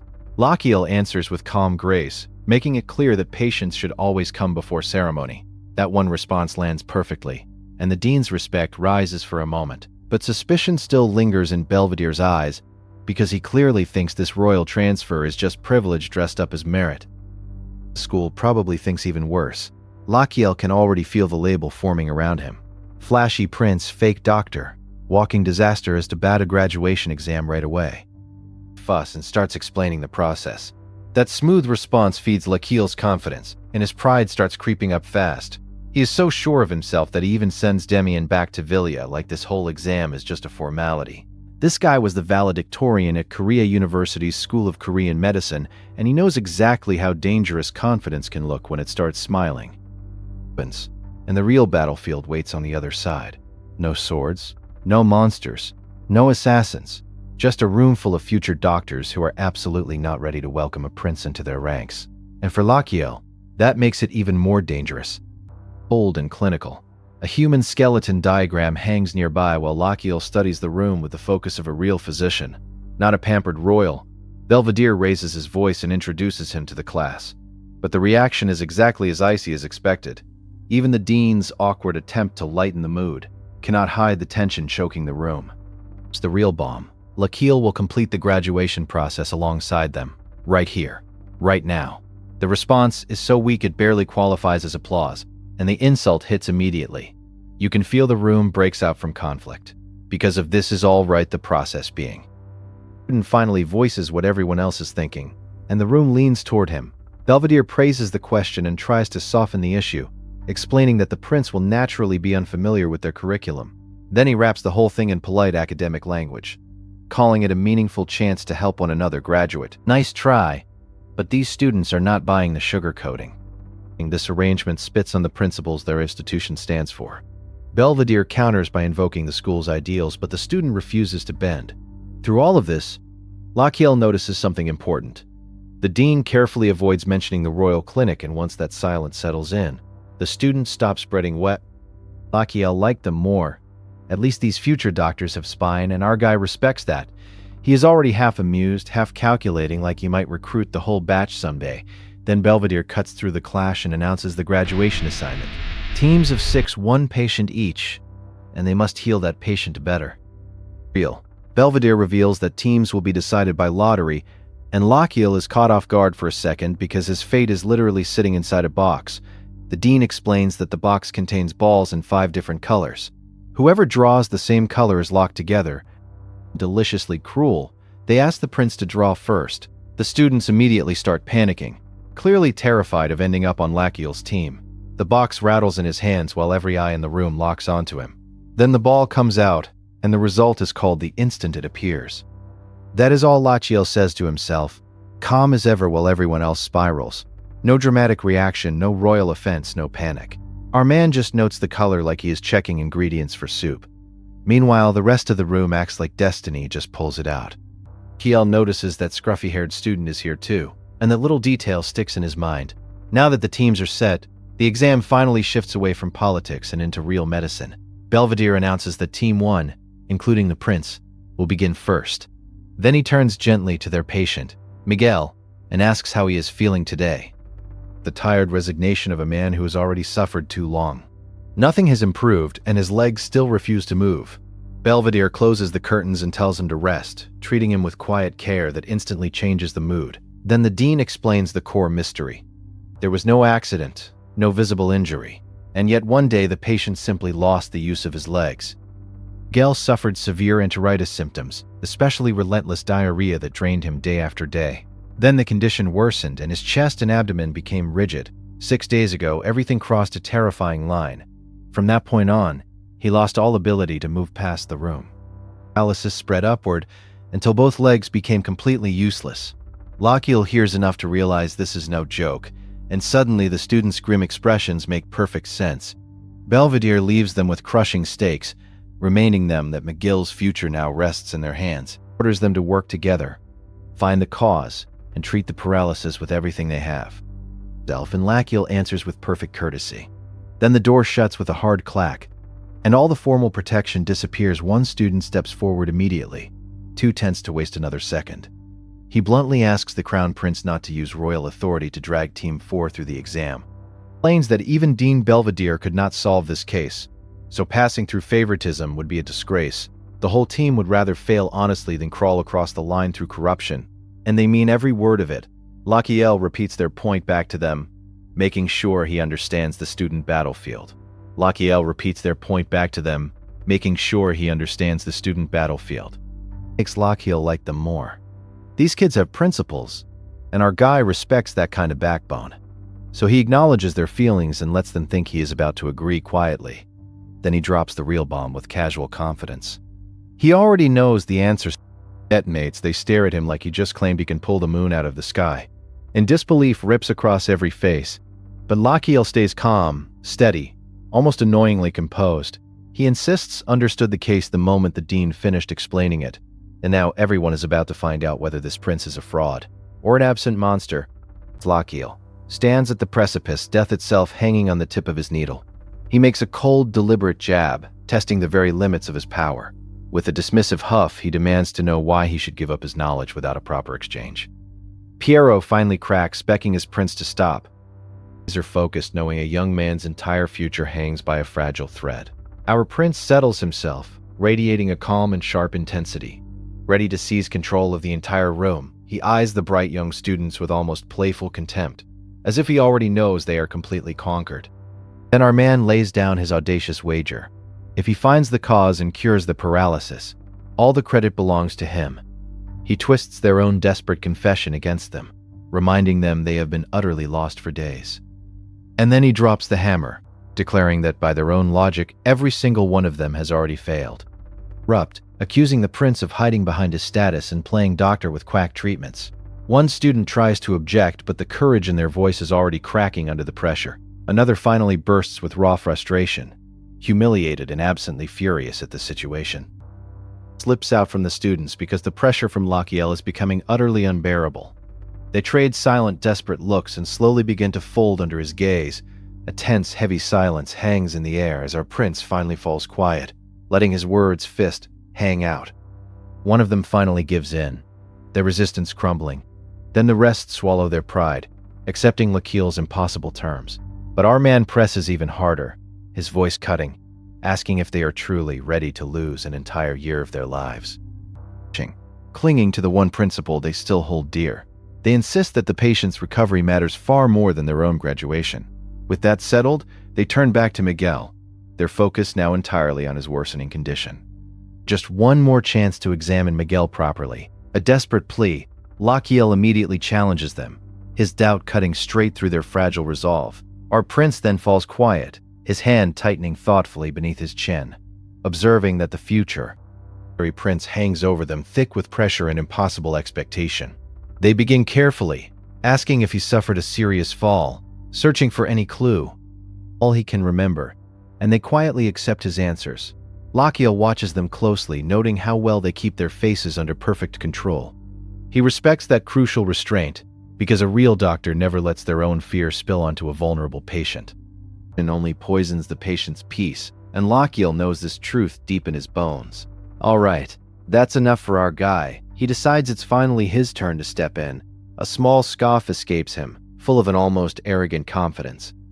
Turn now. Right, Lachiel declares, moving forward to take absolute control of the case. A tense hush falls over the room as everyone turns to watch his every next move.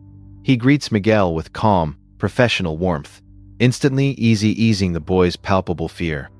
Pharaoh instantly panics, begging his prince not to push himself any further in his weakened state. But Lachiel draws a hard line, declaring he acts not as crown prince but as a healer here to treat Miguel. Miguel answers with nervous respect, caught crucial timeline, confirming the enteritis came first and the numbness followed soon after. He then checks for any trauma to the head, neck, back, or waist, but Miguel denies all of it. Miguel admits he first brushed off his symptoms as simple exhaustion, a common mistake. Asks the question that matters most. When exactly did the paralysis truly begin? Miguel reveals it started about 6 days ago, a critical detail Lachiel hums softly, another vital piece of the puzzle clicking perfectly into place for our brilliant protagonist. Incredibly risky, a gamble only he can make. He reaches for Miguel's wrist and checks his pulse, activating a hidden power. The system responds immediately, and a comprehensive report opens down. Examination report appears, cold and terrifyingly precise. First comes the unsettling part. Overall, Miguel is in surprisingly good health. Then the real monster reveals itself, acute inflammatory demyelinating polyneuropathy. A truly devastating diagnosis. Lachiel instantly understands the devastating damage. Inflammation is stripping the myelin sheath from Miguel's motor neurons. My guy knows this one is vicious, the kind that starts with insidious stinging and tingling. He grabs Miguel's wrist and checks the pulse for himself, confirming the system's grips and checks the pulse for himself. Certainty hardens Lachiel's expression, and he wastes no more precious time. Miguel lets out a weak groan, still trapped in agonizing pain and helplessness. Lachiel orders everyone into the next room, ready to control the discussion, and remains at the end of a convent. Students surge after him, desperate for answers now, their curiosity overwhelming their fear. They demand to know what is truly causing Miguel's sudden paralysis. Lachiel answers cleanly and directly. It's an autoimmune disease attacking the peripheral nerve system.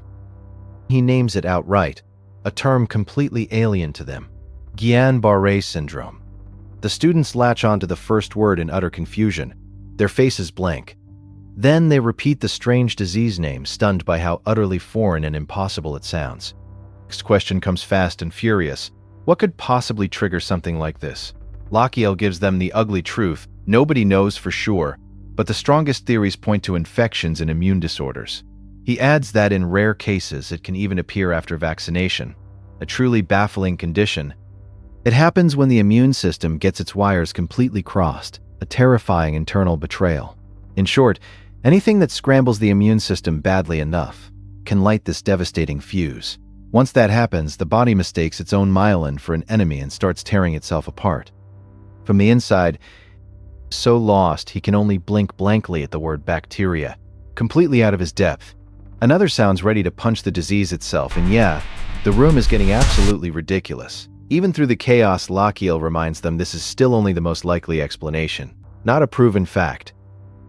Pointing out that Lachiel doesn't know the exact cause either, Lachiel refuses to get dragged sideways, stating the cause can wait because he knows how to treat the paralysis. That sheer confidence only makes them more suspicious, and they accuse him of outright bluffing.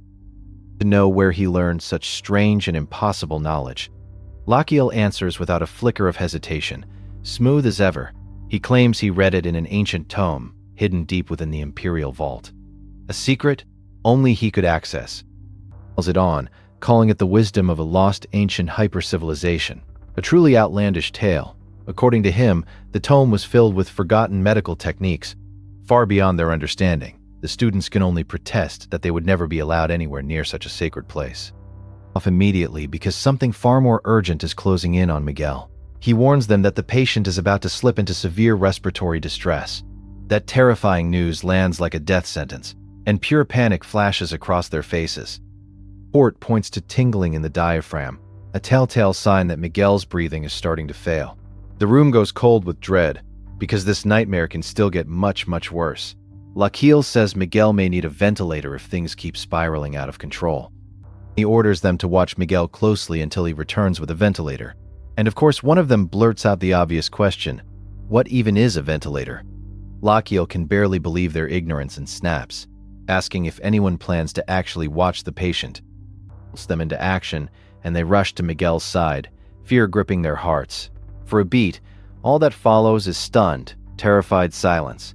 Miguel lets out a strained, ragged breath, and the danger suddenly feels incredibly real and immediate. Ugly sound follows, fragile and desperate. From Miguel, with a soft whoosh, Laquille drops into position between his own legs, preparing for a secret move. Then a needle drives in with brutal precision, while everyone else remains completely distracted. But calls for Piero, pulling his loyal attendant into yet another insane gamble. A dangerous secret. The room finally feels private enough for whatever madness Laquille plans next. A gust of wind sweeps through the open window, and Laquille exhales, released he wasn't caught. And tricks, ready to bring in a powerful new ally from beyond this world. From Piero's perspective, it just looks like his master is staring into space and muttering to himself again. But outside the window, the world stays absurdly bright and peaceful, oblivious to the magic unfolding. Finally on his feet, fate still refuses to give him a single break. Piero wishes, just for once, that his master would rest a little, even for a moment. Yeah, partly out of genuine concern, and partly because my guy desperately wants to clock out for the day. He can't help wondering if Laquille is literally talking to ghosts, his mind racing. A strained grunt from Laquille cuts through Piero's thoughts, pulling him back to reality. Then a sudden blinding flash erupts, and Piero jolts in absolute shock. Falls him over at once, acting like this sudden chaos is perfectly normal. Piero stares, utterly baffled, as something impossible appears right before his eyes. The sheer absurdity of it all leaves him completely reeling, questioning his sanity. Absolutely still, forcing the impossible moment forward, he urges Piero on, not giving panic any room to breathe in the tense air. Piero blurts out in utter disbelief, completely blindsided by the impossible sight. Piero blurts out in utter disbelief, watches again, his gaze unwavering, determined to make this unbelievable summoning work. The pressure keeps building in the room, a palpable force, and there is absolutely no turning back now. The air crackles with unseen energy, ready to burst. A silent, intense moment stretches, filled with raw, unbridled power. The very fabric of reality seems to ripple and distort around our prince. Everyone holds their breath, waiting for the impossible to finally manifest. And then, with a sudden, adorable burst of energy, a tiny, spectral creature appears. Komong has arrived, and the world of Emperor of the Runeblade will never be the same. Our protagonist Laquille blinks in disbelief as someone asks if he's all right. He's still reeling from his desperate self-treatment. Then the horrifying truth crashes over him. Blood is pouring from his nose and mouth, making him look utterly deranged. Suddenly, Tyrone's earlier warning about a summon flashes through his mind, and that ridiculous creature doesn't seem to be the only derange of someone. That's what she says about the other nose and mouth, making him look utterly deranged. Suddenly, Tyrone's earlier warning about a summon flashes through his mind, urgently pushes Komon, desperate for the summon to act before his body completely fails. The tiny creature pops up beside him, looking utterly bewildered as our hero presses his fingers to an acupuncture point. Then, with a bizarre wet slurp, Komong begins to suck everything out like a living medical vacuum. Vanish without a single hand touching him, and the sheer absurdity of it almost overwhelms Laquille's pain. This little thing hovers there, a joke come to life, but right now that joke means his very survival. Our man can barely believe his eyes, watching the creature literally float as a tricker. common sense is how it drains the blood cleanly, without even making contact.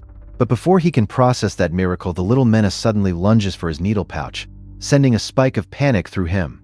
Then, the tiny blue elephant blasts a stream of water upward, pulling out yet another impossible trick. Keel freezes for a beat, completely blindsided by what just happened. The air around him suddenly feels unbelievably pure, and a wave of relief floods him like he's breathing deep in a pristine forest. For one suspended second, our hero can only stare, utterly bewildered by the sensation. Practically break into celebration, gulping that fresh air like they've been starving for years. Now that the immediate crisis loosens its grip, Lakiel finally focuses on the summon and learns its name. Komong. And right on cue, Komong perks up instantly to chirping back with proud little cries. That all together with rising excitement, realizing Komong cleared the blood and forced fresh air into his lungs. The doctor in him lights up because this tiny beast is basically a hands-free airway machine. So of course, our man immediately begs for instructions, desperate to know how this broken little helper actually works. With pure attitude, giving him sass instead of any real answers. And then, with perfect timing, something wet drops with a nasty little splat. Lakiel awkwardly thanks the creature anyway. Because disgusting or not, this little helper just saved his life. Right after that, the system opens Komong's information like a reward screen. It explains that Komong mode passively tracks a patient's breathing in real time with those oversized ears. Then the details get even crazier, revealing suction for airway fluids and a clean air blast to support. Is that Komong mode links with the system, constantly optimizing breathing automatically. Lakiel jolts at that, instantly realizing how absurdly useful this summon truly is. When he understands it can change settings on the fly by itself, even our experienced doctor is utterly stunned. For a moment he just falls silent, letting the immense value of this summon truly sink in. Then a wide grin breaks through, because our man knows he just pulled a medical jackpot. But just then, a hand clutches at his robe. The immense strain of his own body suddenly wrestles on me. The title, The Apothecary Prince, appears on a blank screen, followed by the creator's names. An uneasy sound slips out from the patient, and the whole room tightens with renewed tension. Alters, shaken by how peaceful Miguel looks, despite Lakiel's dire warning of respiratory paralysis. Kelrod hesitates, torn between the calm he sees and the terrifying possibility that Lakiel might be right. Another voice admits the ugly truth. He still can't bring himself to trust the Crown Prince. Lumps with a sickening thud, and that false calm shatters instantly. Kelrod rushes to him, apologizing for waking him, still desperately trying to pretend this is manageable. Miguel forces out a brave answer, insisting he's fine, clinging to duty, even as his body betrays him. Breathing turns ragged fast, and every gasp sounds like a losing fight for air. Kelrod tries to send him off to rest, yet his trembling voice gives away his deep fear. Miguel can barely answer before the air. Kelrod tries to send him off to rest, yet his trembling voice gives away his deep fear. Miguel can barely answer before the air. Kelrod tries to send him off to rest, yet his trembling voice gives away his deep fear. Miguel can barely answer before the air. Kelrod tries to send him off to rest. Raw terror, finally admitting he can't breathe at all. Kelrod breaks, screaming Miguel's name as the emergency becomes undeniable. Shock rips through the entire room, and nobody can look away from the unfolding disaster. Jolted by the prince's sudden collapse, now panic detonates throughout the room, and someone blurts out the terrifying question nobody wants to face. They scramble into emergency measures, desperately raising his upper body and trying to secure the airway. Even after opening the airway, Miguel keeps choking, and his breathing simply won't stabilize. That failure lands hard because the obvious fix should have helped. Someone desperately suggests an herbal remedy, reaching for anything before he slips away. Terrified of making things worse without knowing the true cause, Kelrod is crushed by the humiliation of it all, forced to face how utterly helpless they are. His heart pounds hard against his ribs as the immense pressure closes in around him. So they beg him for an order, but the desperate plea only exposes how truly lost he really is. Kelrod stammers out the devastating truth. He doesn't know what to do either, and when he says it again, the entire room feels even more hopeless. And the chaotic noise around Miguel becomes almost as dangerous as the illness itself. A doctor rushes forward through the mounting panic. Someone tries to explain to the chaos that Miguel's breathing has gone terribly wrong. Out in horror, Miguel's breathing is now irregular and labored. Lachiel snaps to attention because that pattern instantly confirms the crisis he predicted. He forces his way forward despite his own severe weakness, refusing to waste another precious second. His body buckling as his airway starts failing completely. Lachiel reads it at once, realizing acute respiratory failure is hitting even faster than expected. So he drives himself on, pushing through the immense pressure with sheer, unyielding will, choking out broken sounds, right on the edge of complete shutdown. Lachiel locks onto the one answer he has left. He activates Komong mode immediately, betting everything on the summon's incredible support. Miguel still groans for air, his body fighting desperately while the treatment begins. Then something soft presses in with a loud honk. A sudden sneeze bursts out of Miguel, a tiny hopeful sign that the blockage is finally clearing. A flash of pale blue light fills the moment. A stunned voice confirms the miracle. Miguel's breathing has stabilized. A tiny summoned creature presses to his throat, sending a strange blue stream of energy into him. Because Lachiel's so-called nonsense turns out to be perfect emergency control. That crushing realization shatters Kelrod's pride, and he starts questioning what that makes him as a physician. He admits the ugliest part too. He froze in front of a patient when it matters what you want. Him to challenge the crown prince while his own judgment was utterly failing. So with his arrogance completely broken, he finally asks Lachiel what the next step in treatment should be. Off to the side, someone watches with growing admiration, clearly enjoying this powerful lesson. It is still, let Kelrod hide behind him either, pressing him to give his own opinion first. Kelrod answers honestly now, admitting he still can't identify the root cause of Miguel's condition. He explains that herbs might ease symptoms, but without knowing the cause, they could do more harm than good. Contradiction, because Kelrod already diagnosed the danger and predicted the emergency. So when Lachiel asks if the doubt is finally gone, Kelrod admits the trust is there, just not completely. Still, he yields the field and tells Lachiel to proceed, because they are completely out of options. Advanced treatments here, he has to adapt with acupuncture. Kelrod repeats the phrase in disbelief, because the method sounds completely foreign to him. Lachiel confirms it, but he also knows he desperately needs a short break before attempting something. So he worry flares that Miguel could crash again at any moment. Lachiel shuts that down by announcing his break like the matter is completely settled. He leaves Komong on breathing support and tells them to call him immediately if anything changes. He obey now, because after that miraculous save, nobody dares challenge him. Once he's alone, Lachiel calls out, already sounding drained to the bone. He grumbles that ever since returning from Amboys, every single time this past week is right. When the dust finally settled, already sounding drained to the bone, he grumbles that ever since returning from Amboys, every single time this past week is right. That ever since returning from Amboys, every single time this past week is right. Few needles because he's too exhausted not to treat himself. Seeing Quilbert looks wiped out too, Lachiel casually decides to help himself anyway. He brightens for a second, grateful just to escape her. Drags him right back to the moment he first woke in this doomed body, and he steels himself. He starts with the Daedon point, moving with the precise focus of a real doctor. Then he shifts to LR2, the hang-in point, carefully building the sequence. With a small victory, his liver function has improved a little. That tiny success feels incredible, and even his liver seems to celebrate after ages of neglect. So he keeps going, targeting the Taechung point next. Ends. Relief twists into alarm because something starts burning intensely. The heat climbs so fast that his whole body locks up in confusion.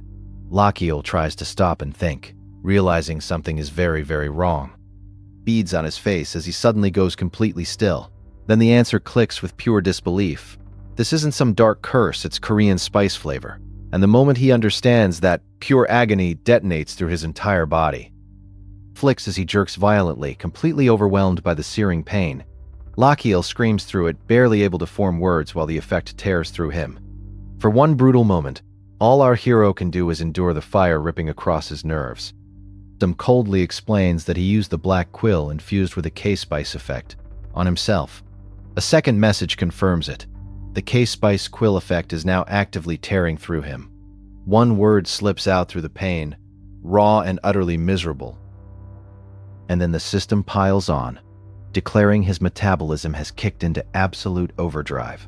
Metabolism accelerates into a full pedal to the metal mode, leaving our hero in a fiery, agonizing state. What will this intense, spicy metabolism do to Lakiel next? Lakiel twists in agony as his dying body suddenly kicks into overdrive. The system screams a chilling verdict. His metabolism has slammed into an impossible pedal to the metal mode. He can only stare in shock, trying to grasp the madness he just unleashed from standing. But there is no room for fear now, and our boy commits without flinching. He forces the desperate treatment forward, betting his very life on the next move. A searing pain tears through him, so hard, it's still not. Hits next, and his body almost rejects everything at once. Still, he grits his teeth and pushes at the exact moment that matters most. Inside him, the sudden metabolic surge throws every organ into total chaos. His organs charge ahead like lunatics on a runaway train. One of them begs for more speed while another instantly regrets the ride, and the whole thing turns ridiculous. The pace gets so wild that nausea starts hitting them. Mid-rush. Even the ones ready to puke refuse to back down now. Meanwhile, one of them is having the time of its life, cheering on the chaos that only whips the frenzy higher as they brace for an even crazier surge. Tears out of him, raw and desperate. Something barrels forward with explosive force, tearing across the ground. His metabolism races harder and harder, and every organ screams. With bizarre excitement, he falls down, confirming his whole body is spiraling in that same manic rush. His heartbeat pounds out of control, and for a second even he cannot rein it in. To Lakiel, it feels like he just slammed 100 shots of espresso at once. Electric buzz crawls through his body, a strange new sensation. Another pulse follows, and the clarity only grows stronger. Suddenly, everything around him looks unnaturally crisp, down to the smallest detail. Time itself seems to slow around him. He realizes this young body is moving with terrifying vitality, and that sparks the real question. Has the world slowed down, or is he the one moving faster? It leaves him genuinely shaken by how absurd this is. But just as suddenly, the K-Spice quill starts fading, and the pedal to the metal mode begins to end. Lakiel finally exhales, wrung dry, after surviving that nightmare burst. Even after it ends, his organs are still reeling from the after effects. Our boy admits he was one step away from dying for real. Then the organs start checking on each other, like rattled teammates after a crash. Here, some of them are already begging for another round. That gets the others fired up too, turning near death into the weirdest little celebration. Lakiel can only stare at the chaos and conclude there seem to be no side effects. He starts wondering what that insanity really was. He realizes the treatment did not just hurt, it triggered neural overdrive and metabolic acceleration. That makes the move terrifyingly powerful, but the pain alone is enough to scare him straight. Still, he cannot help thinking this brutal trump card might save him against another monster like Jabalon. So he immediately warns himself not to get reckless with it.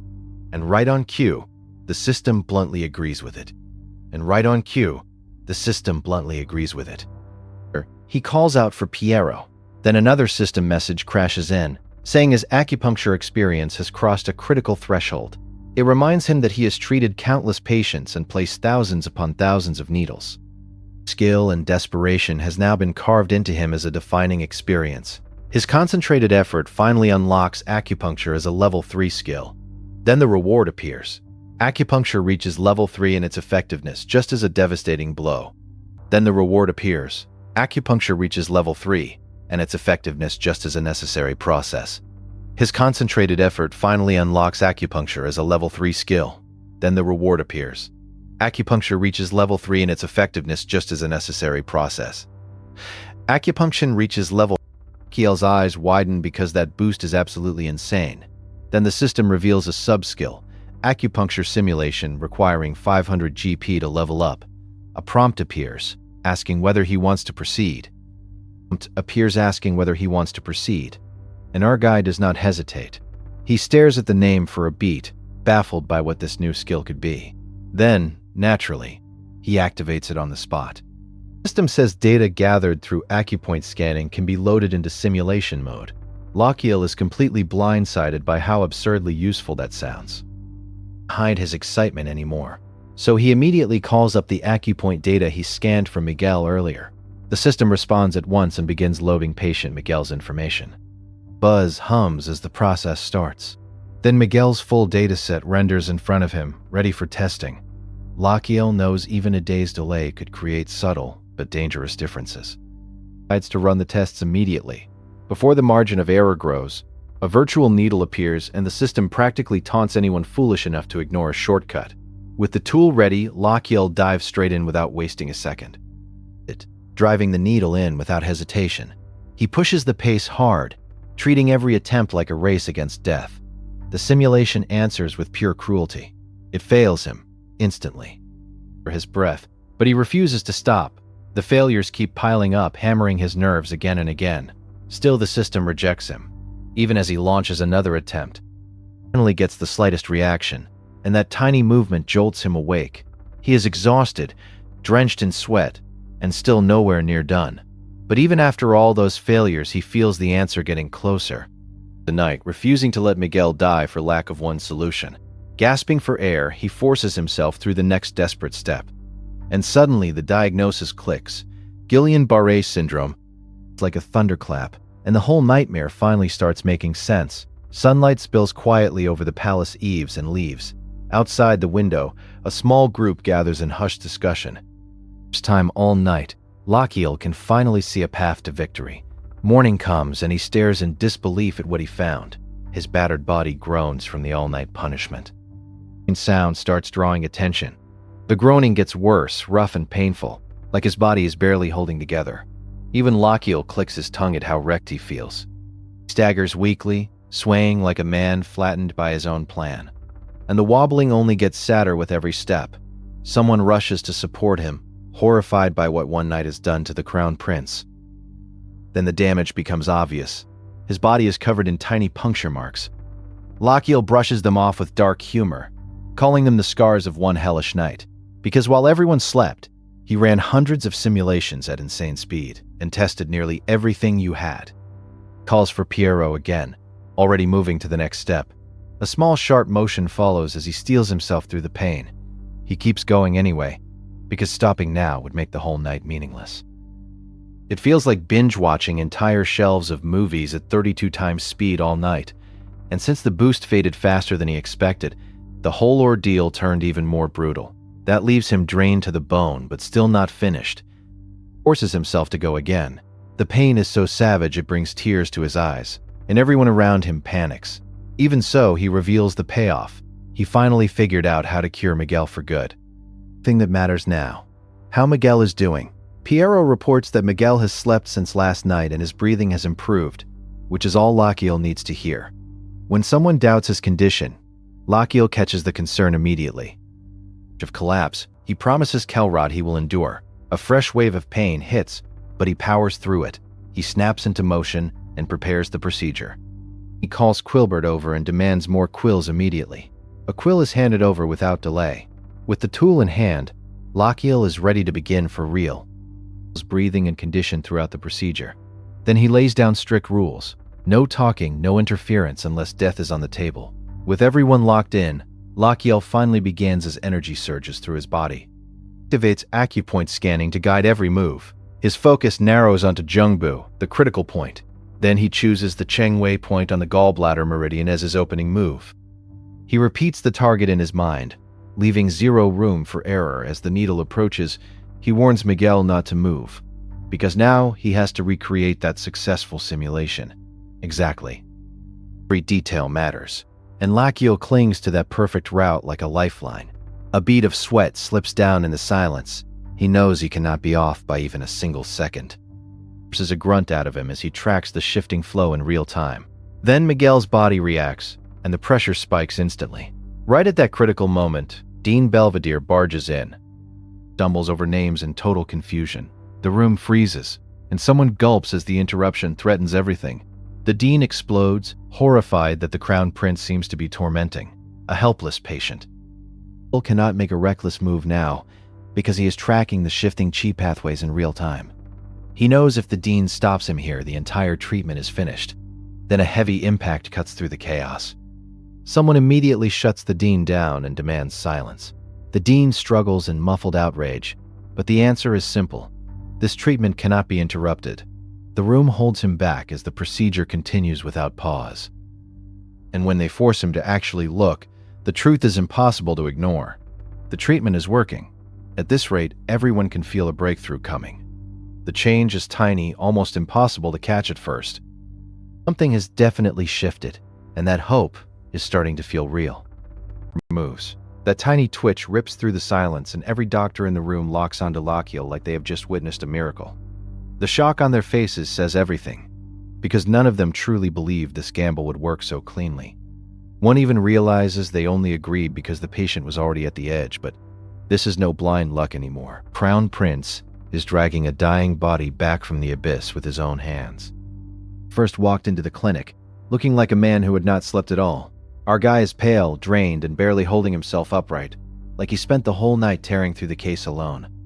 That sight shakes them more than they want to admit, because his exhaustion feels real, earned and desperate. Choose to trust him, not because he is royalty, but because his resolve is impossible to fake. Carefully, because Lachiel's condition is proof by itself. Even while teetering on the verge of collapse, our man keeps pushing and puts Miguel's life ahead of his own. That single-minded focus crushes the image of a spoiled crown prince in an instant. To them now, Lachiel looks like the real thing, a doctor so committed it borders on madness. It's brutal. Lachiel works himself so hard that he honestly looks worse than the patient lying in bed. Up close, our boy has that full zombie package, and the room is definitely not polite about noticing it. He hears every bit of it, gets annoyed on the spot, and snaps them back into line. Then he drives the treatment harder, ordering more efforts, and snaps them back into line and snaps them back into line. Calls the treatment complete, sounding like sheer willpower is the only thing keeping him standing. Even then, his hand stays steady for the final step, and the room stares in disbelief. He shuts down the noise and calmly declares that the procedure worked. Then, he points out the proof, because Miguel's fingers are twitching with faint but underneath it. The questions hit him immediately, but Lachiel answers like this is the most natural thing in the world. He explains that inflammation wrecked the original nerve pathway so badly that signals could no longer pass through it. So instead of waiting for a dead route to recover itself, in standing. That idea slams into the room like thunder, and the doctors can barely process that such a method might be real. Calm and admits the truth. It is difficult, painfully difficult, but it can be done. For now, Miguel will only regain a little movement each day, which is exactly why daily acupuncture matters so much. If they stop, that fragile new pathway could fail. Therein says Miguel should eventually stand and walk again if the treatment continues properly. But after that, the final battle belongs to Miguel himself, because recovery will demand grit. Method feels alien to him, almost offensive to everything he knows, but he still cannot deny the result right in front of him. It hangs there like a blade. Lachiel presses the point again, making sure the dean feels every ounce of it. The dean's expression hardens, and the room tenses under that glare. But our protagonist does not flinch. Then, at last, the resistance breaks, and permission is finally given. He immediately orders Piero to bring the needle, because to him every second still matters. Then fresh news arrives and flips the room all over again. As of this morning, Miguel can stand and even walk a few shaky steps. It is not a full recovery yet, but the proof is so clear that nobody can deny whose treatment made it happen. Right when the human drama settles, the system barges in with its cold little math. It calculates that Miguel's rescue and treatment have added 31 years and 3 months to the patient's life expectancy. Then it does its absurd reward conversion, like saving a man's future is some kind. The payout is harsh but useful, giving Lachiel 6 extra days and pushing his projected lifespan to 357 days. Recognizes Lachiel's first real-time adaptive acupuncture treatment as a major breakthrough, and upgrades his acupuncture skill on the spot. Our guy jumps from level 3 to level 6, and the success rate doubles from 15% to 30%. Lachiel instantly realizes he has squeezed almost every possible reward out of Miguel's case, which means only one move remains if he wants to keep himself alive. Asks the dean the question that really matters: did this performance earn him a passing grade on the graduation exam or not? Then he casually raises one more issue and starts praising his own contribution with zero embarrassment. And honestly, he is not wrong, because without him, those hard-working students never would have crossed the finish line. Left to dodge and admits Lachiel played a huge role. The second those words land, Lachiel leans in like a merchant hearing a bag of gold hit the table. He reminds everyone that they all heard that admission clearly. Then he asks the real question: with that dangerous little confidence in his eyes. Whether they plan to repay such a massive favor? Trap snapping shut around their ankles. For a second, nobody knows how to respond, because they can already feel disaster creeping closer. Then they awkwardly offer to repay His Highness however they can, and that is exactly the opening Lakiel wants. He pounces instantly, and hires the matter off, then goes out. Explodes. One looks like he has been stabbed in the soul, and another is already regretting every decision that led him here. Our guy really recruits them on the spot right after saving a patient like this was his plan all along. One student tries to refuse, but that weak resistance just hangs there uselessly. Everybody can tell Lakiel is not the kind of man who asks twice when he has already decided. Swept up in the royal recruitment wave, Demian realizes Sergio and the others are being taken along while he is left behind at the clinic. That stings more than he wants to admit, and the bitterness starts crawling under his skin. Then the ugliest thought of all slips in. Maybe Lakiel leaves him behind, because if he reaches aside, tells Demian to return to the villa. Demian pushes back immediately, but Lakiel stays firm and says he will remain here a while longer. So Demian needs to leave first. He also orders him to watch over Marcia and get some rest, which already sounds bad enough. Real blow lands because Lakiel flatly forbids him from practicing mana reflux, and Demian's frustration turns sharp and ugly. Remains standing. That order keeps gnawing at him. Demian thinks bitterly that he never asked for this break, especially when Lakiel has only handed him easy tasks since Amboise. What unsettles him even more is how determined Lakiel is to keep him away from mana reflux, because deep down, Demian still craves it. That violent electric thrill that makes his veins feel ready to burst and turns him into something stronger. Again, the craving slams into him hard enough to twist his whole body. Someone nearby notices how shaken he looks and tries to offer more honey water, but Demian lashes out and demands to know what they are staring at. Then he starts barking orders himself, restless, irritated, and closely rest. Darkness starts rising in him. Lakiel forces himself upright, staking his life on the next desperate move. Holds its breath as Crown Prince Lakiel, trapped in a dying, commits to a desperate medical gamble. Just then, a sudden burst of pride cuts through the clinic's tension as new graduates celebrate their hard-won diplomas. Anne, older hand, pushes these trembling newcomers forward, presenting them as the newest interns. Royal Medical Clinic, the immense weight of their new role lands. Immediately, but the staff note their eagerness, praising them for chasing their future. Lakiel, though not yet present, already senses their arrival and begins to size them. Ending. Up from afar. Scene 1. Suddenly someone tries to speak with urgent fear. But their words are cut off mid-breath. A pained groan slips out, instantly souring the mood in the room. Then comes the dreaded warning everyone fears. He is on his way.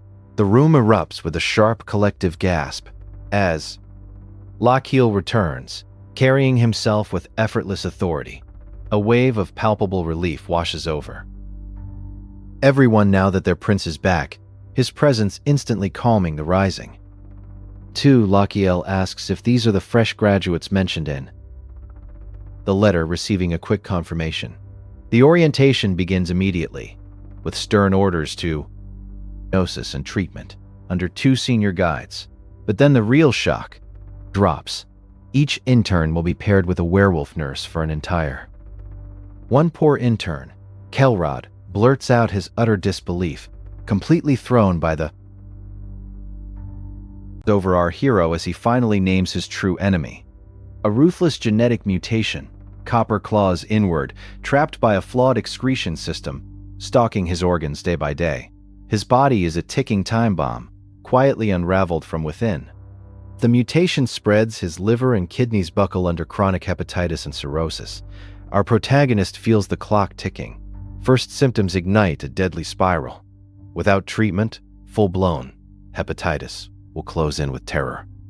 Deal resolves within our prince as he pieces together a snap diagnosis. Every ring around Fabio's iris and every failing organ screams Wilson's disease. He demands to know when those golden arcs first appeared in Fabio's eye. He scrambles for recollection, his brow furrowing as he rewinds memory. He remembers collapsing after another brutal shift, convinced he'd finally earned rest. Then someone jolts him, pointing out a strange glimmer in his eye. Comment, bewildered by whispers of a mark he never noticed. He squints, searching for that bizarre crescent etched in his iris. From that day forward, those golden streaks creep wider and deeper. Next, the rings start drifting downward, morphing a curious sign into a looming threat. At last, the band seals Fabio's iris, branding his diagnosis in plain sight. He shrugs it off. No pain equals no time to worry. When you're barely surviving, it's all Fabio knows, so he grinds through each shift and masks his agony. That's when Lachiel reaches out, calm yet insistent, asking to examine Fabio's hand. Fabio freezes, stunned by the prince's unexpected empathy. Il makes it clear he's here as a doctor, not royalty demanding obeisance. The instant his fingers touch Fabio's wrist, a surge of pain rips through his own fragile form. Fabio's gratitude floods out as relief, and shame collides. Shatters the tension. Initiating take pulse roars to life. A harsh mechanical whine cuts through the hushed room as data streams in. Cold, merciless metrics materialize, laying Fabio's face.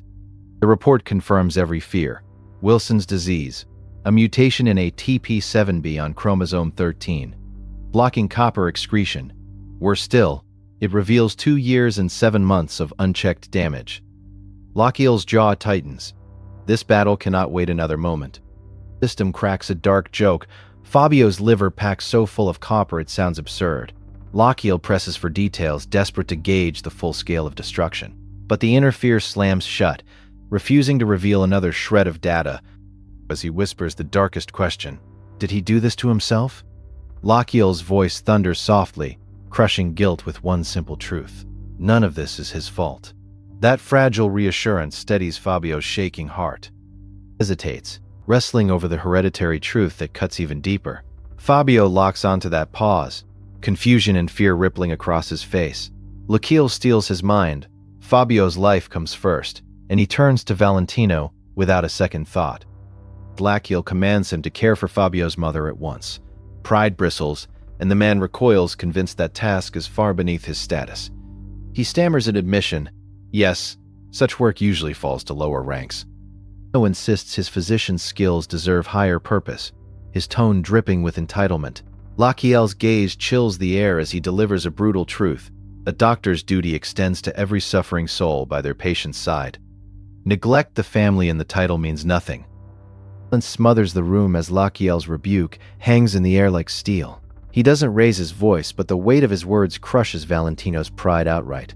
That calm pressure wounds deeper than any shout. Ever come? Hard, shame burning his cheeks as the prince's authority cements over everyone. Meanwhile, Fabio's mother drifts in, confusion clouding her eyes as she calls for her son. Her trembling voice unsettles the ward. Her steps forward, softening the blow. Fabio's been moved to another ward. She insists he should have been home by now, voice cracking with longing. Then she reveals a gift, a rocking horse Fabio begged for. Since childhood. Tightens her chest as she clutches the toy, desperate to fill his arms with comfort. Someone gently asks the question that now matters most.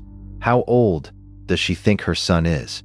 A heavy hush follows as reality descends.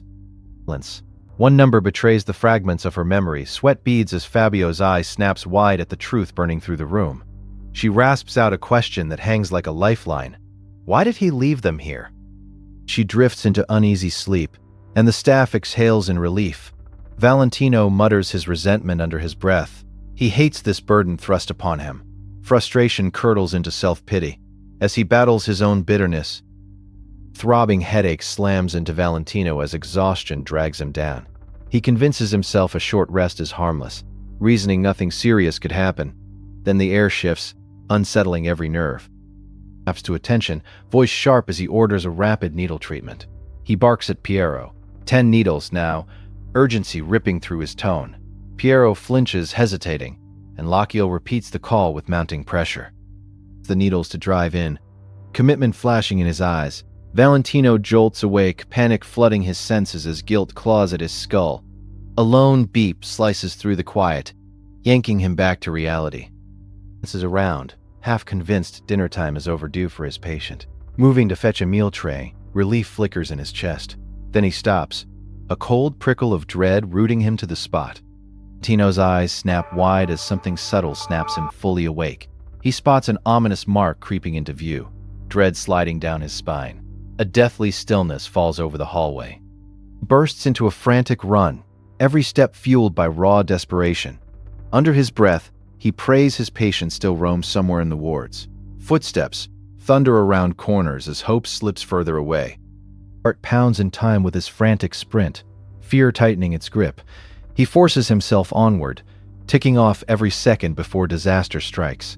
Suddenly his world tilts. He crashes down with a heavy thud. Pain blooms in his chest as reality hits him again. Even worse this time. Throat parched, panic floods his mind in hot waves. Each passing second robs him of any hope of finding her alive. Guilt and terror choking his voice. Pride shatters like glass as he admits he can't handle this alone. A stubborn flicker of hope sputters out, drained by overwhelming dread. Grief paints his features as he fights back tears, utterly broken. When demanded, he barely forces out a trembling explanation.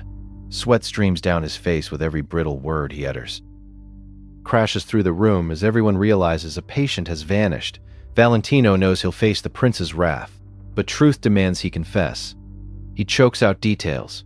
A dementia patient in her 60s. Gone while he nodded off. Questions fire at him. When and where was she last seen? He rattles off the location. 3rd floor, Ward B1. In 30 minutes, no one's laid eyes on her. That single figure transforms panic into full-blown terror. Slams through the clinic. This is now a code red. Staff leap into action, scattering down halls with determined urgency. Valentino's voice cracks as he repeats every grim detail. Motion as teams flood stairwells and corridors. Valentino's gaze sharpens, every sense heightening in the chase. Tension coils within the walls, priming everyone for the worst. A man convulses, his body contorting into something beast-like. Black fur erupts across his skin, each strand a harbinger of horror. Outside, a crowd's laughter rings hollow, expecting a grotesque spectacle. Here, treating danger like a sideshow attraction. Then recognition dawns too late. This is no mere show. Panic erupts as the creatures lumber toward onlookers with predator purpose. Lapses babbling apologies, begging for mercy as claws scrape the floor. The beasts pause, sniffing the air, hunting for fresh scent trails. That flicker of hesitation twists hope into a devastating realization. Fangs glinting in harsh light, denial dies instantly as terror floods every eye. What began as excitement curdles into pure unbridled dread. His mind spirals on one torturing thought. He was meant to guard a dementia patient. Self-recrimination tears him apart, his guilt magnifying with each heartbeat. The memory of her lost smile haunts his every breath. He wonders if decades of medical training ended in this failure. That crushing question pulses in his mind, each echo louder than before. All he can mutter is why it all fell apart. Despair becomes a chorus of silent questions. Someone turns to Lochiel. Has he found any trace of her? The implication slams down. They believe she might still be inside. Door creaks open, its slow groan cutting through panic. Instead of hope, they find the prince, head pillowed, utterly unconscious. A stunned whisper echoes. Our prince is out cold. Ward as everyone rushes to him in shock. Shouts for Lochiel grow frantic, fearing even their last hope may slip away. The air crackles with desperation. What will they do without their savior? Just as Lochiel steels himself to gamble with his own dying body, a confused voice slices through the pressure like a blade. Our boy's focus wavers for one heartbeat, and suddenly the room is no longer silent with death, but trembling with fear. Someone calls out to a woman nearby, and she is not looking for trouble. She is looking for her 7-year-old son, and the way she describes him makes the whole air feel unbearably heavy. Lochiel steps in and offers to help find the missing child. Like his body is collapsing, but his instincts still sprint ahead. That tiny act of calm gives the frightened mother something to hold on to. But right then, another harsh voice starts shouting for Valentino, and the tension spikes all over again. Then a startled cry bursts out, sharp and sudden, and everybody feels that something has gone terribly wrong. Speaks, the pain underneath her words starts cutting deeper. She explains that her boy never cries for his father, never complains, never even asks where he is, and that quiet little detail hurts more than any scream. Lochiel gently asks about the husband, already bracing himself for the answer. And when she reveals the man is gone for good, our hero softens, because he knows some departures leave wounds that never really close. Gives way to terror in an instant, and the mother's thoughts rush back to the child. She asks if her little boy is badly sick, and the fear in her voice is so raw it almost crushes the room. Then she begs Lochiel not to let her son suffer, clinging to hope with both hands. Our man answers with steady conviction, refusing to let panic drag her under, even while the pressure on him keeps rising. Harder than anyone expects. One woman looks up at Lochiel in stunned disbelief, as if the husband she lost has somehow returned wearing another man's face. The emotion breaks loose all at once, and she clings to him with desperate hands, terrified of being abandoned again. Not to board that ship ever again. And that one line lands like a punch, because this is not just medicine anymore. It is grief, memory, and longing all tangled together. Watching, the Crown Prince still looks like a noble playing at being a healer. They see the title before they see the effort, and they doubt him. But others notice the way he moves with care, the way he tries to spare every bit of pain he can, and they start to understand this is no performance. Lochiel feels that truth pressing back on him, as if he is finally confronting the weight of what it means to hold another life in his hands. Everyone is trying to ignore finally starts taking shape. The mood turns cold, heavy, almost suffocating, like bad news is already standing in the room waiting to be named. Someone quietly rejects what they are beginning to suspect, because accepting it would mean facing a loss too cruel to bear. Hangs there for a breath, fragile and trembling, right before everything changes. Lochiel's lips, and it is small, but it carries the warmth of a man remembering who he really is. Someone tells him he is finally starting to look like a real doctor, not a prince pretending to help. Protagonist straight in the chest, because beneath the title, beneath the transmigration, beneath all this madness, that is exactly what he has always wanted to be. For one brief moment, the dying Crown Prince and the exhausted doctor become the same person. Final promise. A gasp ripples through the room because everybody can feel the risk gathering around that single point of steel. After every other method fails him, Lochiel has nowhere left to retreat, so our guy bets everything on acupuncture, knowing one wrong move could end the child. And maybe his own last shred of confidence with him. Lochiel grinds through decoction after decoction, chasing a cure that keeps slipping through his fingers. Every formula fails him, and each failure burns more time the patient does not have. He knows he cannot get D-penicillamine in this world, so he forces himself to build a substitute from its floor. So he forces himself to build a statue on the battlefield.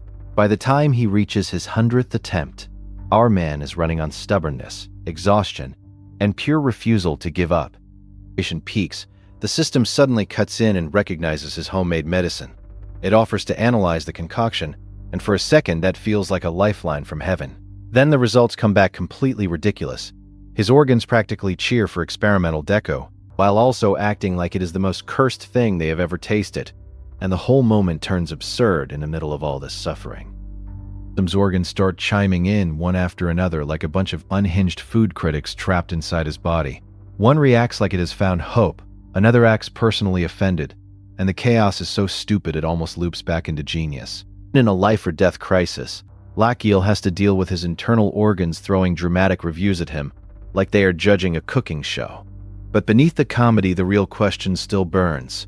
If this is insane formula actually works, then our boy may be one step away from him. Like straight-up poison, and our guy knows it. Lochiel forces the foul brew down anyway, watching every tiny reaction like a man gambling his life on one clue. Fabio finally admits the first bowl terrified himself. Even the physician can't deny it either, because that stuff looked less like treatment and more like a murder attempt in a bowl. Then the doctor is called out and all the color drains from his face before Fabio quietly thanks him for saving his mother. That simple gratitude hits harder than any accusation ever could, and the old man just freezes under the weight of it, and then the tears come back in all the ways to go. It's out now, completely wrecked by a mercy he never expected. Instead of taking the praise, he lowers himself and tries to shoulder the blame, saying the apology should come from him. His eyes squeeze shut like he's finally facing a wound he kept buried for years. Even knowing it comes late, he still begs for forgiveness with everything he has left. But doesn't lash out. He admits the words hurt, but he also knows they were true, and that honesty makes the moment sting even more. What he can't forget is that this place still treated him and his mother when the world had every reason to throw them away. He wants to thank Lochiel too, but in his eyes, how is a commoner supposed to repay a prince like this? And that answer tells Lochiel exactly what he needs to know. starts creeping across Lachiel's face, and then our boy can't hold it back anymore. He breaks into a fierce, victorious smile because after clawing through fear, doubt, and pure guesswork, he finally finds a lifelong treatment for Wilson's disease. It isn't some miracle cure from nowhere. It's a brutal, workable answer. It's about 2 seconds. Lachiel realizes the disease still isn't fully curable, which means the trigger exam fee doesn't activate, and his hard-earned win crashes straight into frustration. He stares in disbelief, waiting for a proper reward that never comes. His organs start reacting like a ridiculous little cheering squad, and the whole thing turns absurd in the most disrespectful way possible. Sense settles. A subordinate arrives with the investigation report Lachiel ordered. The news is ugly. Licorice hasn't just vanished from the capital, it's dried up across the entire empire. Every trail leads back to one place Kranos can change. And that name immediately puts our brains on alert. Because if the source is choking, then somebody powerful is squeezing the whole supply line. Kronosk isn't just some remote province. Its climate produces the finest licorice in the empire, but the land itself is a savage wasteland that swallows weak people whole. Orc tribes have controlled an autonomous zone there for generations, and nobody meddles lightly in their territory. Trouble now points toward the Tulan Merchant Guild, the one group holding exclusive trade rights with those tribes. That means this isn't a shortage anymore. It smells like a trap. Perfect sense. Lachiel asks if there is truly no physician in that region capable of saving the sick girl, but the answer comes back grim enough to chill the room. Our guy immediately starts calculating whether his rank as Crown Prince can smash through the barriers in front of him. Because if authority can open the road, he'll use it. Then things just got a lot nastier. And there it is, the wall in front of him. Kranos answers to imperial autonomy, not to the Crown Prince's title, so Lachiel's authority means almost nothing there. He turns to Piero right away, already building another plan in his head. Once he sees the dead end clearly, he decides to burn a favor from the one man he hates. Once he sees the dead end clearly, he decides to burn a favor from the one man he hates. Once he sees the dead end clearly, he decides to burn a favor from the one man he hates. Once he sees the dead end clearly, he decides to burn and yeah, asking that monster for anything is never free. Openly wondering if this gamble can possibly work, Lachiel fires back with pure swagger, crushing that doubt before it spreads and the man in front of him recoils like he just got slapped by confidence itself. Then our prince tells Pavar to trust him for once. And somehow, that lands even harder than the threat. He doesn't speak Frenchly as if he was Oak. He sounds like a man who plans to force destiny to cooperate. With everything the Emperor clearly knows, that old tyrant could have made this easier just once. Even so, our guy admits he should probably be grateful the man is actually allowing him to travel to Kronosk at all. But the Emperor's words keep digging at him because that permission feels less like kindness and more like a test. Remains standing. So Lachiel answers carefully, hiding every suspicion behind a calm face. Suffocating, and even the replies in that room come out stiff and strained. Then the Emperor gives one cold little response, and somehow that makes the fear worse instead of better. Lachiel walks away with permission, but it doesn't feel like freedom. It feels like a leash. A hooded watcher clings to the wall in silence, spying on him as he leaves below. Ready, along with 30 guards, and Lachiel moves immediately. He calls for Bell and pushes the departure forward without hesitation. At the gate, a carriage waits under heavy protection, making this trip feel less like travel and more like a military operation. Our guy even tries to slip away with Damien before Piero can appear and start fussing over him. Piero is already there, right on cue. Genuinely hurt, asking how Lachiel can leave him behind again like this. He protests with his whole chest, insisting a prince needs his physician at his side, especially on a trip this dangerous. Lachiel shuts that down instantly, acting almost offended that Piero thinks he'd cast him aside. Then he drops the real reason, saying the most important job of all is being entrusted to his vice director. And that completely blindsides poor Piero.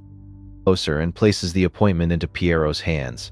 From this moment on, he formally names him vice director of the Royal Korean Medicine Clinic. Piero can barely even form a sentence, stunned that someone like him was chosen for a role that important. But Lachiel answers with quiet certainty, and that calm and conviction hits harder than any grand speech. And isn't flattering him. He means every word. Tells him exactly why. Piero is the most reliable man he knows, and hearing that nearly stops the poor guy's heart on the spot. Then Lachiel makes it official, ordering him to run the clinic while he's away and making it clear. He expects zero mistakes. Before Piero can even make a fist, I was left standing there, whispering his new title like it still belongs to somebody else. To the palace, but he resists on instinct, still emotionally chained to Lachiel's side. Then that new title is spoken aloud again in front of everyone. And suddenly this isn't private trust anymore. It's public recognition. Piero can only stare in stunned silence as the truth finally sinks in. In one moment, his place in Lachiel's world has been recognized and stopped cawing. Rumbles through the forest, and inside the mood turns tight enough to snap. Lachiel and his companion sit facing each other in uneasy silence until a sharp cry suddenly cuts through the air. Then comes the number that makes everyone's blood run cold. The drainage is only 4%. Panic hits instantly because that figure sounds catastrophically wrong, standing. And nobody wants to believe it. Here by the second, someone desperately orders the dots to be refreshed, clinging to the hope that the reading is wrong, but dread keeps tightening around the carriage like a noose. Every face turns strained because if that number is real, then they are racing toward disaster already in progress. The carriage keeps thundering down the road, dragging that anxiety deeper and deeper toward Kranosk. Escort announces their arrival. The carriage rolls to a stop before the Kranosk Merchant Guild headquarters, and the sign leaves no room for doubt. This is the place controlling the trade, the supply, and maybe the entire crisis. Lachiel has reached the heart of the problem, but the moment he arrives, the atmosphere already feels wrong and demands to know what happened. His man doesn't even try to explain first, telling him to look with his own eyes, and that warning sends a chill straight through the air. Inside, the hall has gone dead silent, with everyone watching from a distance like they already know something terrible. Lachiel curses under his breath as dread sinks into his chest. Because if they're already too late, then whatever waits ahead is about to hit hard. On Lachiel's neck, our prince stands in a chamber so silent it feels cursed, and the cold pressing down on him only gets heavier. He lets out one shallow breath, trying to steady himself, but his instincts scream that something is already going terribly wrong. And the deeper that chill sinks into his bone, the death till sinks into his bone, and everyone bows their heads with rigid respect, but Lachiel has no patience for ceremony. Our guy immediately demands to know who is in charge, then cuts even deeper and asks whose funeral this is. He already fears the answer because he came here expecting to find Tulin sick ready to. The hesitation in the reply tells him that he was about to hurt. Truth hits like a hammer. The funeral is not for the child at all. It is for Guildmaster Tulin himself, and Lachiel is completely blindsided. He learns the old man was consumed by terror over his granddaughter's condition, and that fear slowly destroyed him from the inside. Tulin stopped eating, stopped crying. Lachiel can only stare, trying to process how badly everything has gone off script. Then his eyes land on the massive figure nearby, and a fresh wave of surprise crashes in. The giant introduces him as Vrash, chieftain of the Ice Rock tribe, and this absolute unit carries enough presence to dominate the whole room. Without, Lachiel can only stare, trying to process how badly everything has gone off script. Then, his eyes land on the massive figure nearby and a fresh wave of surprise crashes in. The giant introduces him as Vrash, chieftain of the Ice Rock tribe. Lachiel instantly realizes he is dealing with someone powerful, proud, and not easy to sway. And was not just a business contact. He was an old friend and a warrior the tribe genuinely respected. Lachiel keeps his composure and thanks him, even while his plans are falling apart in real time. Then he asks for a private conversation after the rites but first ended. They composed. Lachiel's body reminds him he is still hanging by a thread. Pain rips through him so suddenly that his whole frame twists, like his own flesh is rebelling against him. A strained groan slips out before he can stop it, and the weakness he has been suppressing, coming down. Boy is trying to negotiate with death, and his body picks that exact moment to throw a tantrum. Fear starts spreading through the mourners almost immediately. People can barely believe the human crown prince came here in person for Tulin's funeral, and the shock turns into hushed admiration. Someone murmurs that Tulin must be comforted in death by such an honor, and even Vrash acknowledges the weight of Lachiel's presence. Matters because right now it may be the only thing keeping this conversation alive. Step outside, and Vrash agrees without hesitation. As they move away from the crowd, bitterness starts creeping in because our protagonist traveled for more than half a month only to arrive too late.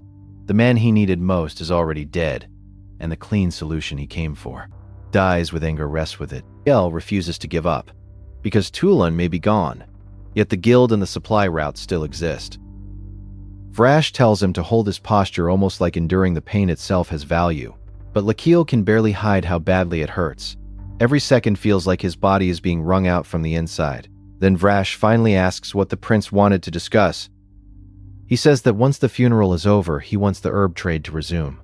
Vrash repeats the request carefully, testing its weight so Lakiel explains that he runs a Korean medicine clinic at his royal villa in the capital. He treats countless patients and brews medicine himself, but the Brotherhood never respond. Pressure and makes it clear he is not demanding direct trade with Vrash personally. He reminds the chieftain that Tulun spent years building this relationship, and all he wants is for that connection to continue through the guild Tulun left behind. After laying out the request, he leaves the decision in Vrash's hands, and then comes back to the Tulun left behind. After laying out the request, he leaves the decision in Vrash's hands, and then comes the worst part. The waiting. In complete seriousness. But the way he does it is honestly wild. Our guy watches this giant orc mutter to himself and strike bizarre poses like he is solving philosophy through bodybuilding. For one brief moment, hope flickers across Lakil's face, shuts him down flat, and the rejection hits hard enough to make tempers flare as one of Lakil's men nearly reaches for his sword before the prince stops him. Explains the problem with brutal simplicity. Orcs do not trade the way humans do, and his tribe only deals with people they personally acknowledge as warriors. Then he reveals the key detail Lakiel missed from the start. They were not going to be happy with Tulun the man, and when Lakiel repeats that realization, Vrash confirms it without hesitation. Everything. A number comes up, and it becomes clear that Tulun was recognized by the tribe as a genuine warrior, not just a merchant with connections. With Tulun dead, Vrash says there is no warrior left in the guild to inherit that trust. Lakiel's mind starts racing, because this cannot be about swordsmanship alone. Jik gives our boy one reckless little spark of hope. And what exactly does someone need to do to earn recognition as a warrior? Vrash answers like he is discussing a light warm-up. He says a total of 1,500 pounds across the big 3 lifts. Is it enough? And Lakiel immediately clocks what that means? Bench press, deadlift, and squat. Meanwhile, Vrash treats that monstrous number like it is nothing, then casually adds that true orc warriors lift even more. Lakiel asks how much more, probably already regretting it. Vrash drops the number. 2,200 pounds is basically a human-friendly standard, like hauling a bundle of straw. That observed confidence finally pushes Lakiel's patience to the edge. Human can just throw around that kind of weight. Even if someone could, it would take years of training, and Lakiel knows he does not have years. By then, his clinic would be finished. His plans would be dead.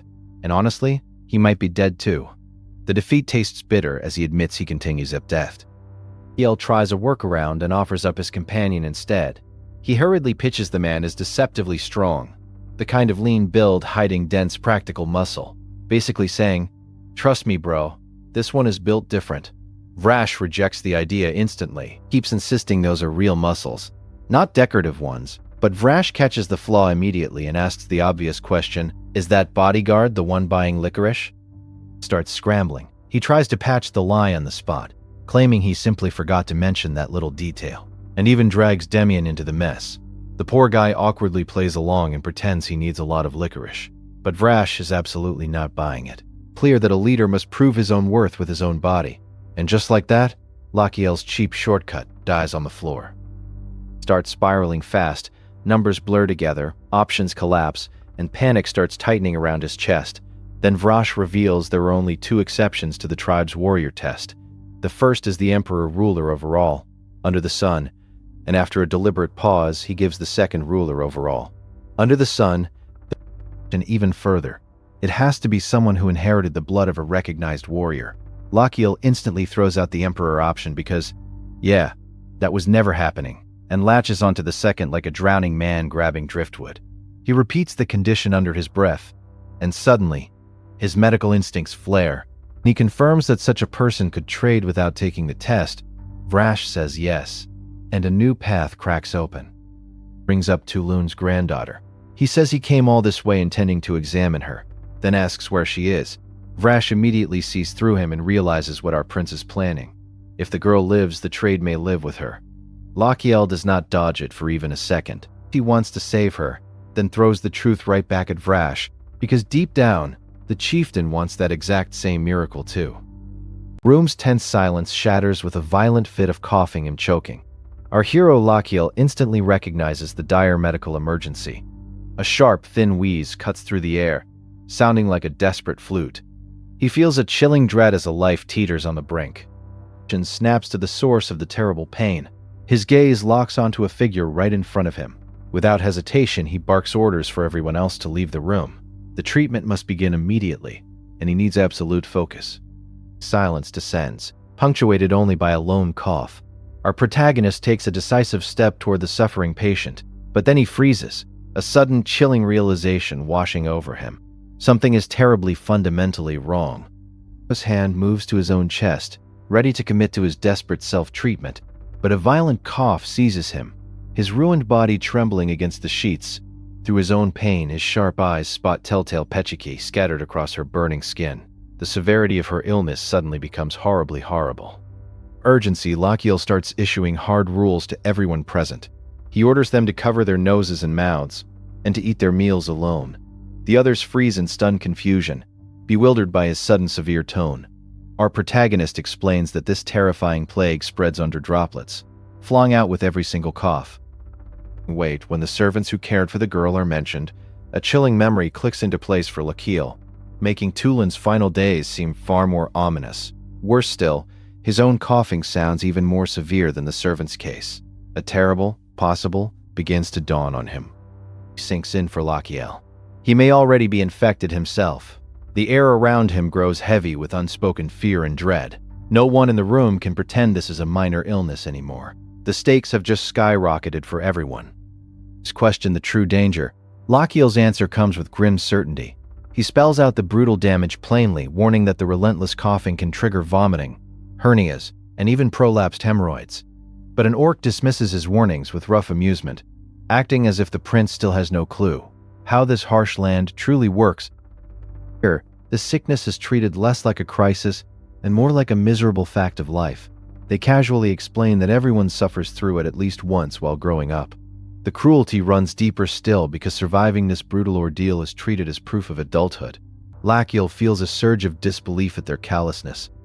The child is callously brushed off as just another victim of an old, brutal custom. Lakiel's mind races, realizing locals might possess a natural resistance that outsiders like him lack. He immediately shuts down that dangerous line of thinking, refusing to let anyone dismiss this life-threatening situation. He will not abandon her. He'll send urgent orders flying, telling them to warn the townsfolk, Demian and all his attendants. At once, people start moving with purpose, his authority finally taking hold in the chaotic room. But inside, our protagonist's mind is still furiously calculating, searching for a solution. Through the grim timeline, knowing whooping cough can incubate for 1 to 3 weeks. This means the girl has been suffering for a long, agonizing time, the illness already draining her dry. In his old world, medicine or a vaccine would make this management, and that thought stings with bitter irony. Desperately searches for substitutes, briefly considering an Ophiopagon decoction, but he rejects it almost immediately, knowing it simply won't hit hard enough to save her. He reminds himself that herbal decoctions restore balance. Therefore, herbs might help her claw back a little strength, a fleeting moment of relief. But that still won't let a fragile child defeat this relentless disease alone. So the worst question rises, chilling him to the bone. Is there any real answer left to save her? A weakened body, because Crown Prince Lakiel is barely standing himself. Just then, the door flies open, and our hero snaps at the intruder for barging in. The orc rushes back, explaining he already spread the orders but remembered something crucially.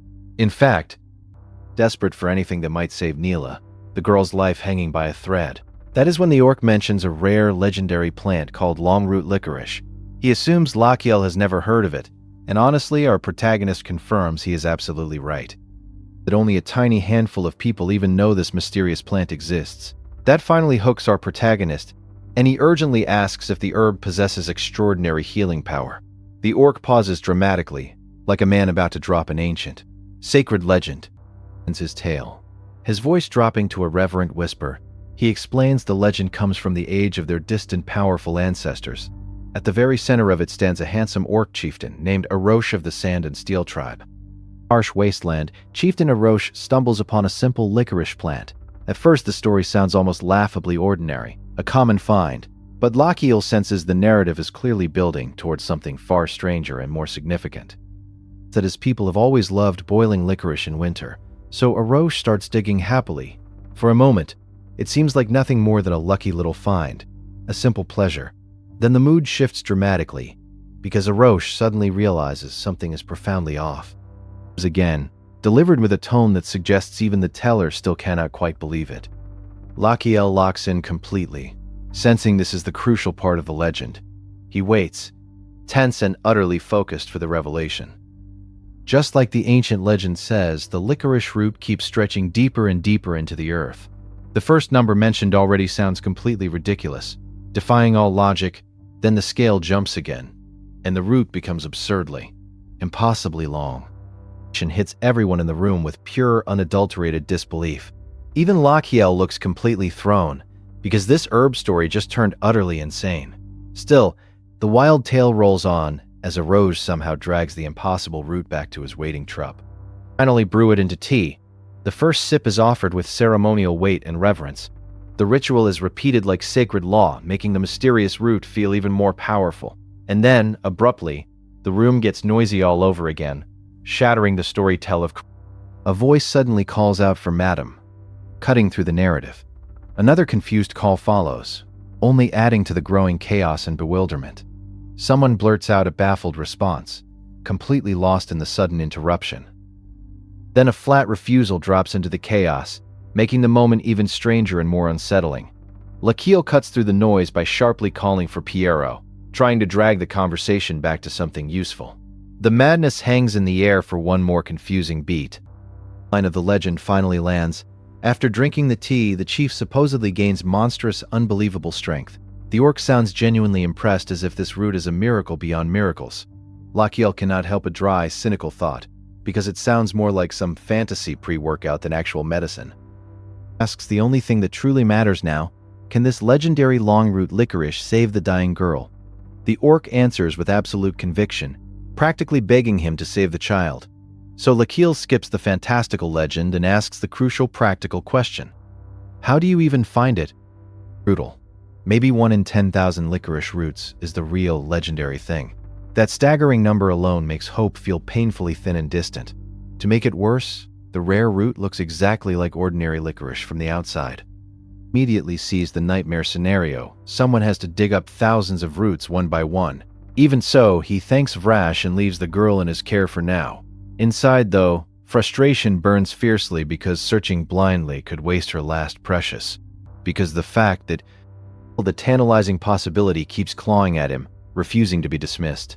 If the medicinal effect is truly exceptional, this legendary root could change everything.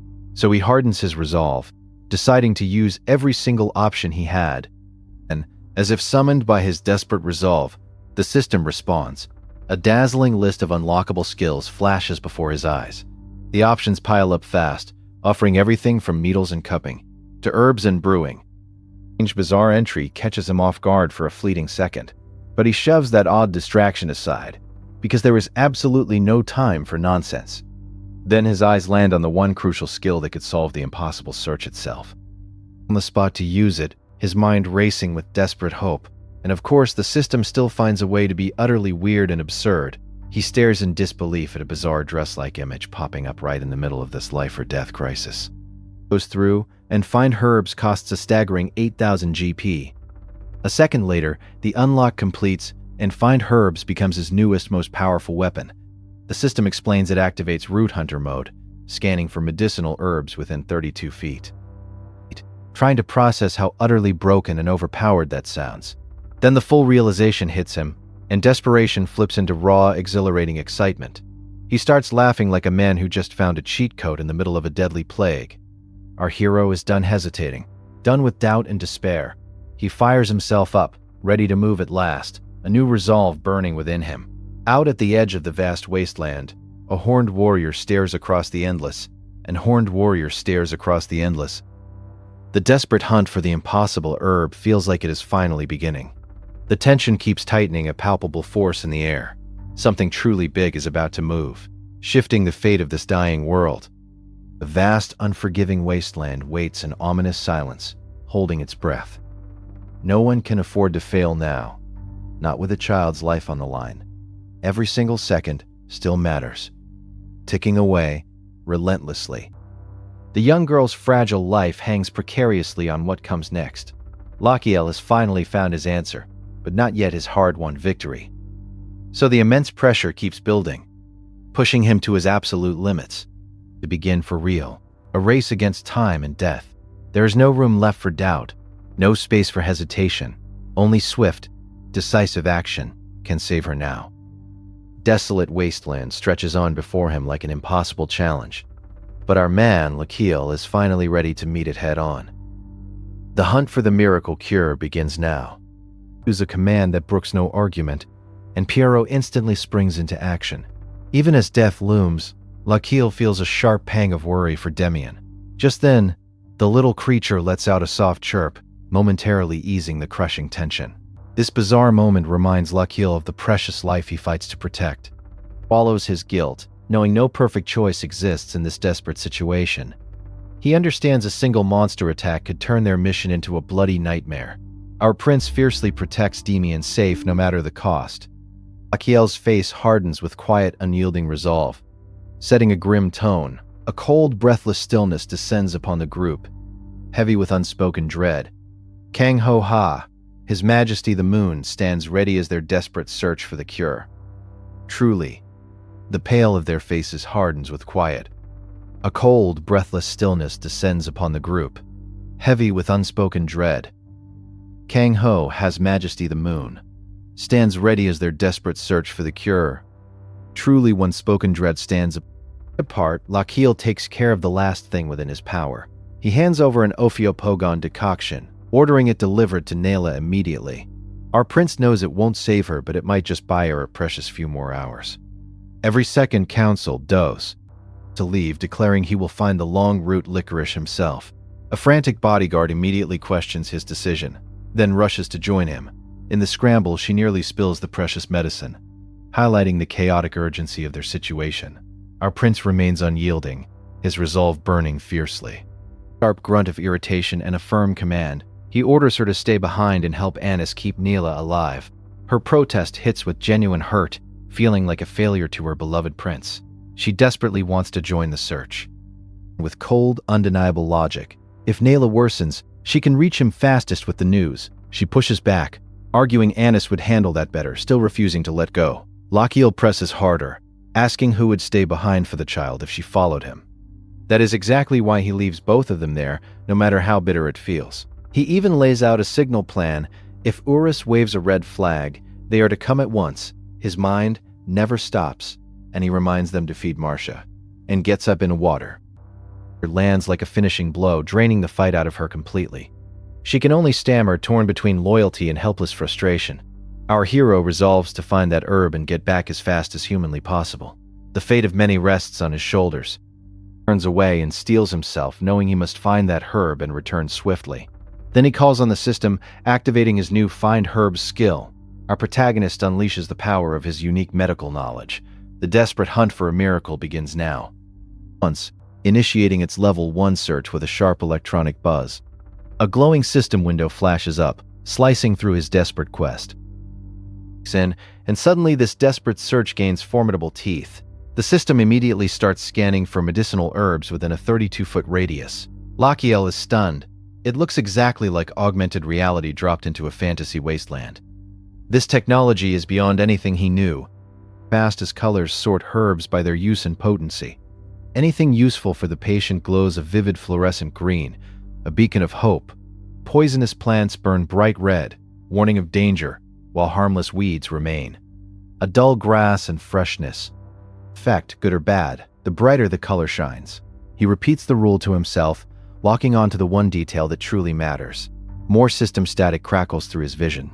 As the scan keeps updating, the world transforms into a map of medicinal potential. Again, feeding him fresh data in real time. Every second crucial, then a marker appears and his pulse jumps because it feels almost too easy. He suddenly shouts for everyone to stop exactly where they are. This could be their breakthrough. He calls Rusty over to help with the extraction of the marked plant. The target reads clearly as licorice, sparking a surge of hope through the entire group. Everyone feels a desperate flicker of optimism. They rush forward, ready to assist their princes. First glance, it looks like completely ordinary licorice, and that makes him wary. Even so, Lochiel orders them to dig this one out with extreme care. They move in at once, and he warns them not to damage the delicate root. Every fiber of his being screams caution. These from his clinic suddenly pay off in the strangest possible way. So he tells them to loosen the soil gently around the root first, a precise technique. Everyone obeys with absurd care, treating the dirt as if Mila's very life is buried within it. The tension in the air is palpable. Desperate, painstaking care, holding their breath. A curse slips out before Lochiel can stop it. Frustration mounting. For one ugly second, doubt creeps in, asking whether any of this will truly work. The pressure of their failure weighs heavily. Sees it clearly. This is not long root licorice at all. Someone points to the strong green glow, but that only means the licorice here is potent, not the specific type they need. Lochiel clicks his tongue and admits the first hit was just wishful thinking. His hopes are dashed. Still, he steadies himself because now he understands how the skill truly behaves. He starts redirecting the teams, rejecting bad finds and sending one group farther left. A low growl slips out as the immense strain begins to show on his face. This search is taking its toll. It settles over them, heavy with every failed patch of ground they leave behind. At last, Lochiel admits the truth. Finding it today may have been too much to hope for. Even one full day suddenly feels nowhere near enough time. Despair threatens to creep in. Sun drops. The warning comes that they should head back soon. Lochiel starts to call it for the day, worn down but not entirely beaten. Then something catches in his mind, and he stops cold. His gaze, fixed a strange anomaly, demands his attention. His lock onto a single peculiar plant. A confused sound escapes him as he stares, utterly baffled, because somehow this licorice is marked gray by the system. It defies all logic, challenging his understanding of the root hunter mode. Stop at once, his voice cracking with urgency. He instantly halts the others before they can carelessly pass it by. His shout cracks out in a rush, demanding immediate attention. Something about this plant is profoundly wrong, or profoundly right. Guy yelps as Lochiel grabs him in the scramble, his focus absolute. Now our man crouches in close, completely fixated on the gray plant. He thinks it through. If root hunter mode marks it gray, it should have no medicinal value. What's wet? This is a paradox. Medicinal value should not even exist in this world. Even the weakest licorice should still register something, however faint. The more he studies it, the more certain he becomes that something is profoundly off. His medical instincts scream at him. This plant looks completely different, unique. A dangerous possibility starts taking shape in his brilliant mind, and then that possibility sharpens into a burning obsession. He feels a breakthrough is within his grasp. And with a strained grunt, unable to hold himself back, his hands already digging, the others panic and beg him to let them do the digging instead. But Lochiel keeps barking the command, forcing the system and his instincts to align. He must uncover this mystery himself. And again, he hammers the search command, desperation taking over his every move. Then a green light flares as something deep within the system finally responds. The system flickers, struggling to process this unexpected data. A new truth is about to be revealed. Flash across his vision, overwhelming his senses with information. And then the answer starts to hit him, a sudden, blinding realization. The word forms in his throat before he can even finish it. He knows exactly what this means. Breaks into pure triumph because he knows he has found the real thing. All the vital nutrients of the long root licorice are concentrated deep in the root itself. That is why everything above ground showed up gray and completely fooled the scan. The system was only showing what was visible. Warns everyone to stay sharp, because the hardest part starts now. When one of the beast folk asks if he really found it, Lochiel answers with total certainty. To the naked eye, it looks ordinary, but he insists the truth will show once they dig. His conviction is absolute. The method has to change completely to protect the delicate root. The question comes fast. Can one tiny scratch truly drain everything from it? Another voice raises the stakes, reminding them how absurdly rare this herb is. The pressure mounts with every word. Does not soften it. One mistake here, and he is utterly finished. He grits his teeth, wondering how Arosh ever dug one of these out safely in the first place. Then the real nightmare reveals itself. The roots plunge at least 32 feet down. This task is monumental, as they already have the answer right in front of them. a solution staring them in the face.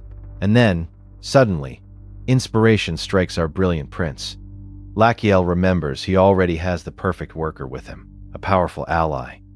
Around and orders Rusty to dig a hole a few steps away immediately. The plan is brutal but brilliant. Rusty will punch down beside the target. Then they can approach the root system from the side instead of risking a direct hit. This is their only chance. It's exposed. They can slide it out sideways in one perfect piece. That order shocks the group so hard they can barely speak, utterly stunned.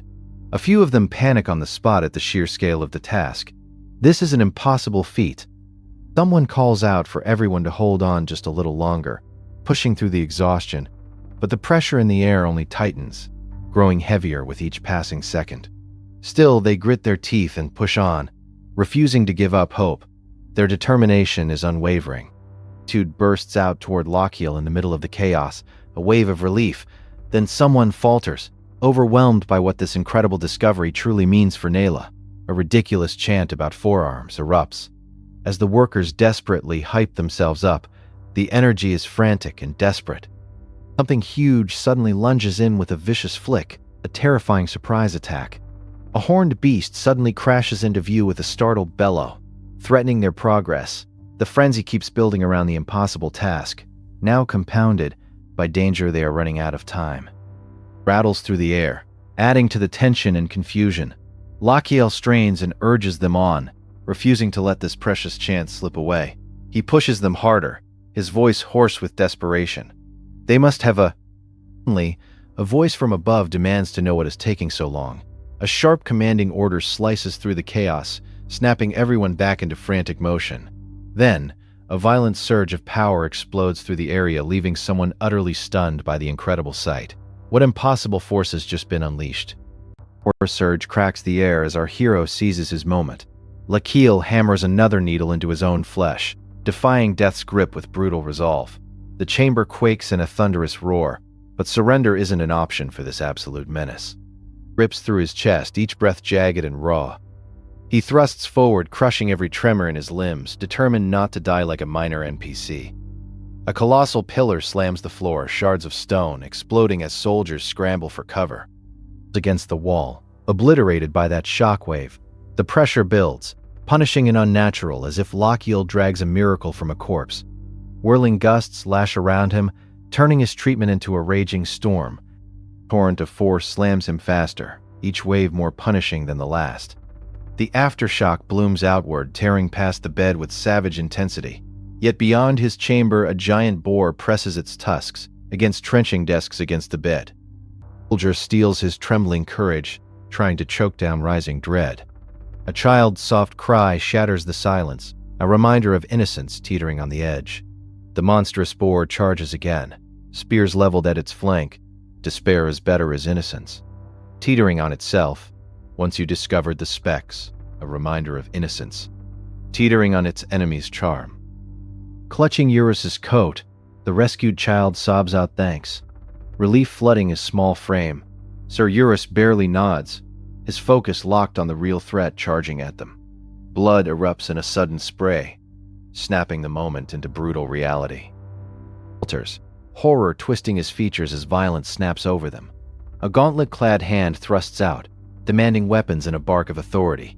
That command slices through terror like a blade, and men spring into motion as one. And rakes the room again, carrying the scent of imminent doom.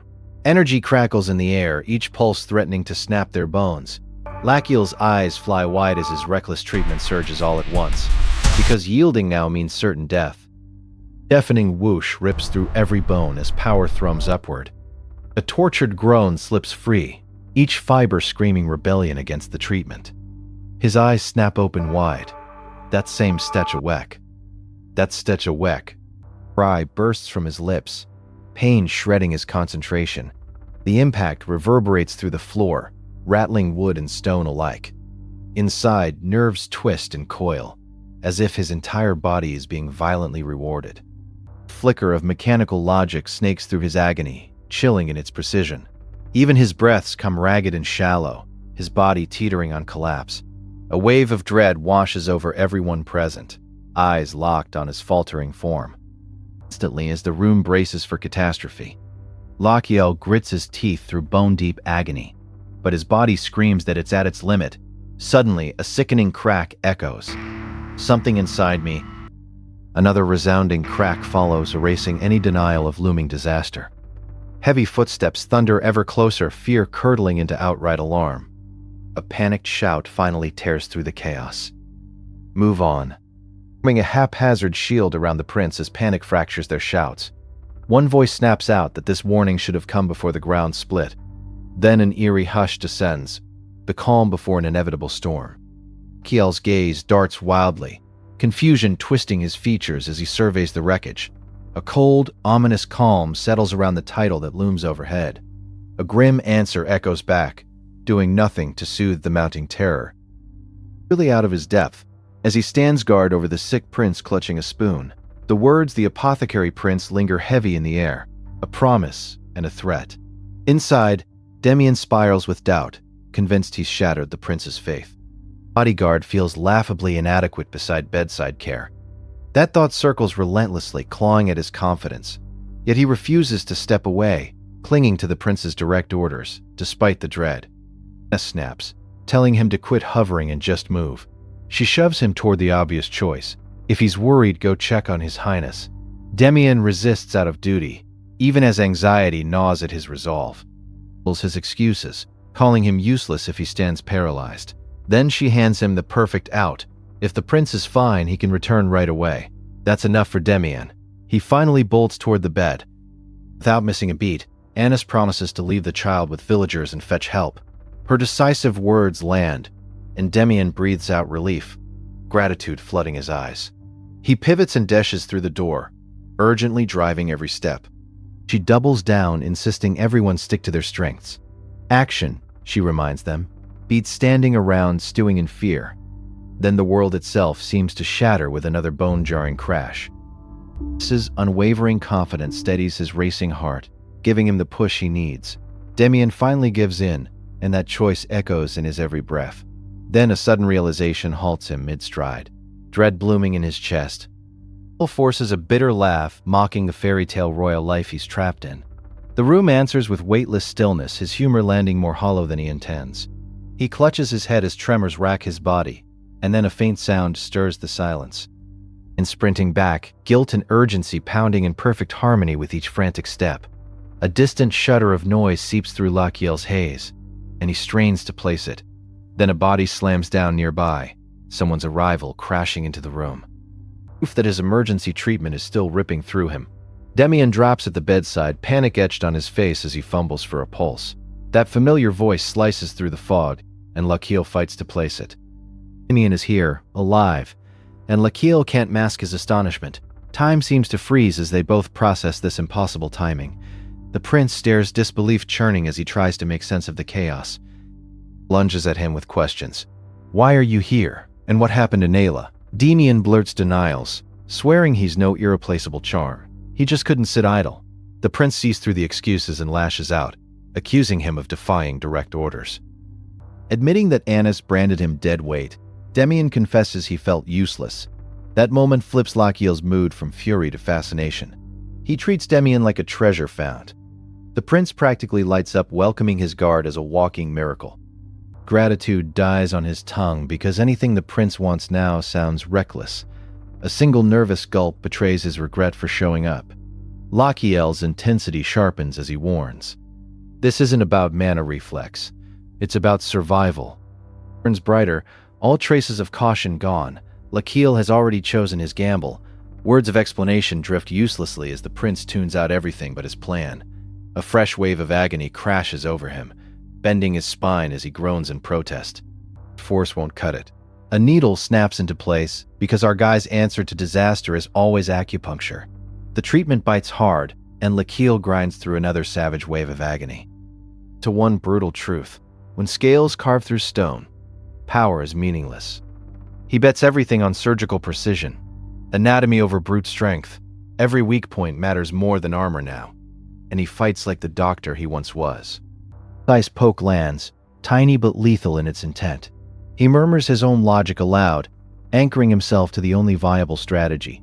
Then he tallies each attempt in his mind, every failure sharpening his mind. his resolve, but he refuses to relent. Now he registers it's the fourth strike, and a pattern finally emerges. Above them, a massive arc slashes the sky as the beast lunges again. This time, he's not getting of his own treatment, recognizing its true brutality. Then he summons Pierrot, a spark of revelation lighting his eyes. The logic crystallizes in an instant, and he begins weaving that insight into a deadly plan, ensuring his next gamble isn't a blind shot. Nearby, a worried voice flutters. Can Demian handle this alone? And is the prince truly all right? Lachiel cuts them off with steady confidence. He's fine. And where is Urus? Urus is still conscious and fighting. Quick calculations spin in his head. If Demian holds on, Urus can rally to turn the tide. A frustrated click of the tongue escapes as he stitches the threads together. And Demian to join forces, knowing their union could tip the balance, but then Lachiel freezes, catching a sliver of detail that eludes everyone else. The snake-like monster diving at them isn't after Demian at all. Arrow for a needle, his voice edged with urgency.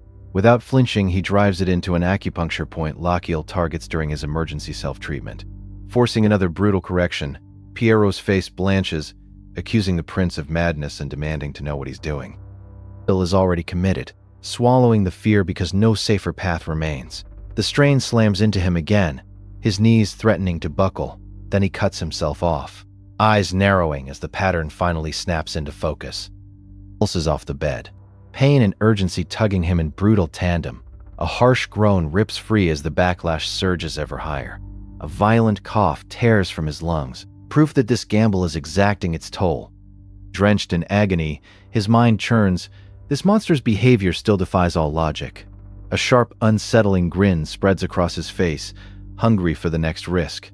Pierrot's panic surges again, but Lachiel steels himself.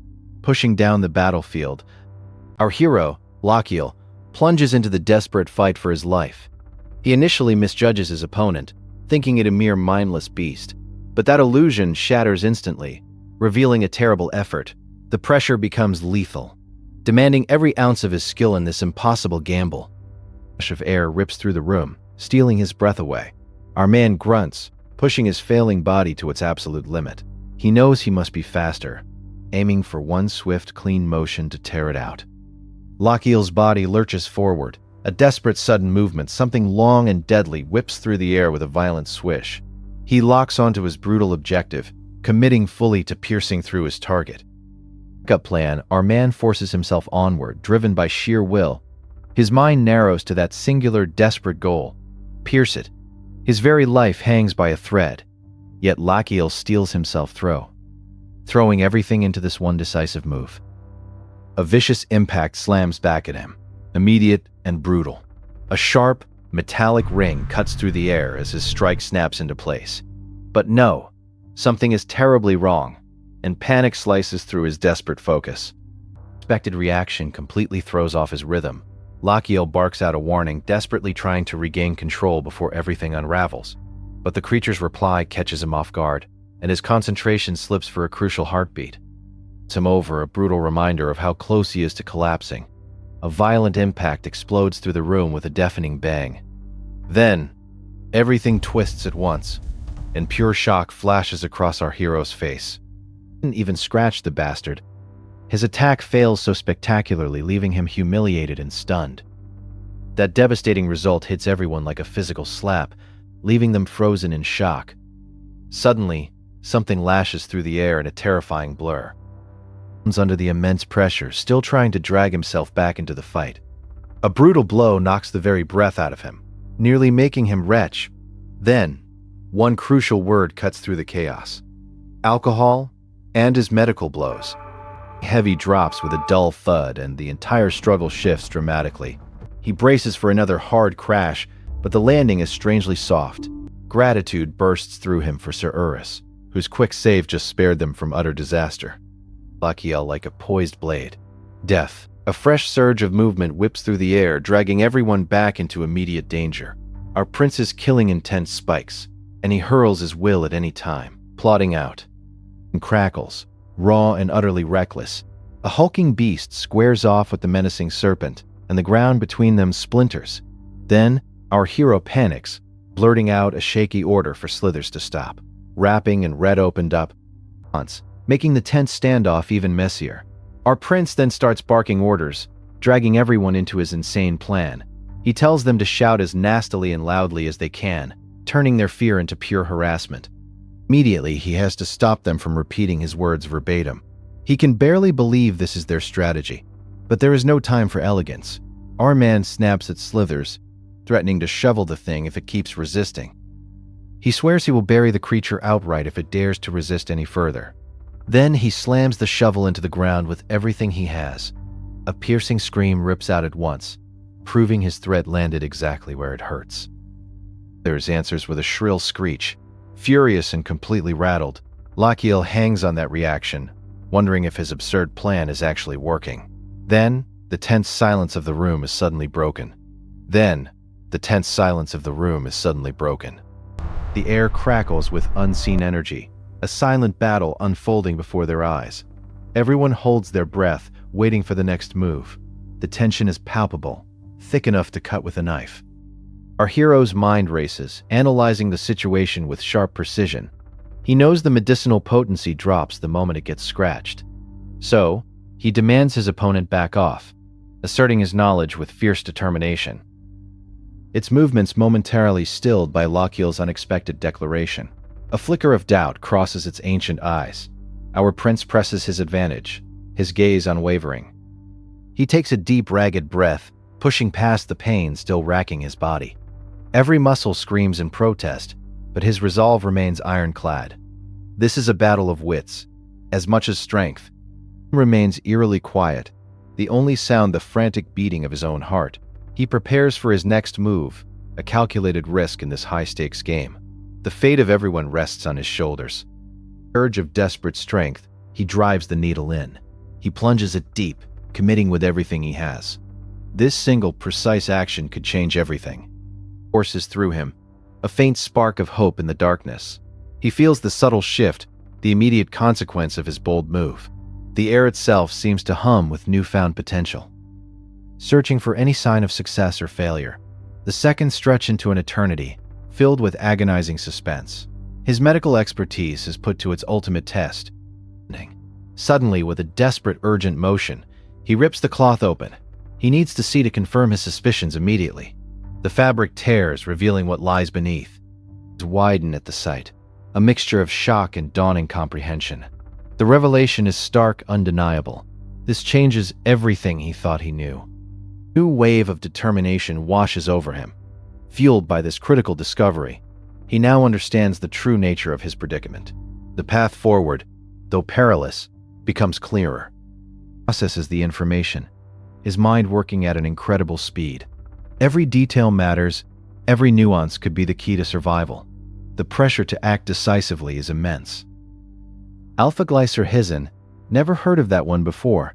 This new term throws him for a loop, a foreign element in his medical knowledge. It's a mystery he must unravel quickly.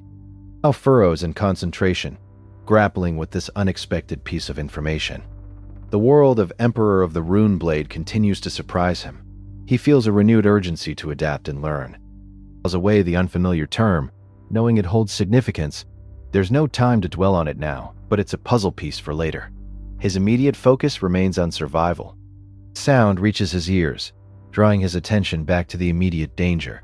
The creature's presence is still a heavy weight in the room. He braces himself for its next move. A soft whimper escapes the creature, a sound of unexpected vulnerability. This tiny noise sends a jolt through Lachiel. It's a sign that his unconventional tactics might be working. He observes the creature carefully, trying to gauge its true condition. The whimper suggests pain or distress, a weakness he can exploit. A glimmer of hope ignites within him. He feels a surge of renewed determination, seeing a path to victory. This creature isn't invincible, and our hero is ready to press his advantage. The tide might finally be turning. To a small label, sample no. A 098, a detail that sparks a memory. This seemingly insignificant tag holds a deeper meaning. It connects to his past life as a Korean medicine doctor. The memory flashes through his mind, a brief but potent connection to his old world. He realizes the implications of this sample number. It's a clue, a piece of the puzzle he needs. Quickly processes this new information, integrating it into his desperate plan. The knowledge from his past life becomes a powerful weapon in this fantasy world. He feels a surge of confidence. Despite his weakened state, the air grows heavy once more, a tense silence descending upon the room. Everyone watches him, their hopes and fears hanging on his next move. The final moments of this desperate struggle approach. Weak cough escapes him, a stark reminder of his body's failing condition. Despite his brilliant mind, his physical form is betraying him. Will our hero survive this impossible ordeal, or will his body finally give out? Lachiel plunges the case-spice quills deeper into his own flesh. Piero watches in utter horror, frozen by the desperate gamble. Every jab feels like a direct hit to his own heart.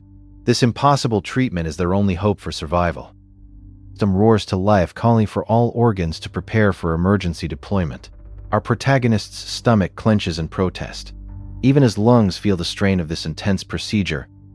Lachiel's body convulses violently, his breathing catching in his throat. The system reveals a shocking truth. His forced metabolism has drastically shortened the incubation period of a deadly illness. He's now suffering from acute pertussis, pushing his body into critical condition. The system delivers another blow. His precious bonus lifespan countdown is now temporarily suspended. He stares blankly at the ceiling, reeling from the news. His internal organs begin to lament their fate dramatically. They mock his reckless actions, reminding him of his foolish self-stabbing. Continue their theatrical farewell, reminiscing about past vitamin C graduation sessions. They declare their eternal friendship, even in this dire moment. Our Apothecary Prince is truly in a bind. Despite the chaos, Lachiel forces himself to stay calm. He knows this is a true emergency, but panic will only make it worse. He desperately tries to steady his racing thoughts. Our protagonist envisions concocting a new decoction to save both himself and the ailing child. But the system immediately shuts him down. It flatly refuses to assist with his request. Uncooperative, Lachiel realizes his only option. He instructs Piero to hand him a needle. He must craft the medicine himself, relying solely on his own knowledge. Our hero understands the immense pressure. He estimates he has, at best, only 3 attempts to create a new prescription. Realistically, he might only get 1 shot at this. But he makes even opening a simple jar an agonizing struggle. He lets out a frustrated cry, his strength failing him. A sudden violent cough racks his body. Standing, Lachiel doubles over, gasping for air as another wave of coughs overtakes him. His body is clearly failing under the strain. He fights to regain his breath, his vision blurring. Checks on His Highness, but Lachiel quickly assures him he's fine. He insists on privacy, despite his obvious struggles. Finally, with a surge of effort, he manages to open the stubborn jar. The heavy heart. Seeing his struggle, he remains by Lachiel's side, a silent pillar of support.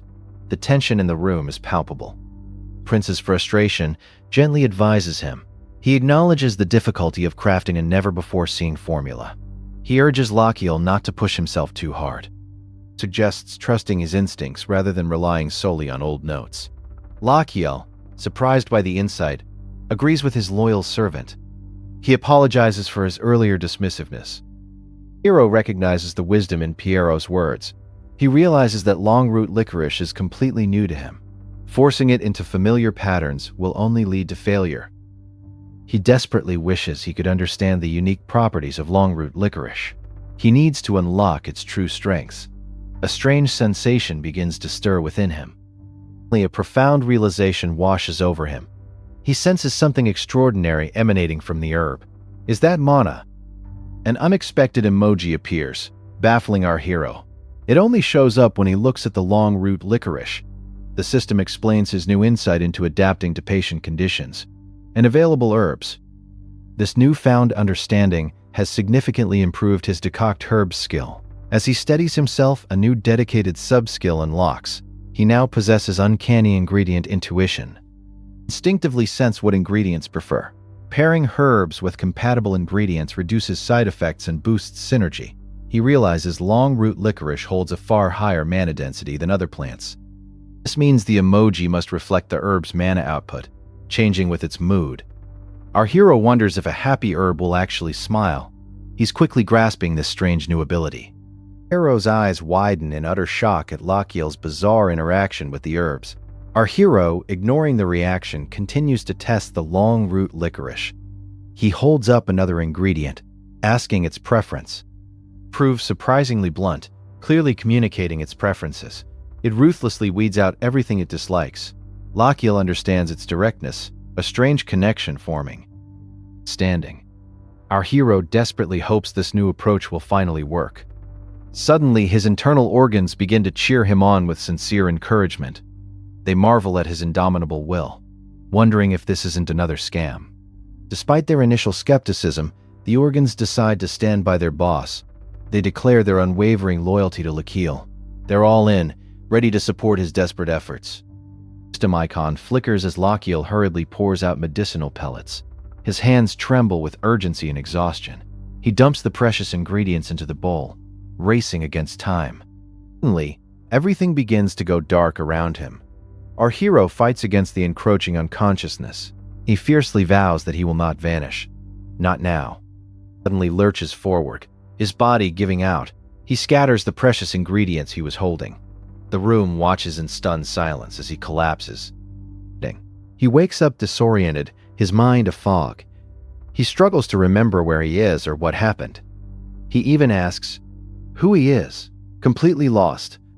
Said if he's cracking jokes, he must be doing well. Lachiel, still confused, asks what happened. He distinctly remembers being in the kitchen just moments ago. Pierrot reveals that Lachiel was bedridden for 2 whole days. Our hero's first thought is for Nayla, the ailing child. He anxiously asks about her condition. Surprised by his memory loss, he explains that before Lachiel passed out, he gave explicit orders. He commanded Pierrot to give the decoction to the child. He instructed Pierrot to ensure Nayla drank the medicine. Pierrot then asks how Lachiel coughing violently before collapsing. Pierrot explains that he recognized the symptoms in the brew's smell. He then made another batch of the decoction. He spoon-fed it to Lachiel while he was unconscious, saving his life. Nayla confirms she feels much lighter. Despite still coughing, Elfie expresses her bittersweet relief. She laments that she will never see her grandfather again. A wave of sadness washes over her. And opens, trembling with renewed resolve.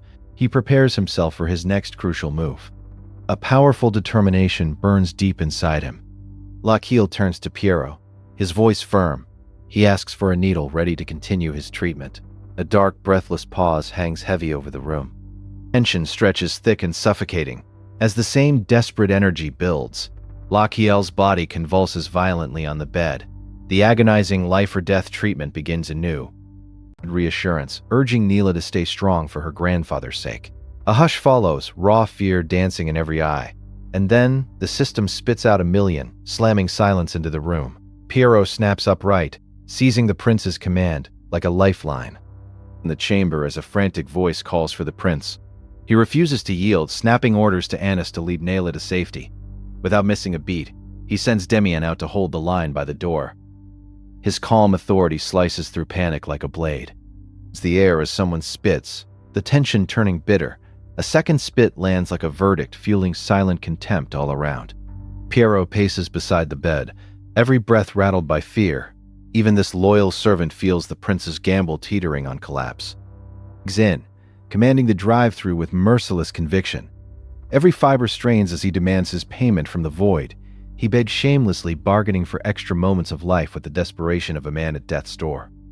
That raw plea hangs between agony and hope, with derision mocking him for dropping the act so fast. He erupts in bitter laughter, cursing his own weakness under his breath. Yet he slams his fists tight, forging uncertainty into ruthless determination. Every heartbeat demands a pledge. He will survive this of foul motives, claiming he jumped to check those numbers the instant Nayla cried. He snaps back that he must guard his own breath if he wants to save anyone, and then the ultimate verdict lands. Nayla pulls through the 1,000-day relieving brew. Relief and shock crashes into his chest, like a better old Bretherick lands. Nayla pulls through the 1,000-day relieving brew. Relief and shock crashes into his chest like thunder. A young girl peers in, voice quavering as she greets him. The system scolds him. He ignored his own danger and sprinted to the brink for her sake. A silver-haired woman snaps her head toward the uproar, eyes narrowing at his reckless devotion. He stands exposed, courage's corrections, through the room as witnesses hail his selfless devotion. He grits his teeth, cursing the system for sniffing a grand absurdity. Then the reward floods in, swelled by adoration and stretching beyond any normal limit. Suddenly, his dwindling days bloomed into a lifeline again. Precious days explode onto his lifespan with brutal beauty.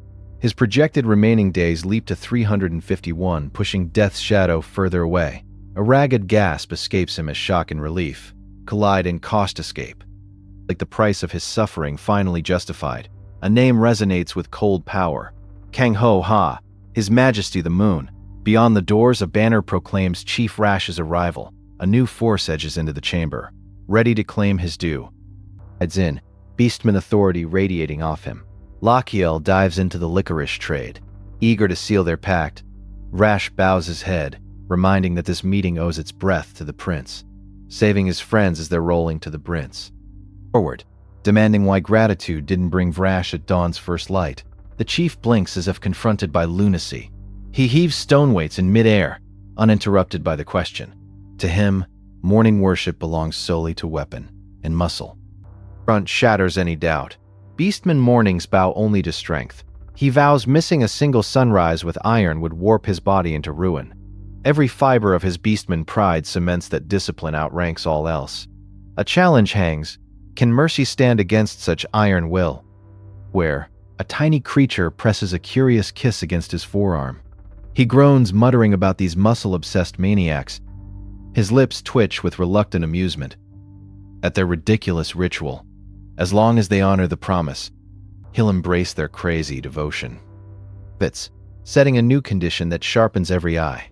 He warns of whooping cough ravaging this region's children. And then he unveils his true aim, a makeshift clinic to tend the sick. Mercy and ambition collide in that single.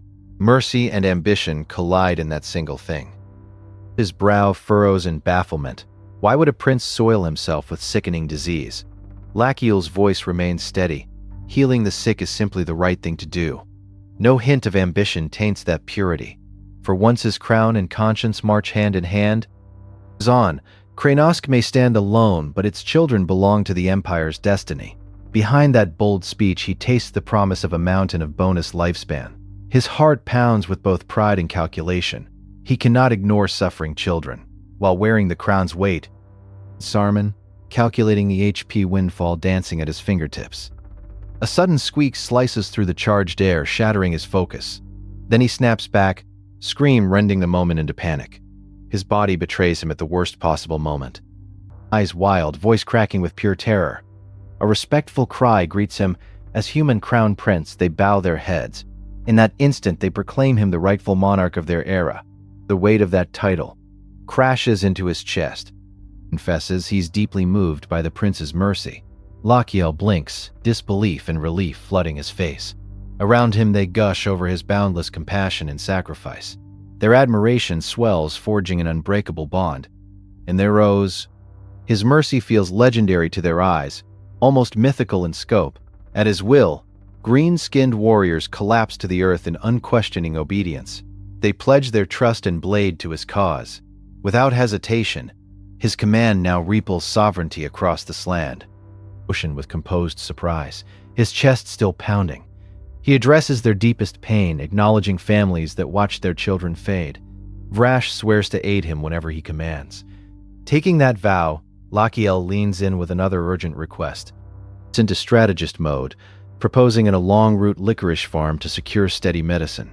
He instructs them to cultivate offshoots as seedlings, multiplying the crop with ruthless efficiency. His voice rings with practical resolve and medical procedure. This farm won't just heal, it will dominate the cure supply. An outbreak anymore. He aims to monopolize the cure itself. He details that a long-root licorice harbors potent antibacterial and antibiotic qualities. Even if cultivated roots lose some strength, steady supply will outpace common remedies. Vrash can only stay here, his mind racing, to grasp this vision. As Lachiel redraws the region's fate with words alone. He assigns farm construction to the chief, but cautions he can't stay forever in this land. A shadow crosses Rash's face. If their human prince departs, who will carry this plan forward? Doubt creeps into the deal. Goes in on the catch. As a foreign prince, he lacks warrior recognition to manage this enterprise. He solves it at once by naming Nayla as his local proxy. Even bound by tradition and rank, he sidesteps every barrier with surgical precision. His gambit sharpens his advantage. Nayla is the legitimate face. The farm sails through legal hurdles. Vrash grins and nods, confessing he grasps little of the details. As murmurs of assent rip through the beastsmen, the prince summons Sir Frandl. The next player enters the game, asking if the prince summoned him. Sir Frandl steps forward, wary but obedient. Lachiel slides him the tangled strategy, commanding him to translate it into terms Vrash can swallow. Frandl's eyes widen as he grasps the magnitude of this assignment. Finally seizes him. Ripping a gasp from his lungs, undeterred, he plunges headfirst into treating child after child, muscles quivering under relentless pressure. Amid the chaos, someone sums it up. Nayla is at the helm here, isn't she? His body fights a losing battle against exhaustion. Declares this space a temporary clinic. Families swarm in, desperation and budding hope warring in their eyes. Under flickering lanterns, Lachiel exhorts the next patient forward with strained urgency. The line never stops moving. He chooses to relent, driving the tide of patience with flinty determination. Next he barks, voice cracking but resolute. Again he drags the next child forward without a moment's pause. His spirit roars even as his body whispers, "Surrender!" Is down like an iron weight, each command a battle against collapse. He shouts for supplies, demands every incision, hell-bent on healing. Then the system delivers its verdict, his projected life source to 1,282 days. The impossible breathes new life into his battered soul. Soaring figure, mouth agape, as if the system's gone mad. Breathless, he absorbs the truth. He's crossed the 1,000-day mark. A fierce joy surges through him, mingled with disbelief. For the first time, even he doubts if this gift is real. Fear coils in the air as one child wails for a lost mother, another collapses into tears, the clinic's desperation blooming around them. 2 beads of sweat splatter onto the floor, silent proof of his body's breaking point. The triumph of his body escapes him as exhaustion stakes its claim. His knees buckle, pain clawing through every fiber. With a ragged gasp, he forces himself upright once more. The line of desperate faces blurs. Words tumble from his lips in delirium, half-formed and pained. A broken cry follows, raw and unstable like a ragged wound. Someone spots his faltering eyes widening in alarm. "Your Highness, are you?" The voice trails off and stuns disbelief. Calculating mind tracks the drop in mortality from the coughing plague. Silence coats the room, thick with suspicion. Cold dread seeps in as that observer grasps the threat this unexpected cure poses. Every hidden scheme quivers on the edge of collapse. Shadow, a voice mutters that this will set their plan back significantly. That simple acknowledgement reverberates with ominous threat. A hidden adversary now scrambles to rewrite their machinations, and the stakes soar overhead. One rolls through the bars, and then a violent crash rips the silence apart. Our protagonist is still trapped in Crown Prince Lachiel Adria Magentano's collapsing body, and now the place around him feels less like a prison, and the air turns rotten with dread. To our guy, this is the perfect breeding ground for monsters, the kind of hellhole that could turn the dying into zombies. Lachiel's mind races even while his body threatens to shut down. He knows this cannot keep dragging on, because every second of delay tears apart the desperate plan he is trying to hold together. If he loses control now, he does not just lose time. He loses his only chance to survive. Of hope and prays the message reaches someone in time. Maybe help is already rushing toward him. Maybe rescue is closer than it feels. But that hope is weak and fading fast.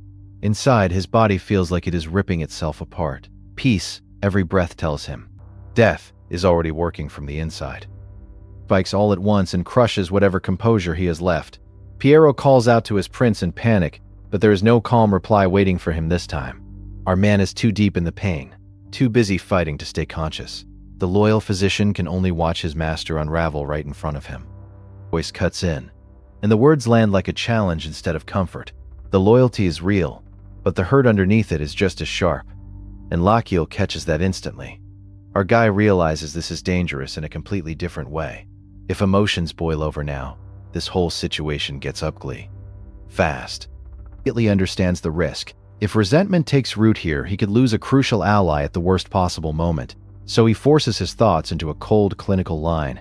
Instead of snapping back, he answers with careful logic and tries to shrink the complaint into something he can manage. Even half dying, this guy's still doing the risk. If resentment takes root here, he could lose a crucial ally at the worst possible moment, so he forces his thoughts into a cold, clinical line.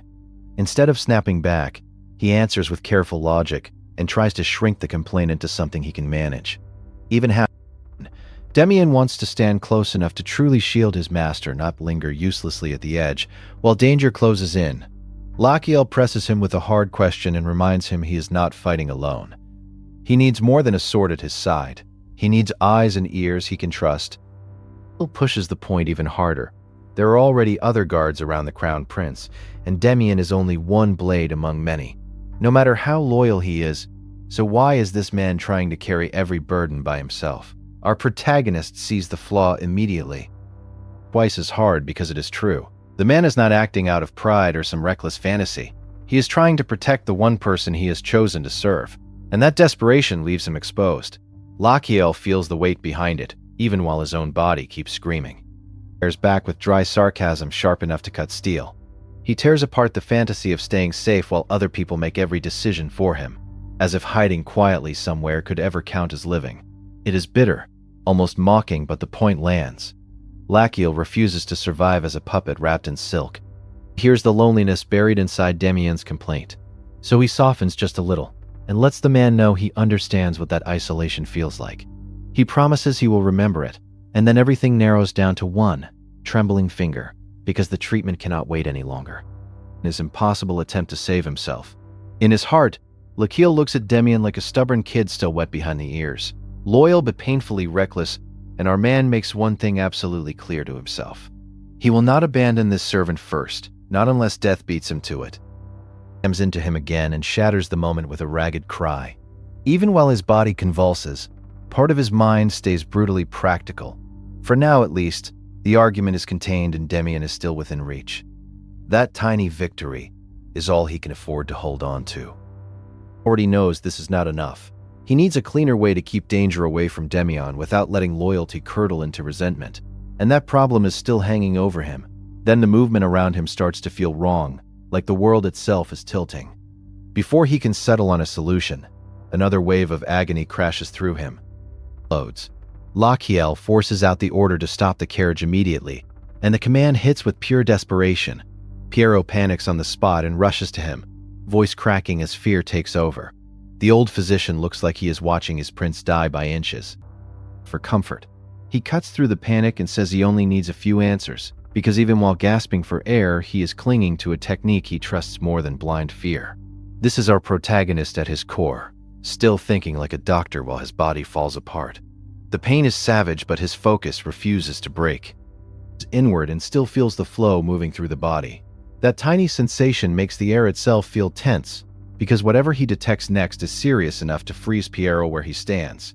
The physician can only stare while Lachiel's expression hardens. Our guy has found something, and it is better to do. Life or death gamble begins. Lachiel steadies his resolve, knowing one wrong move could kill him before help ever arrives. But if he does nothing, death wins anyway. And with the carriage stopped and everyone holding their breath, our protagonist finally prepares to bet his life on his own hands.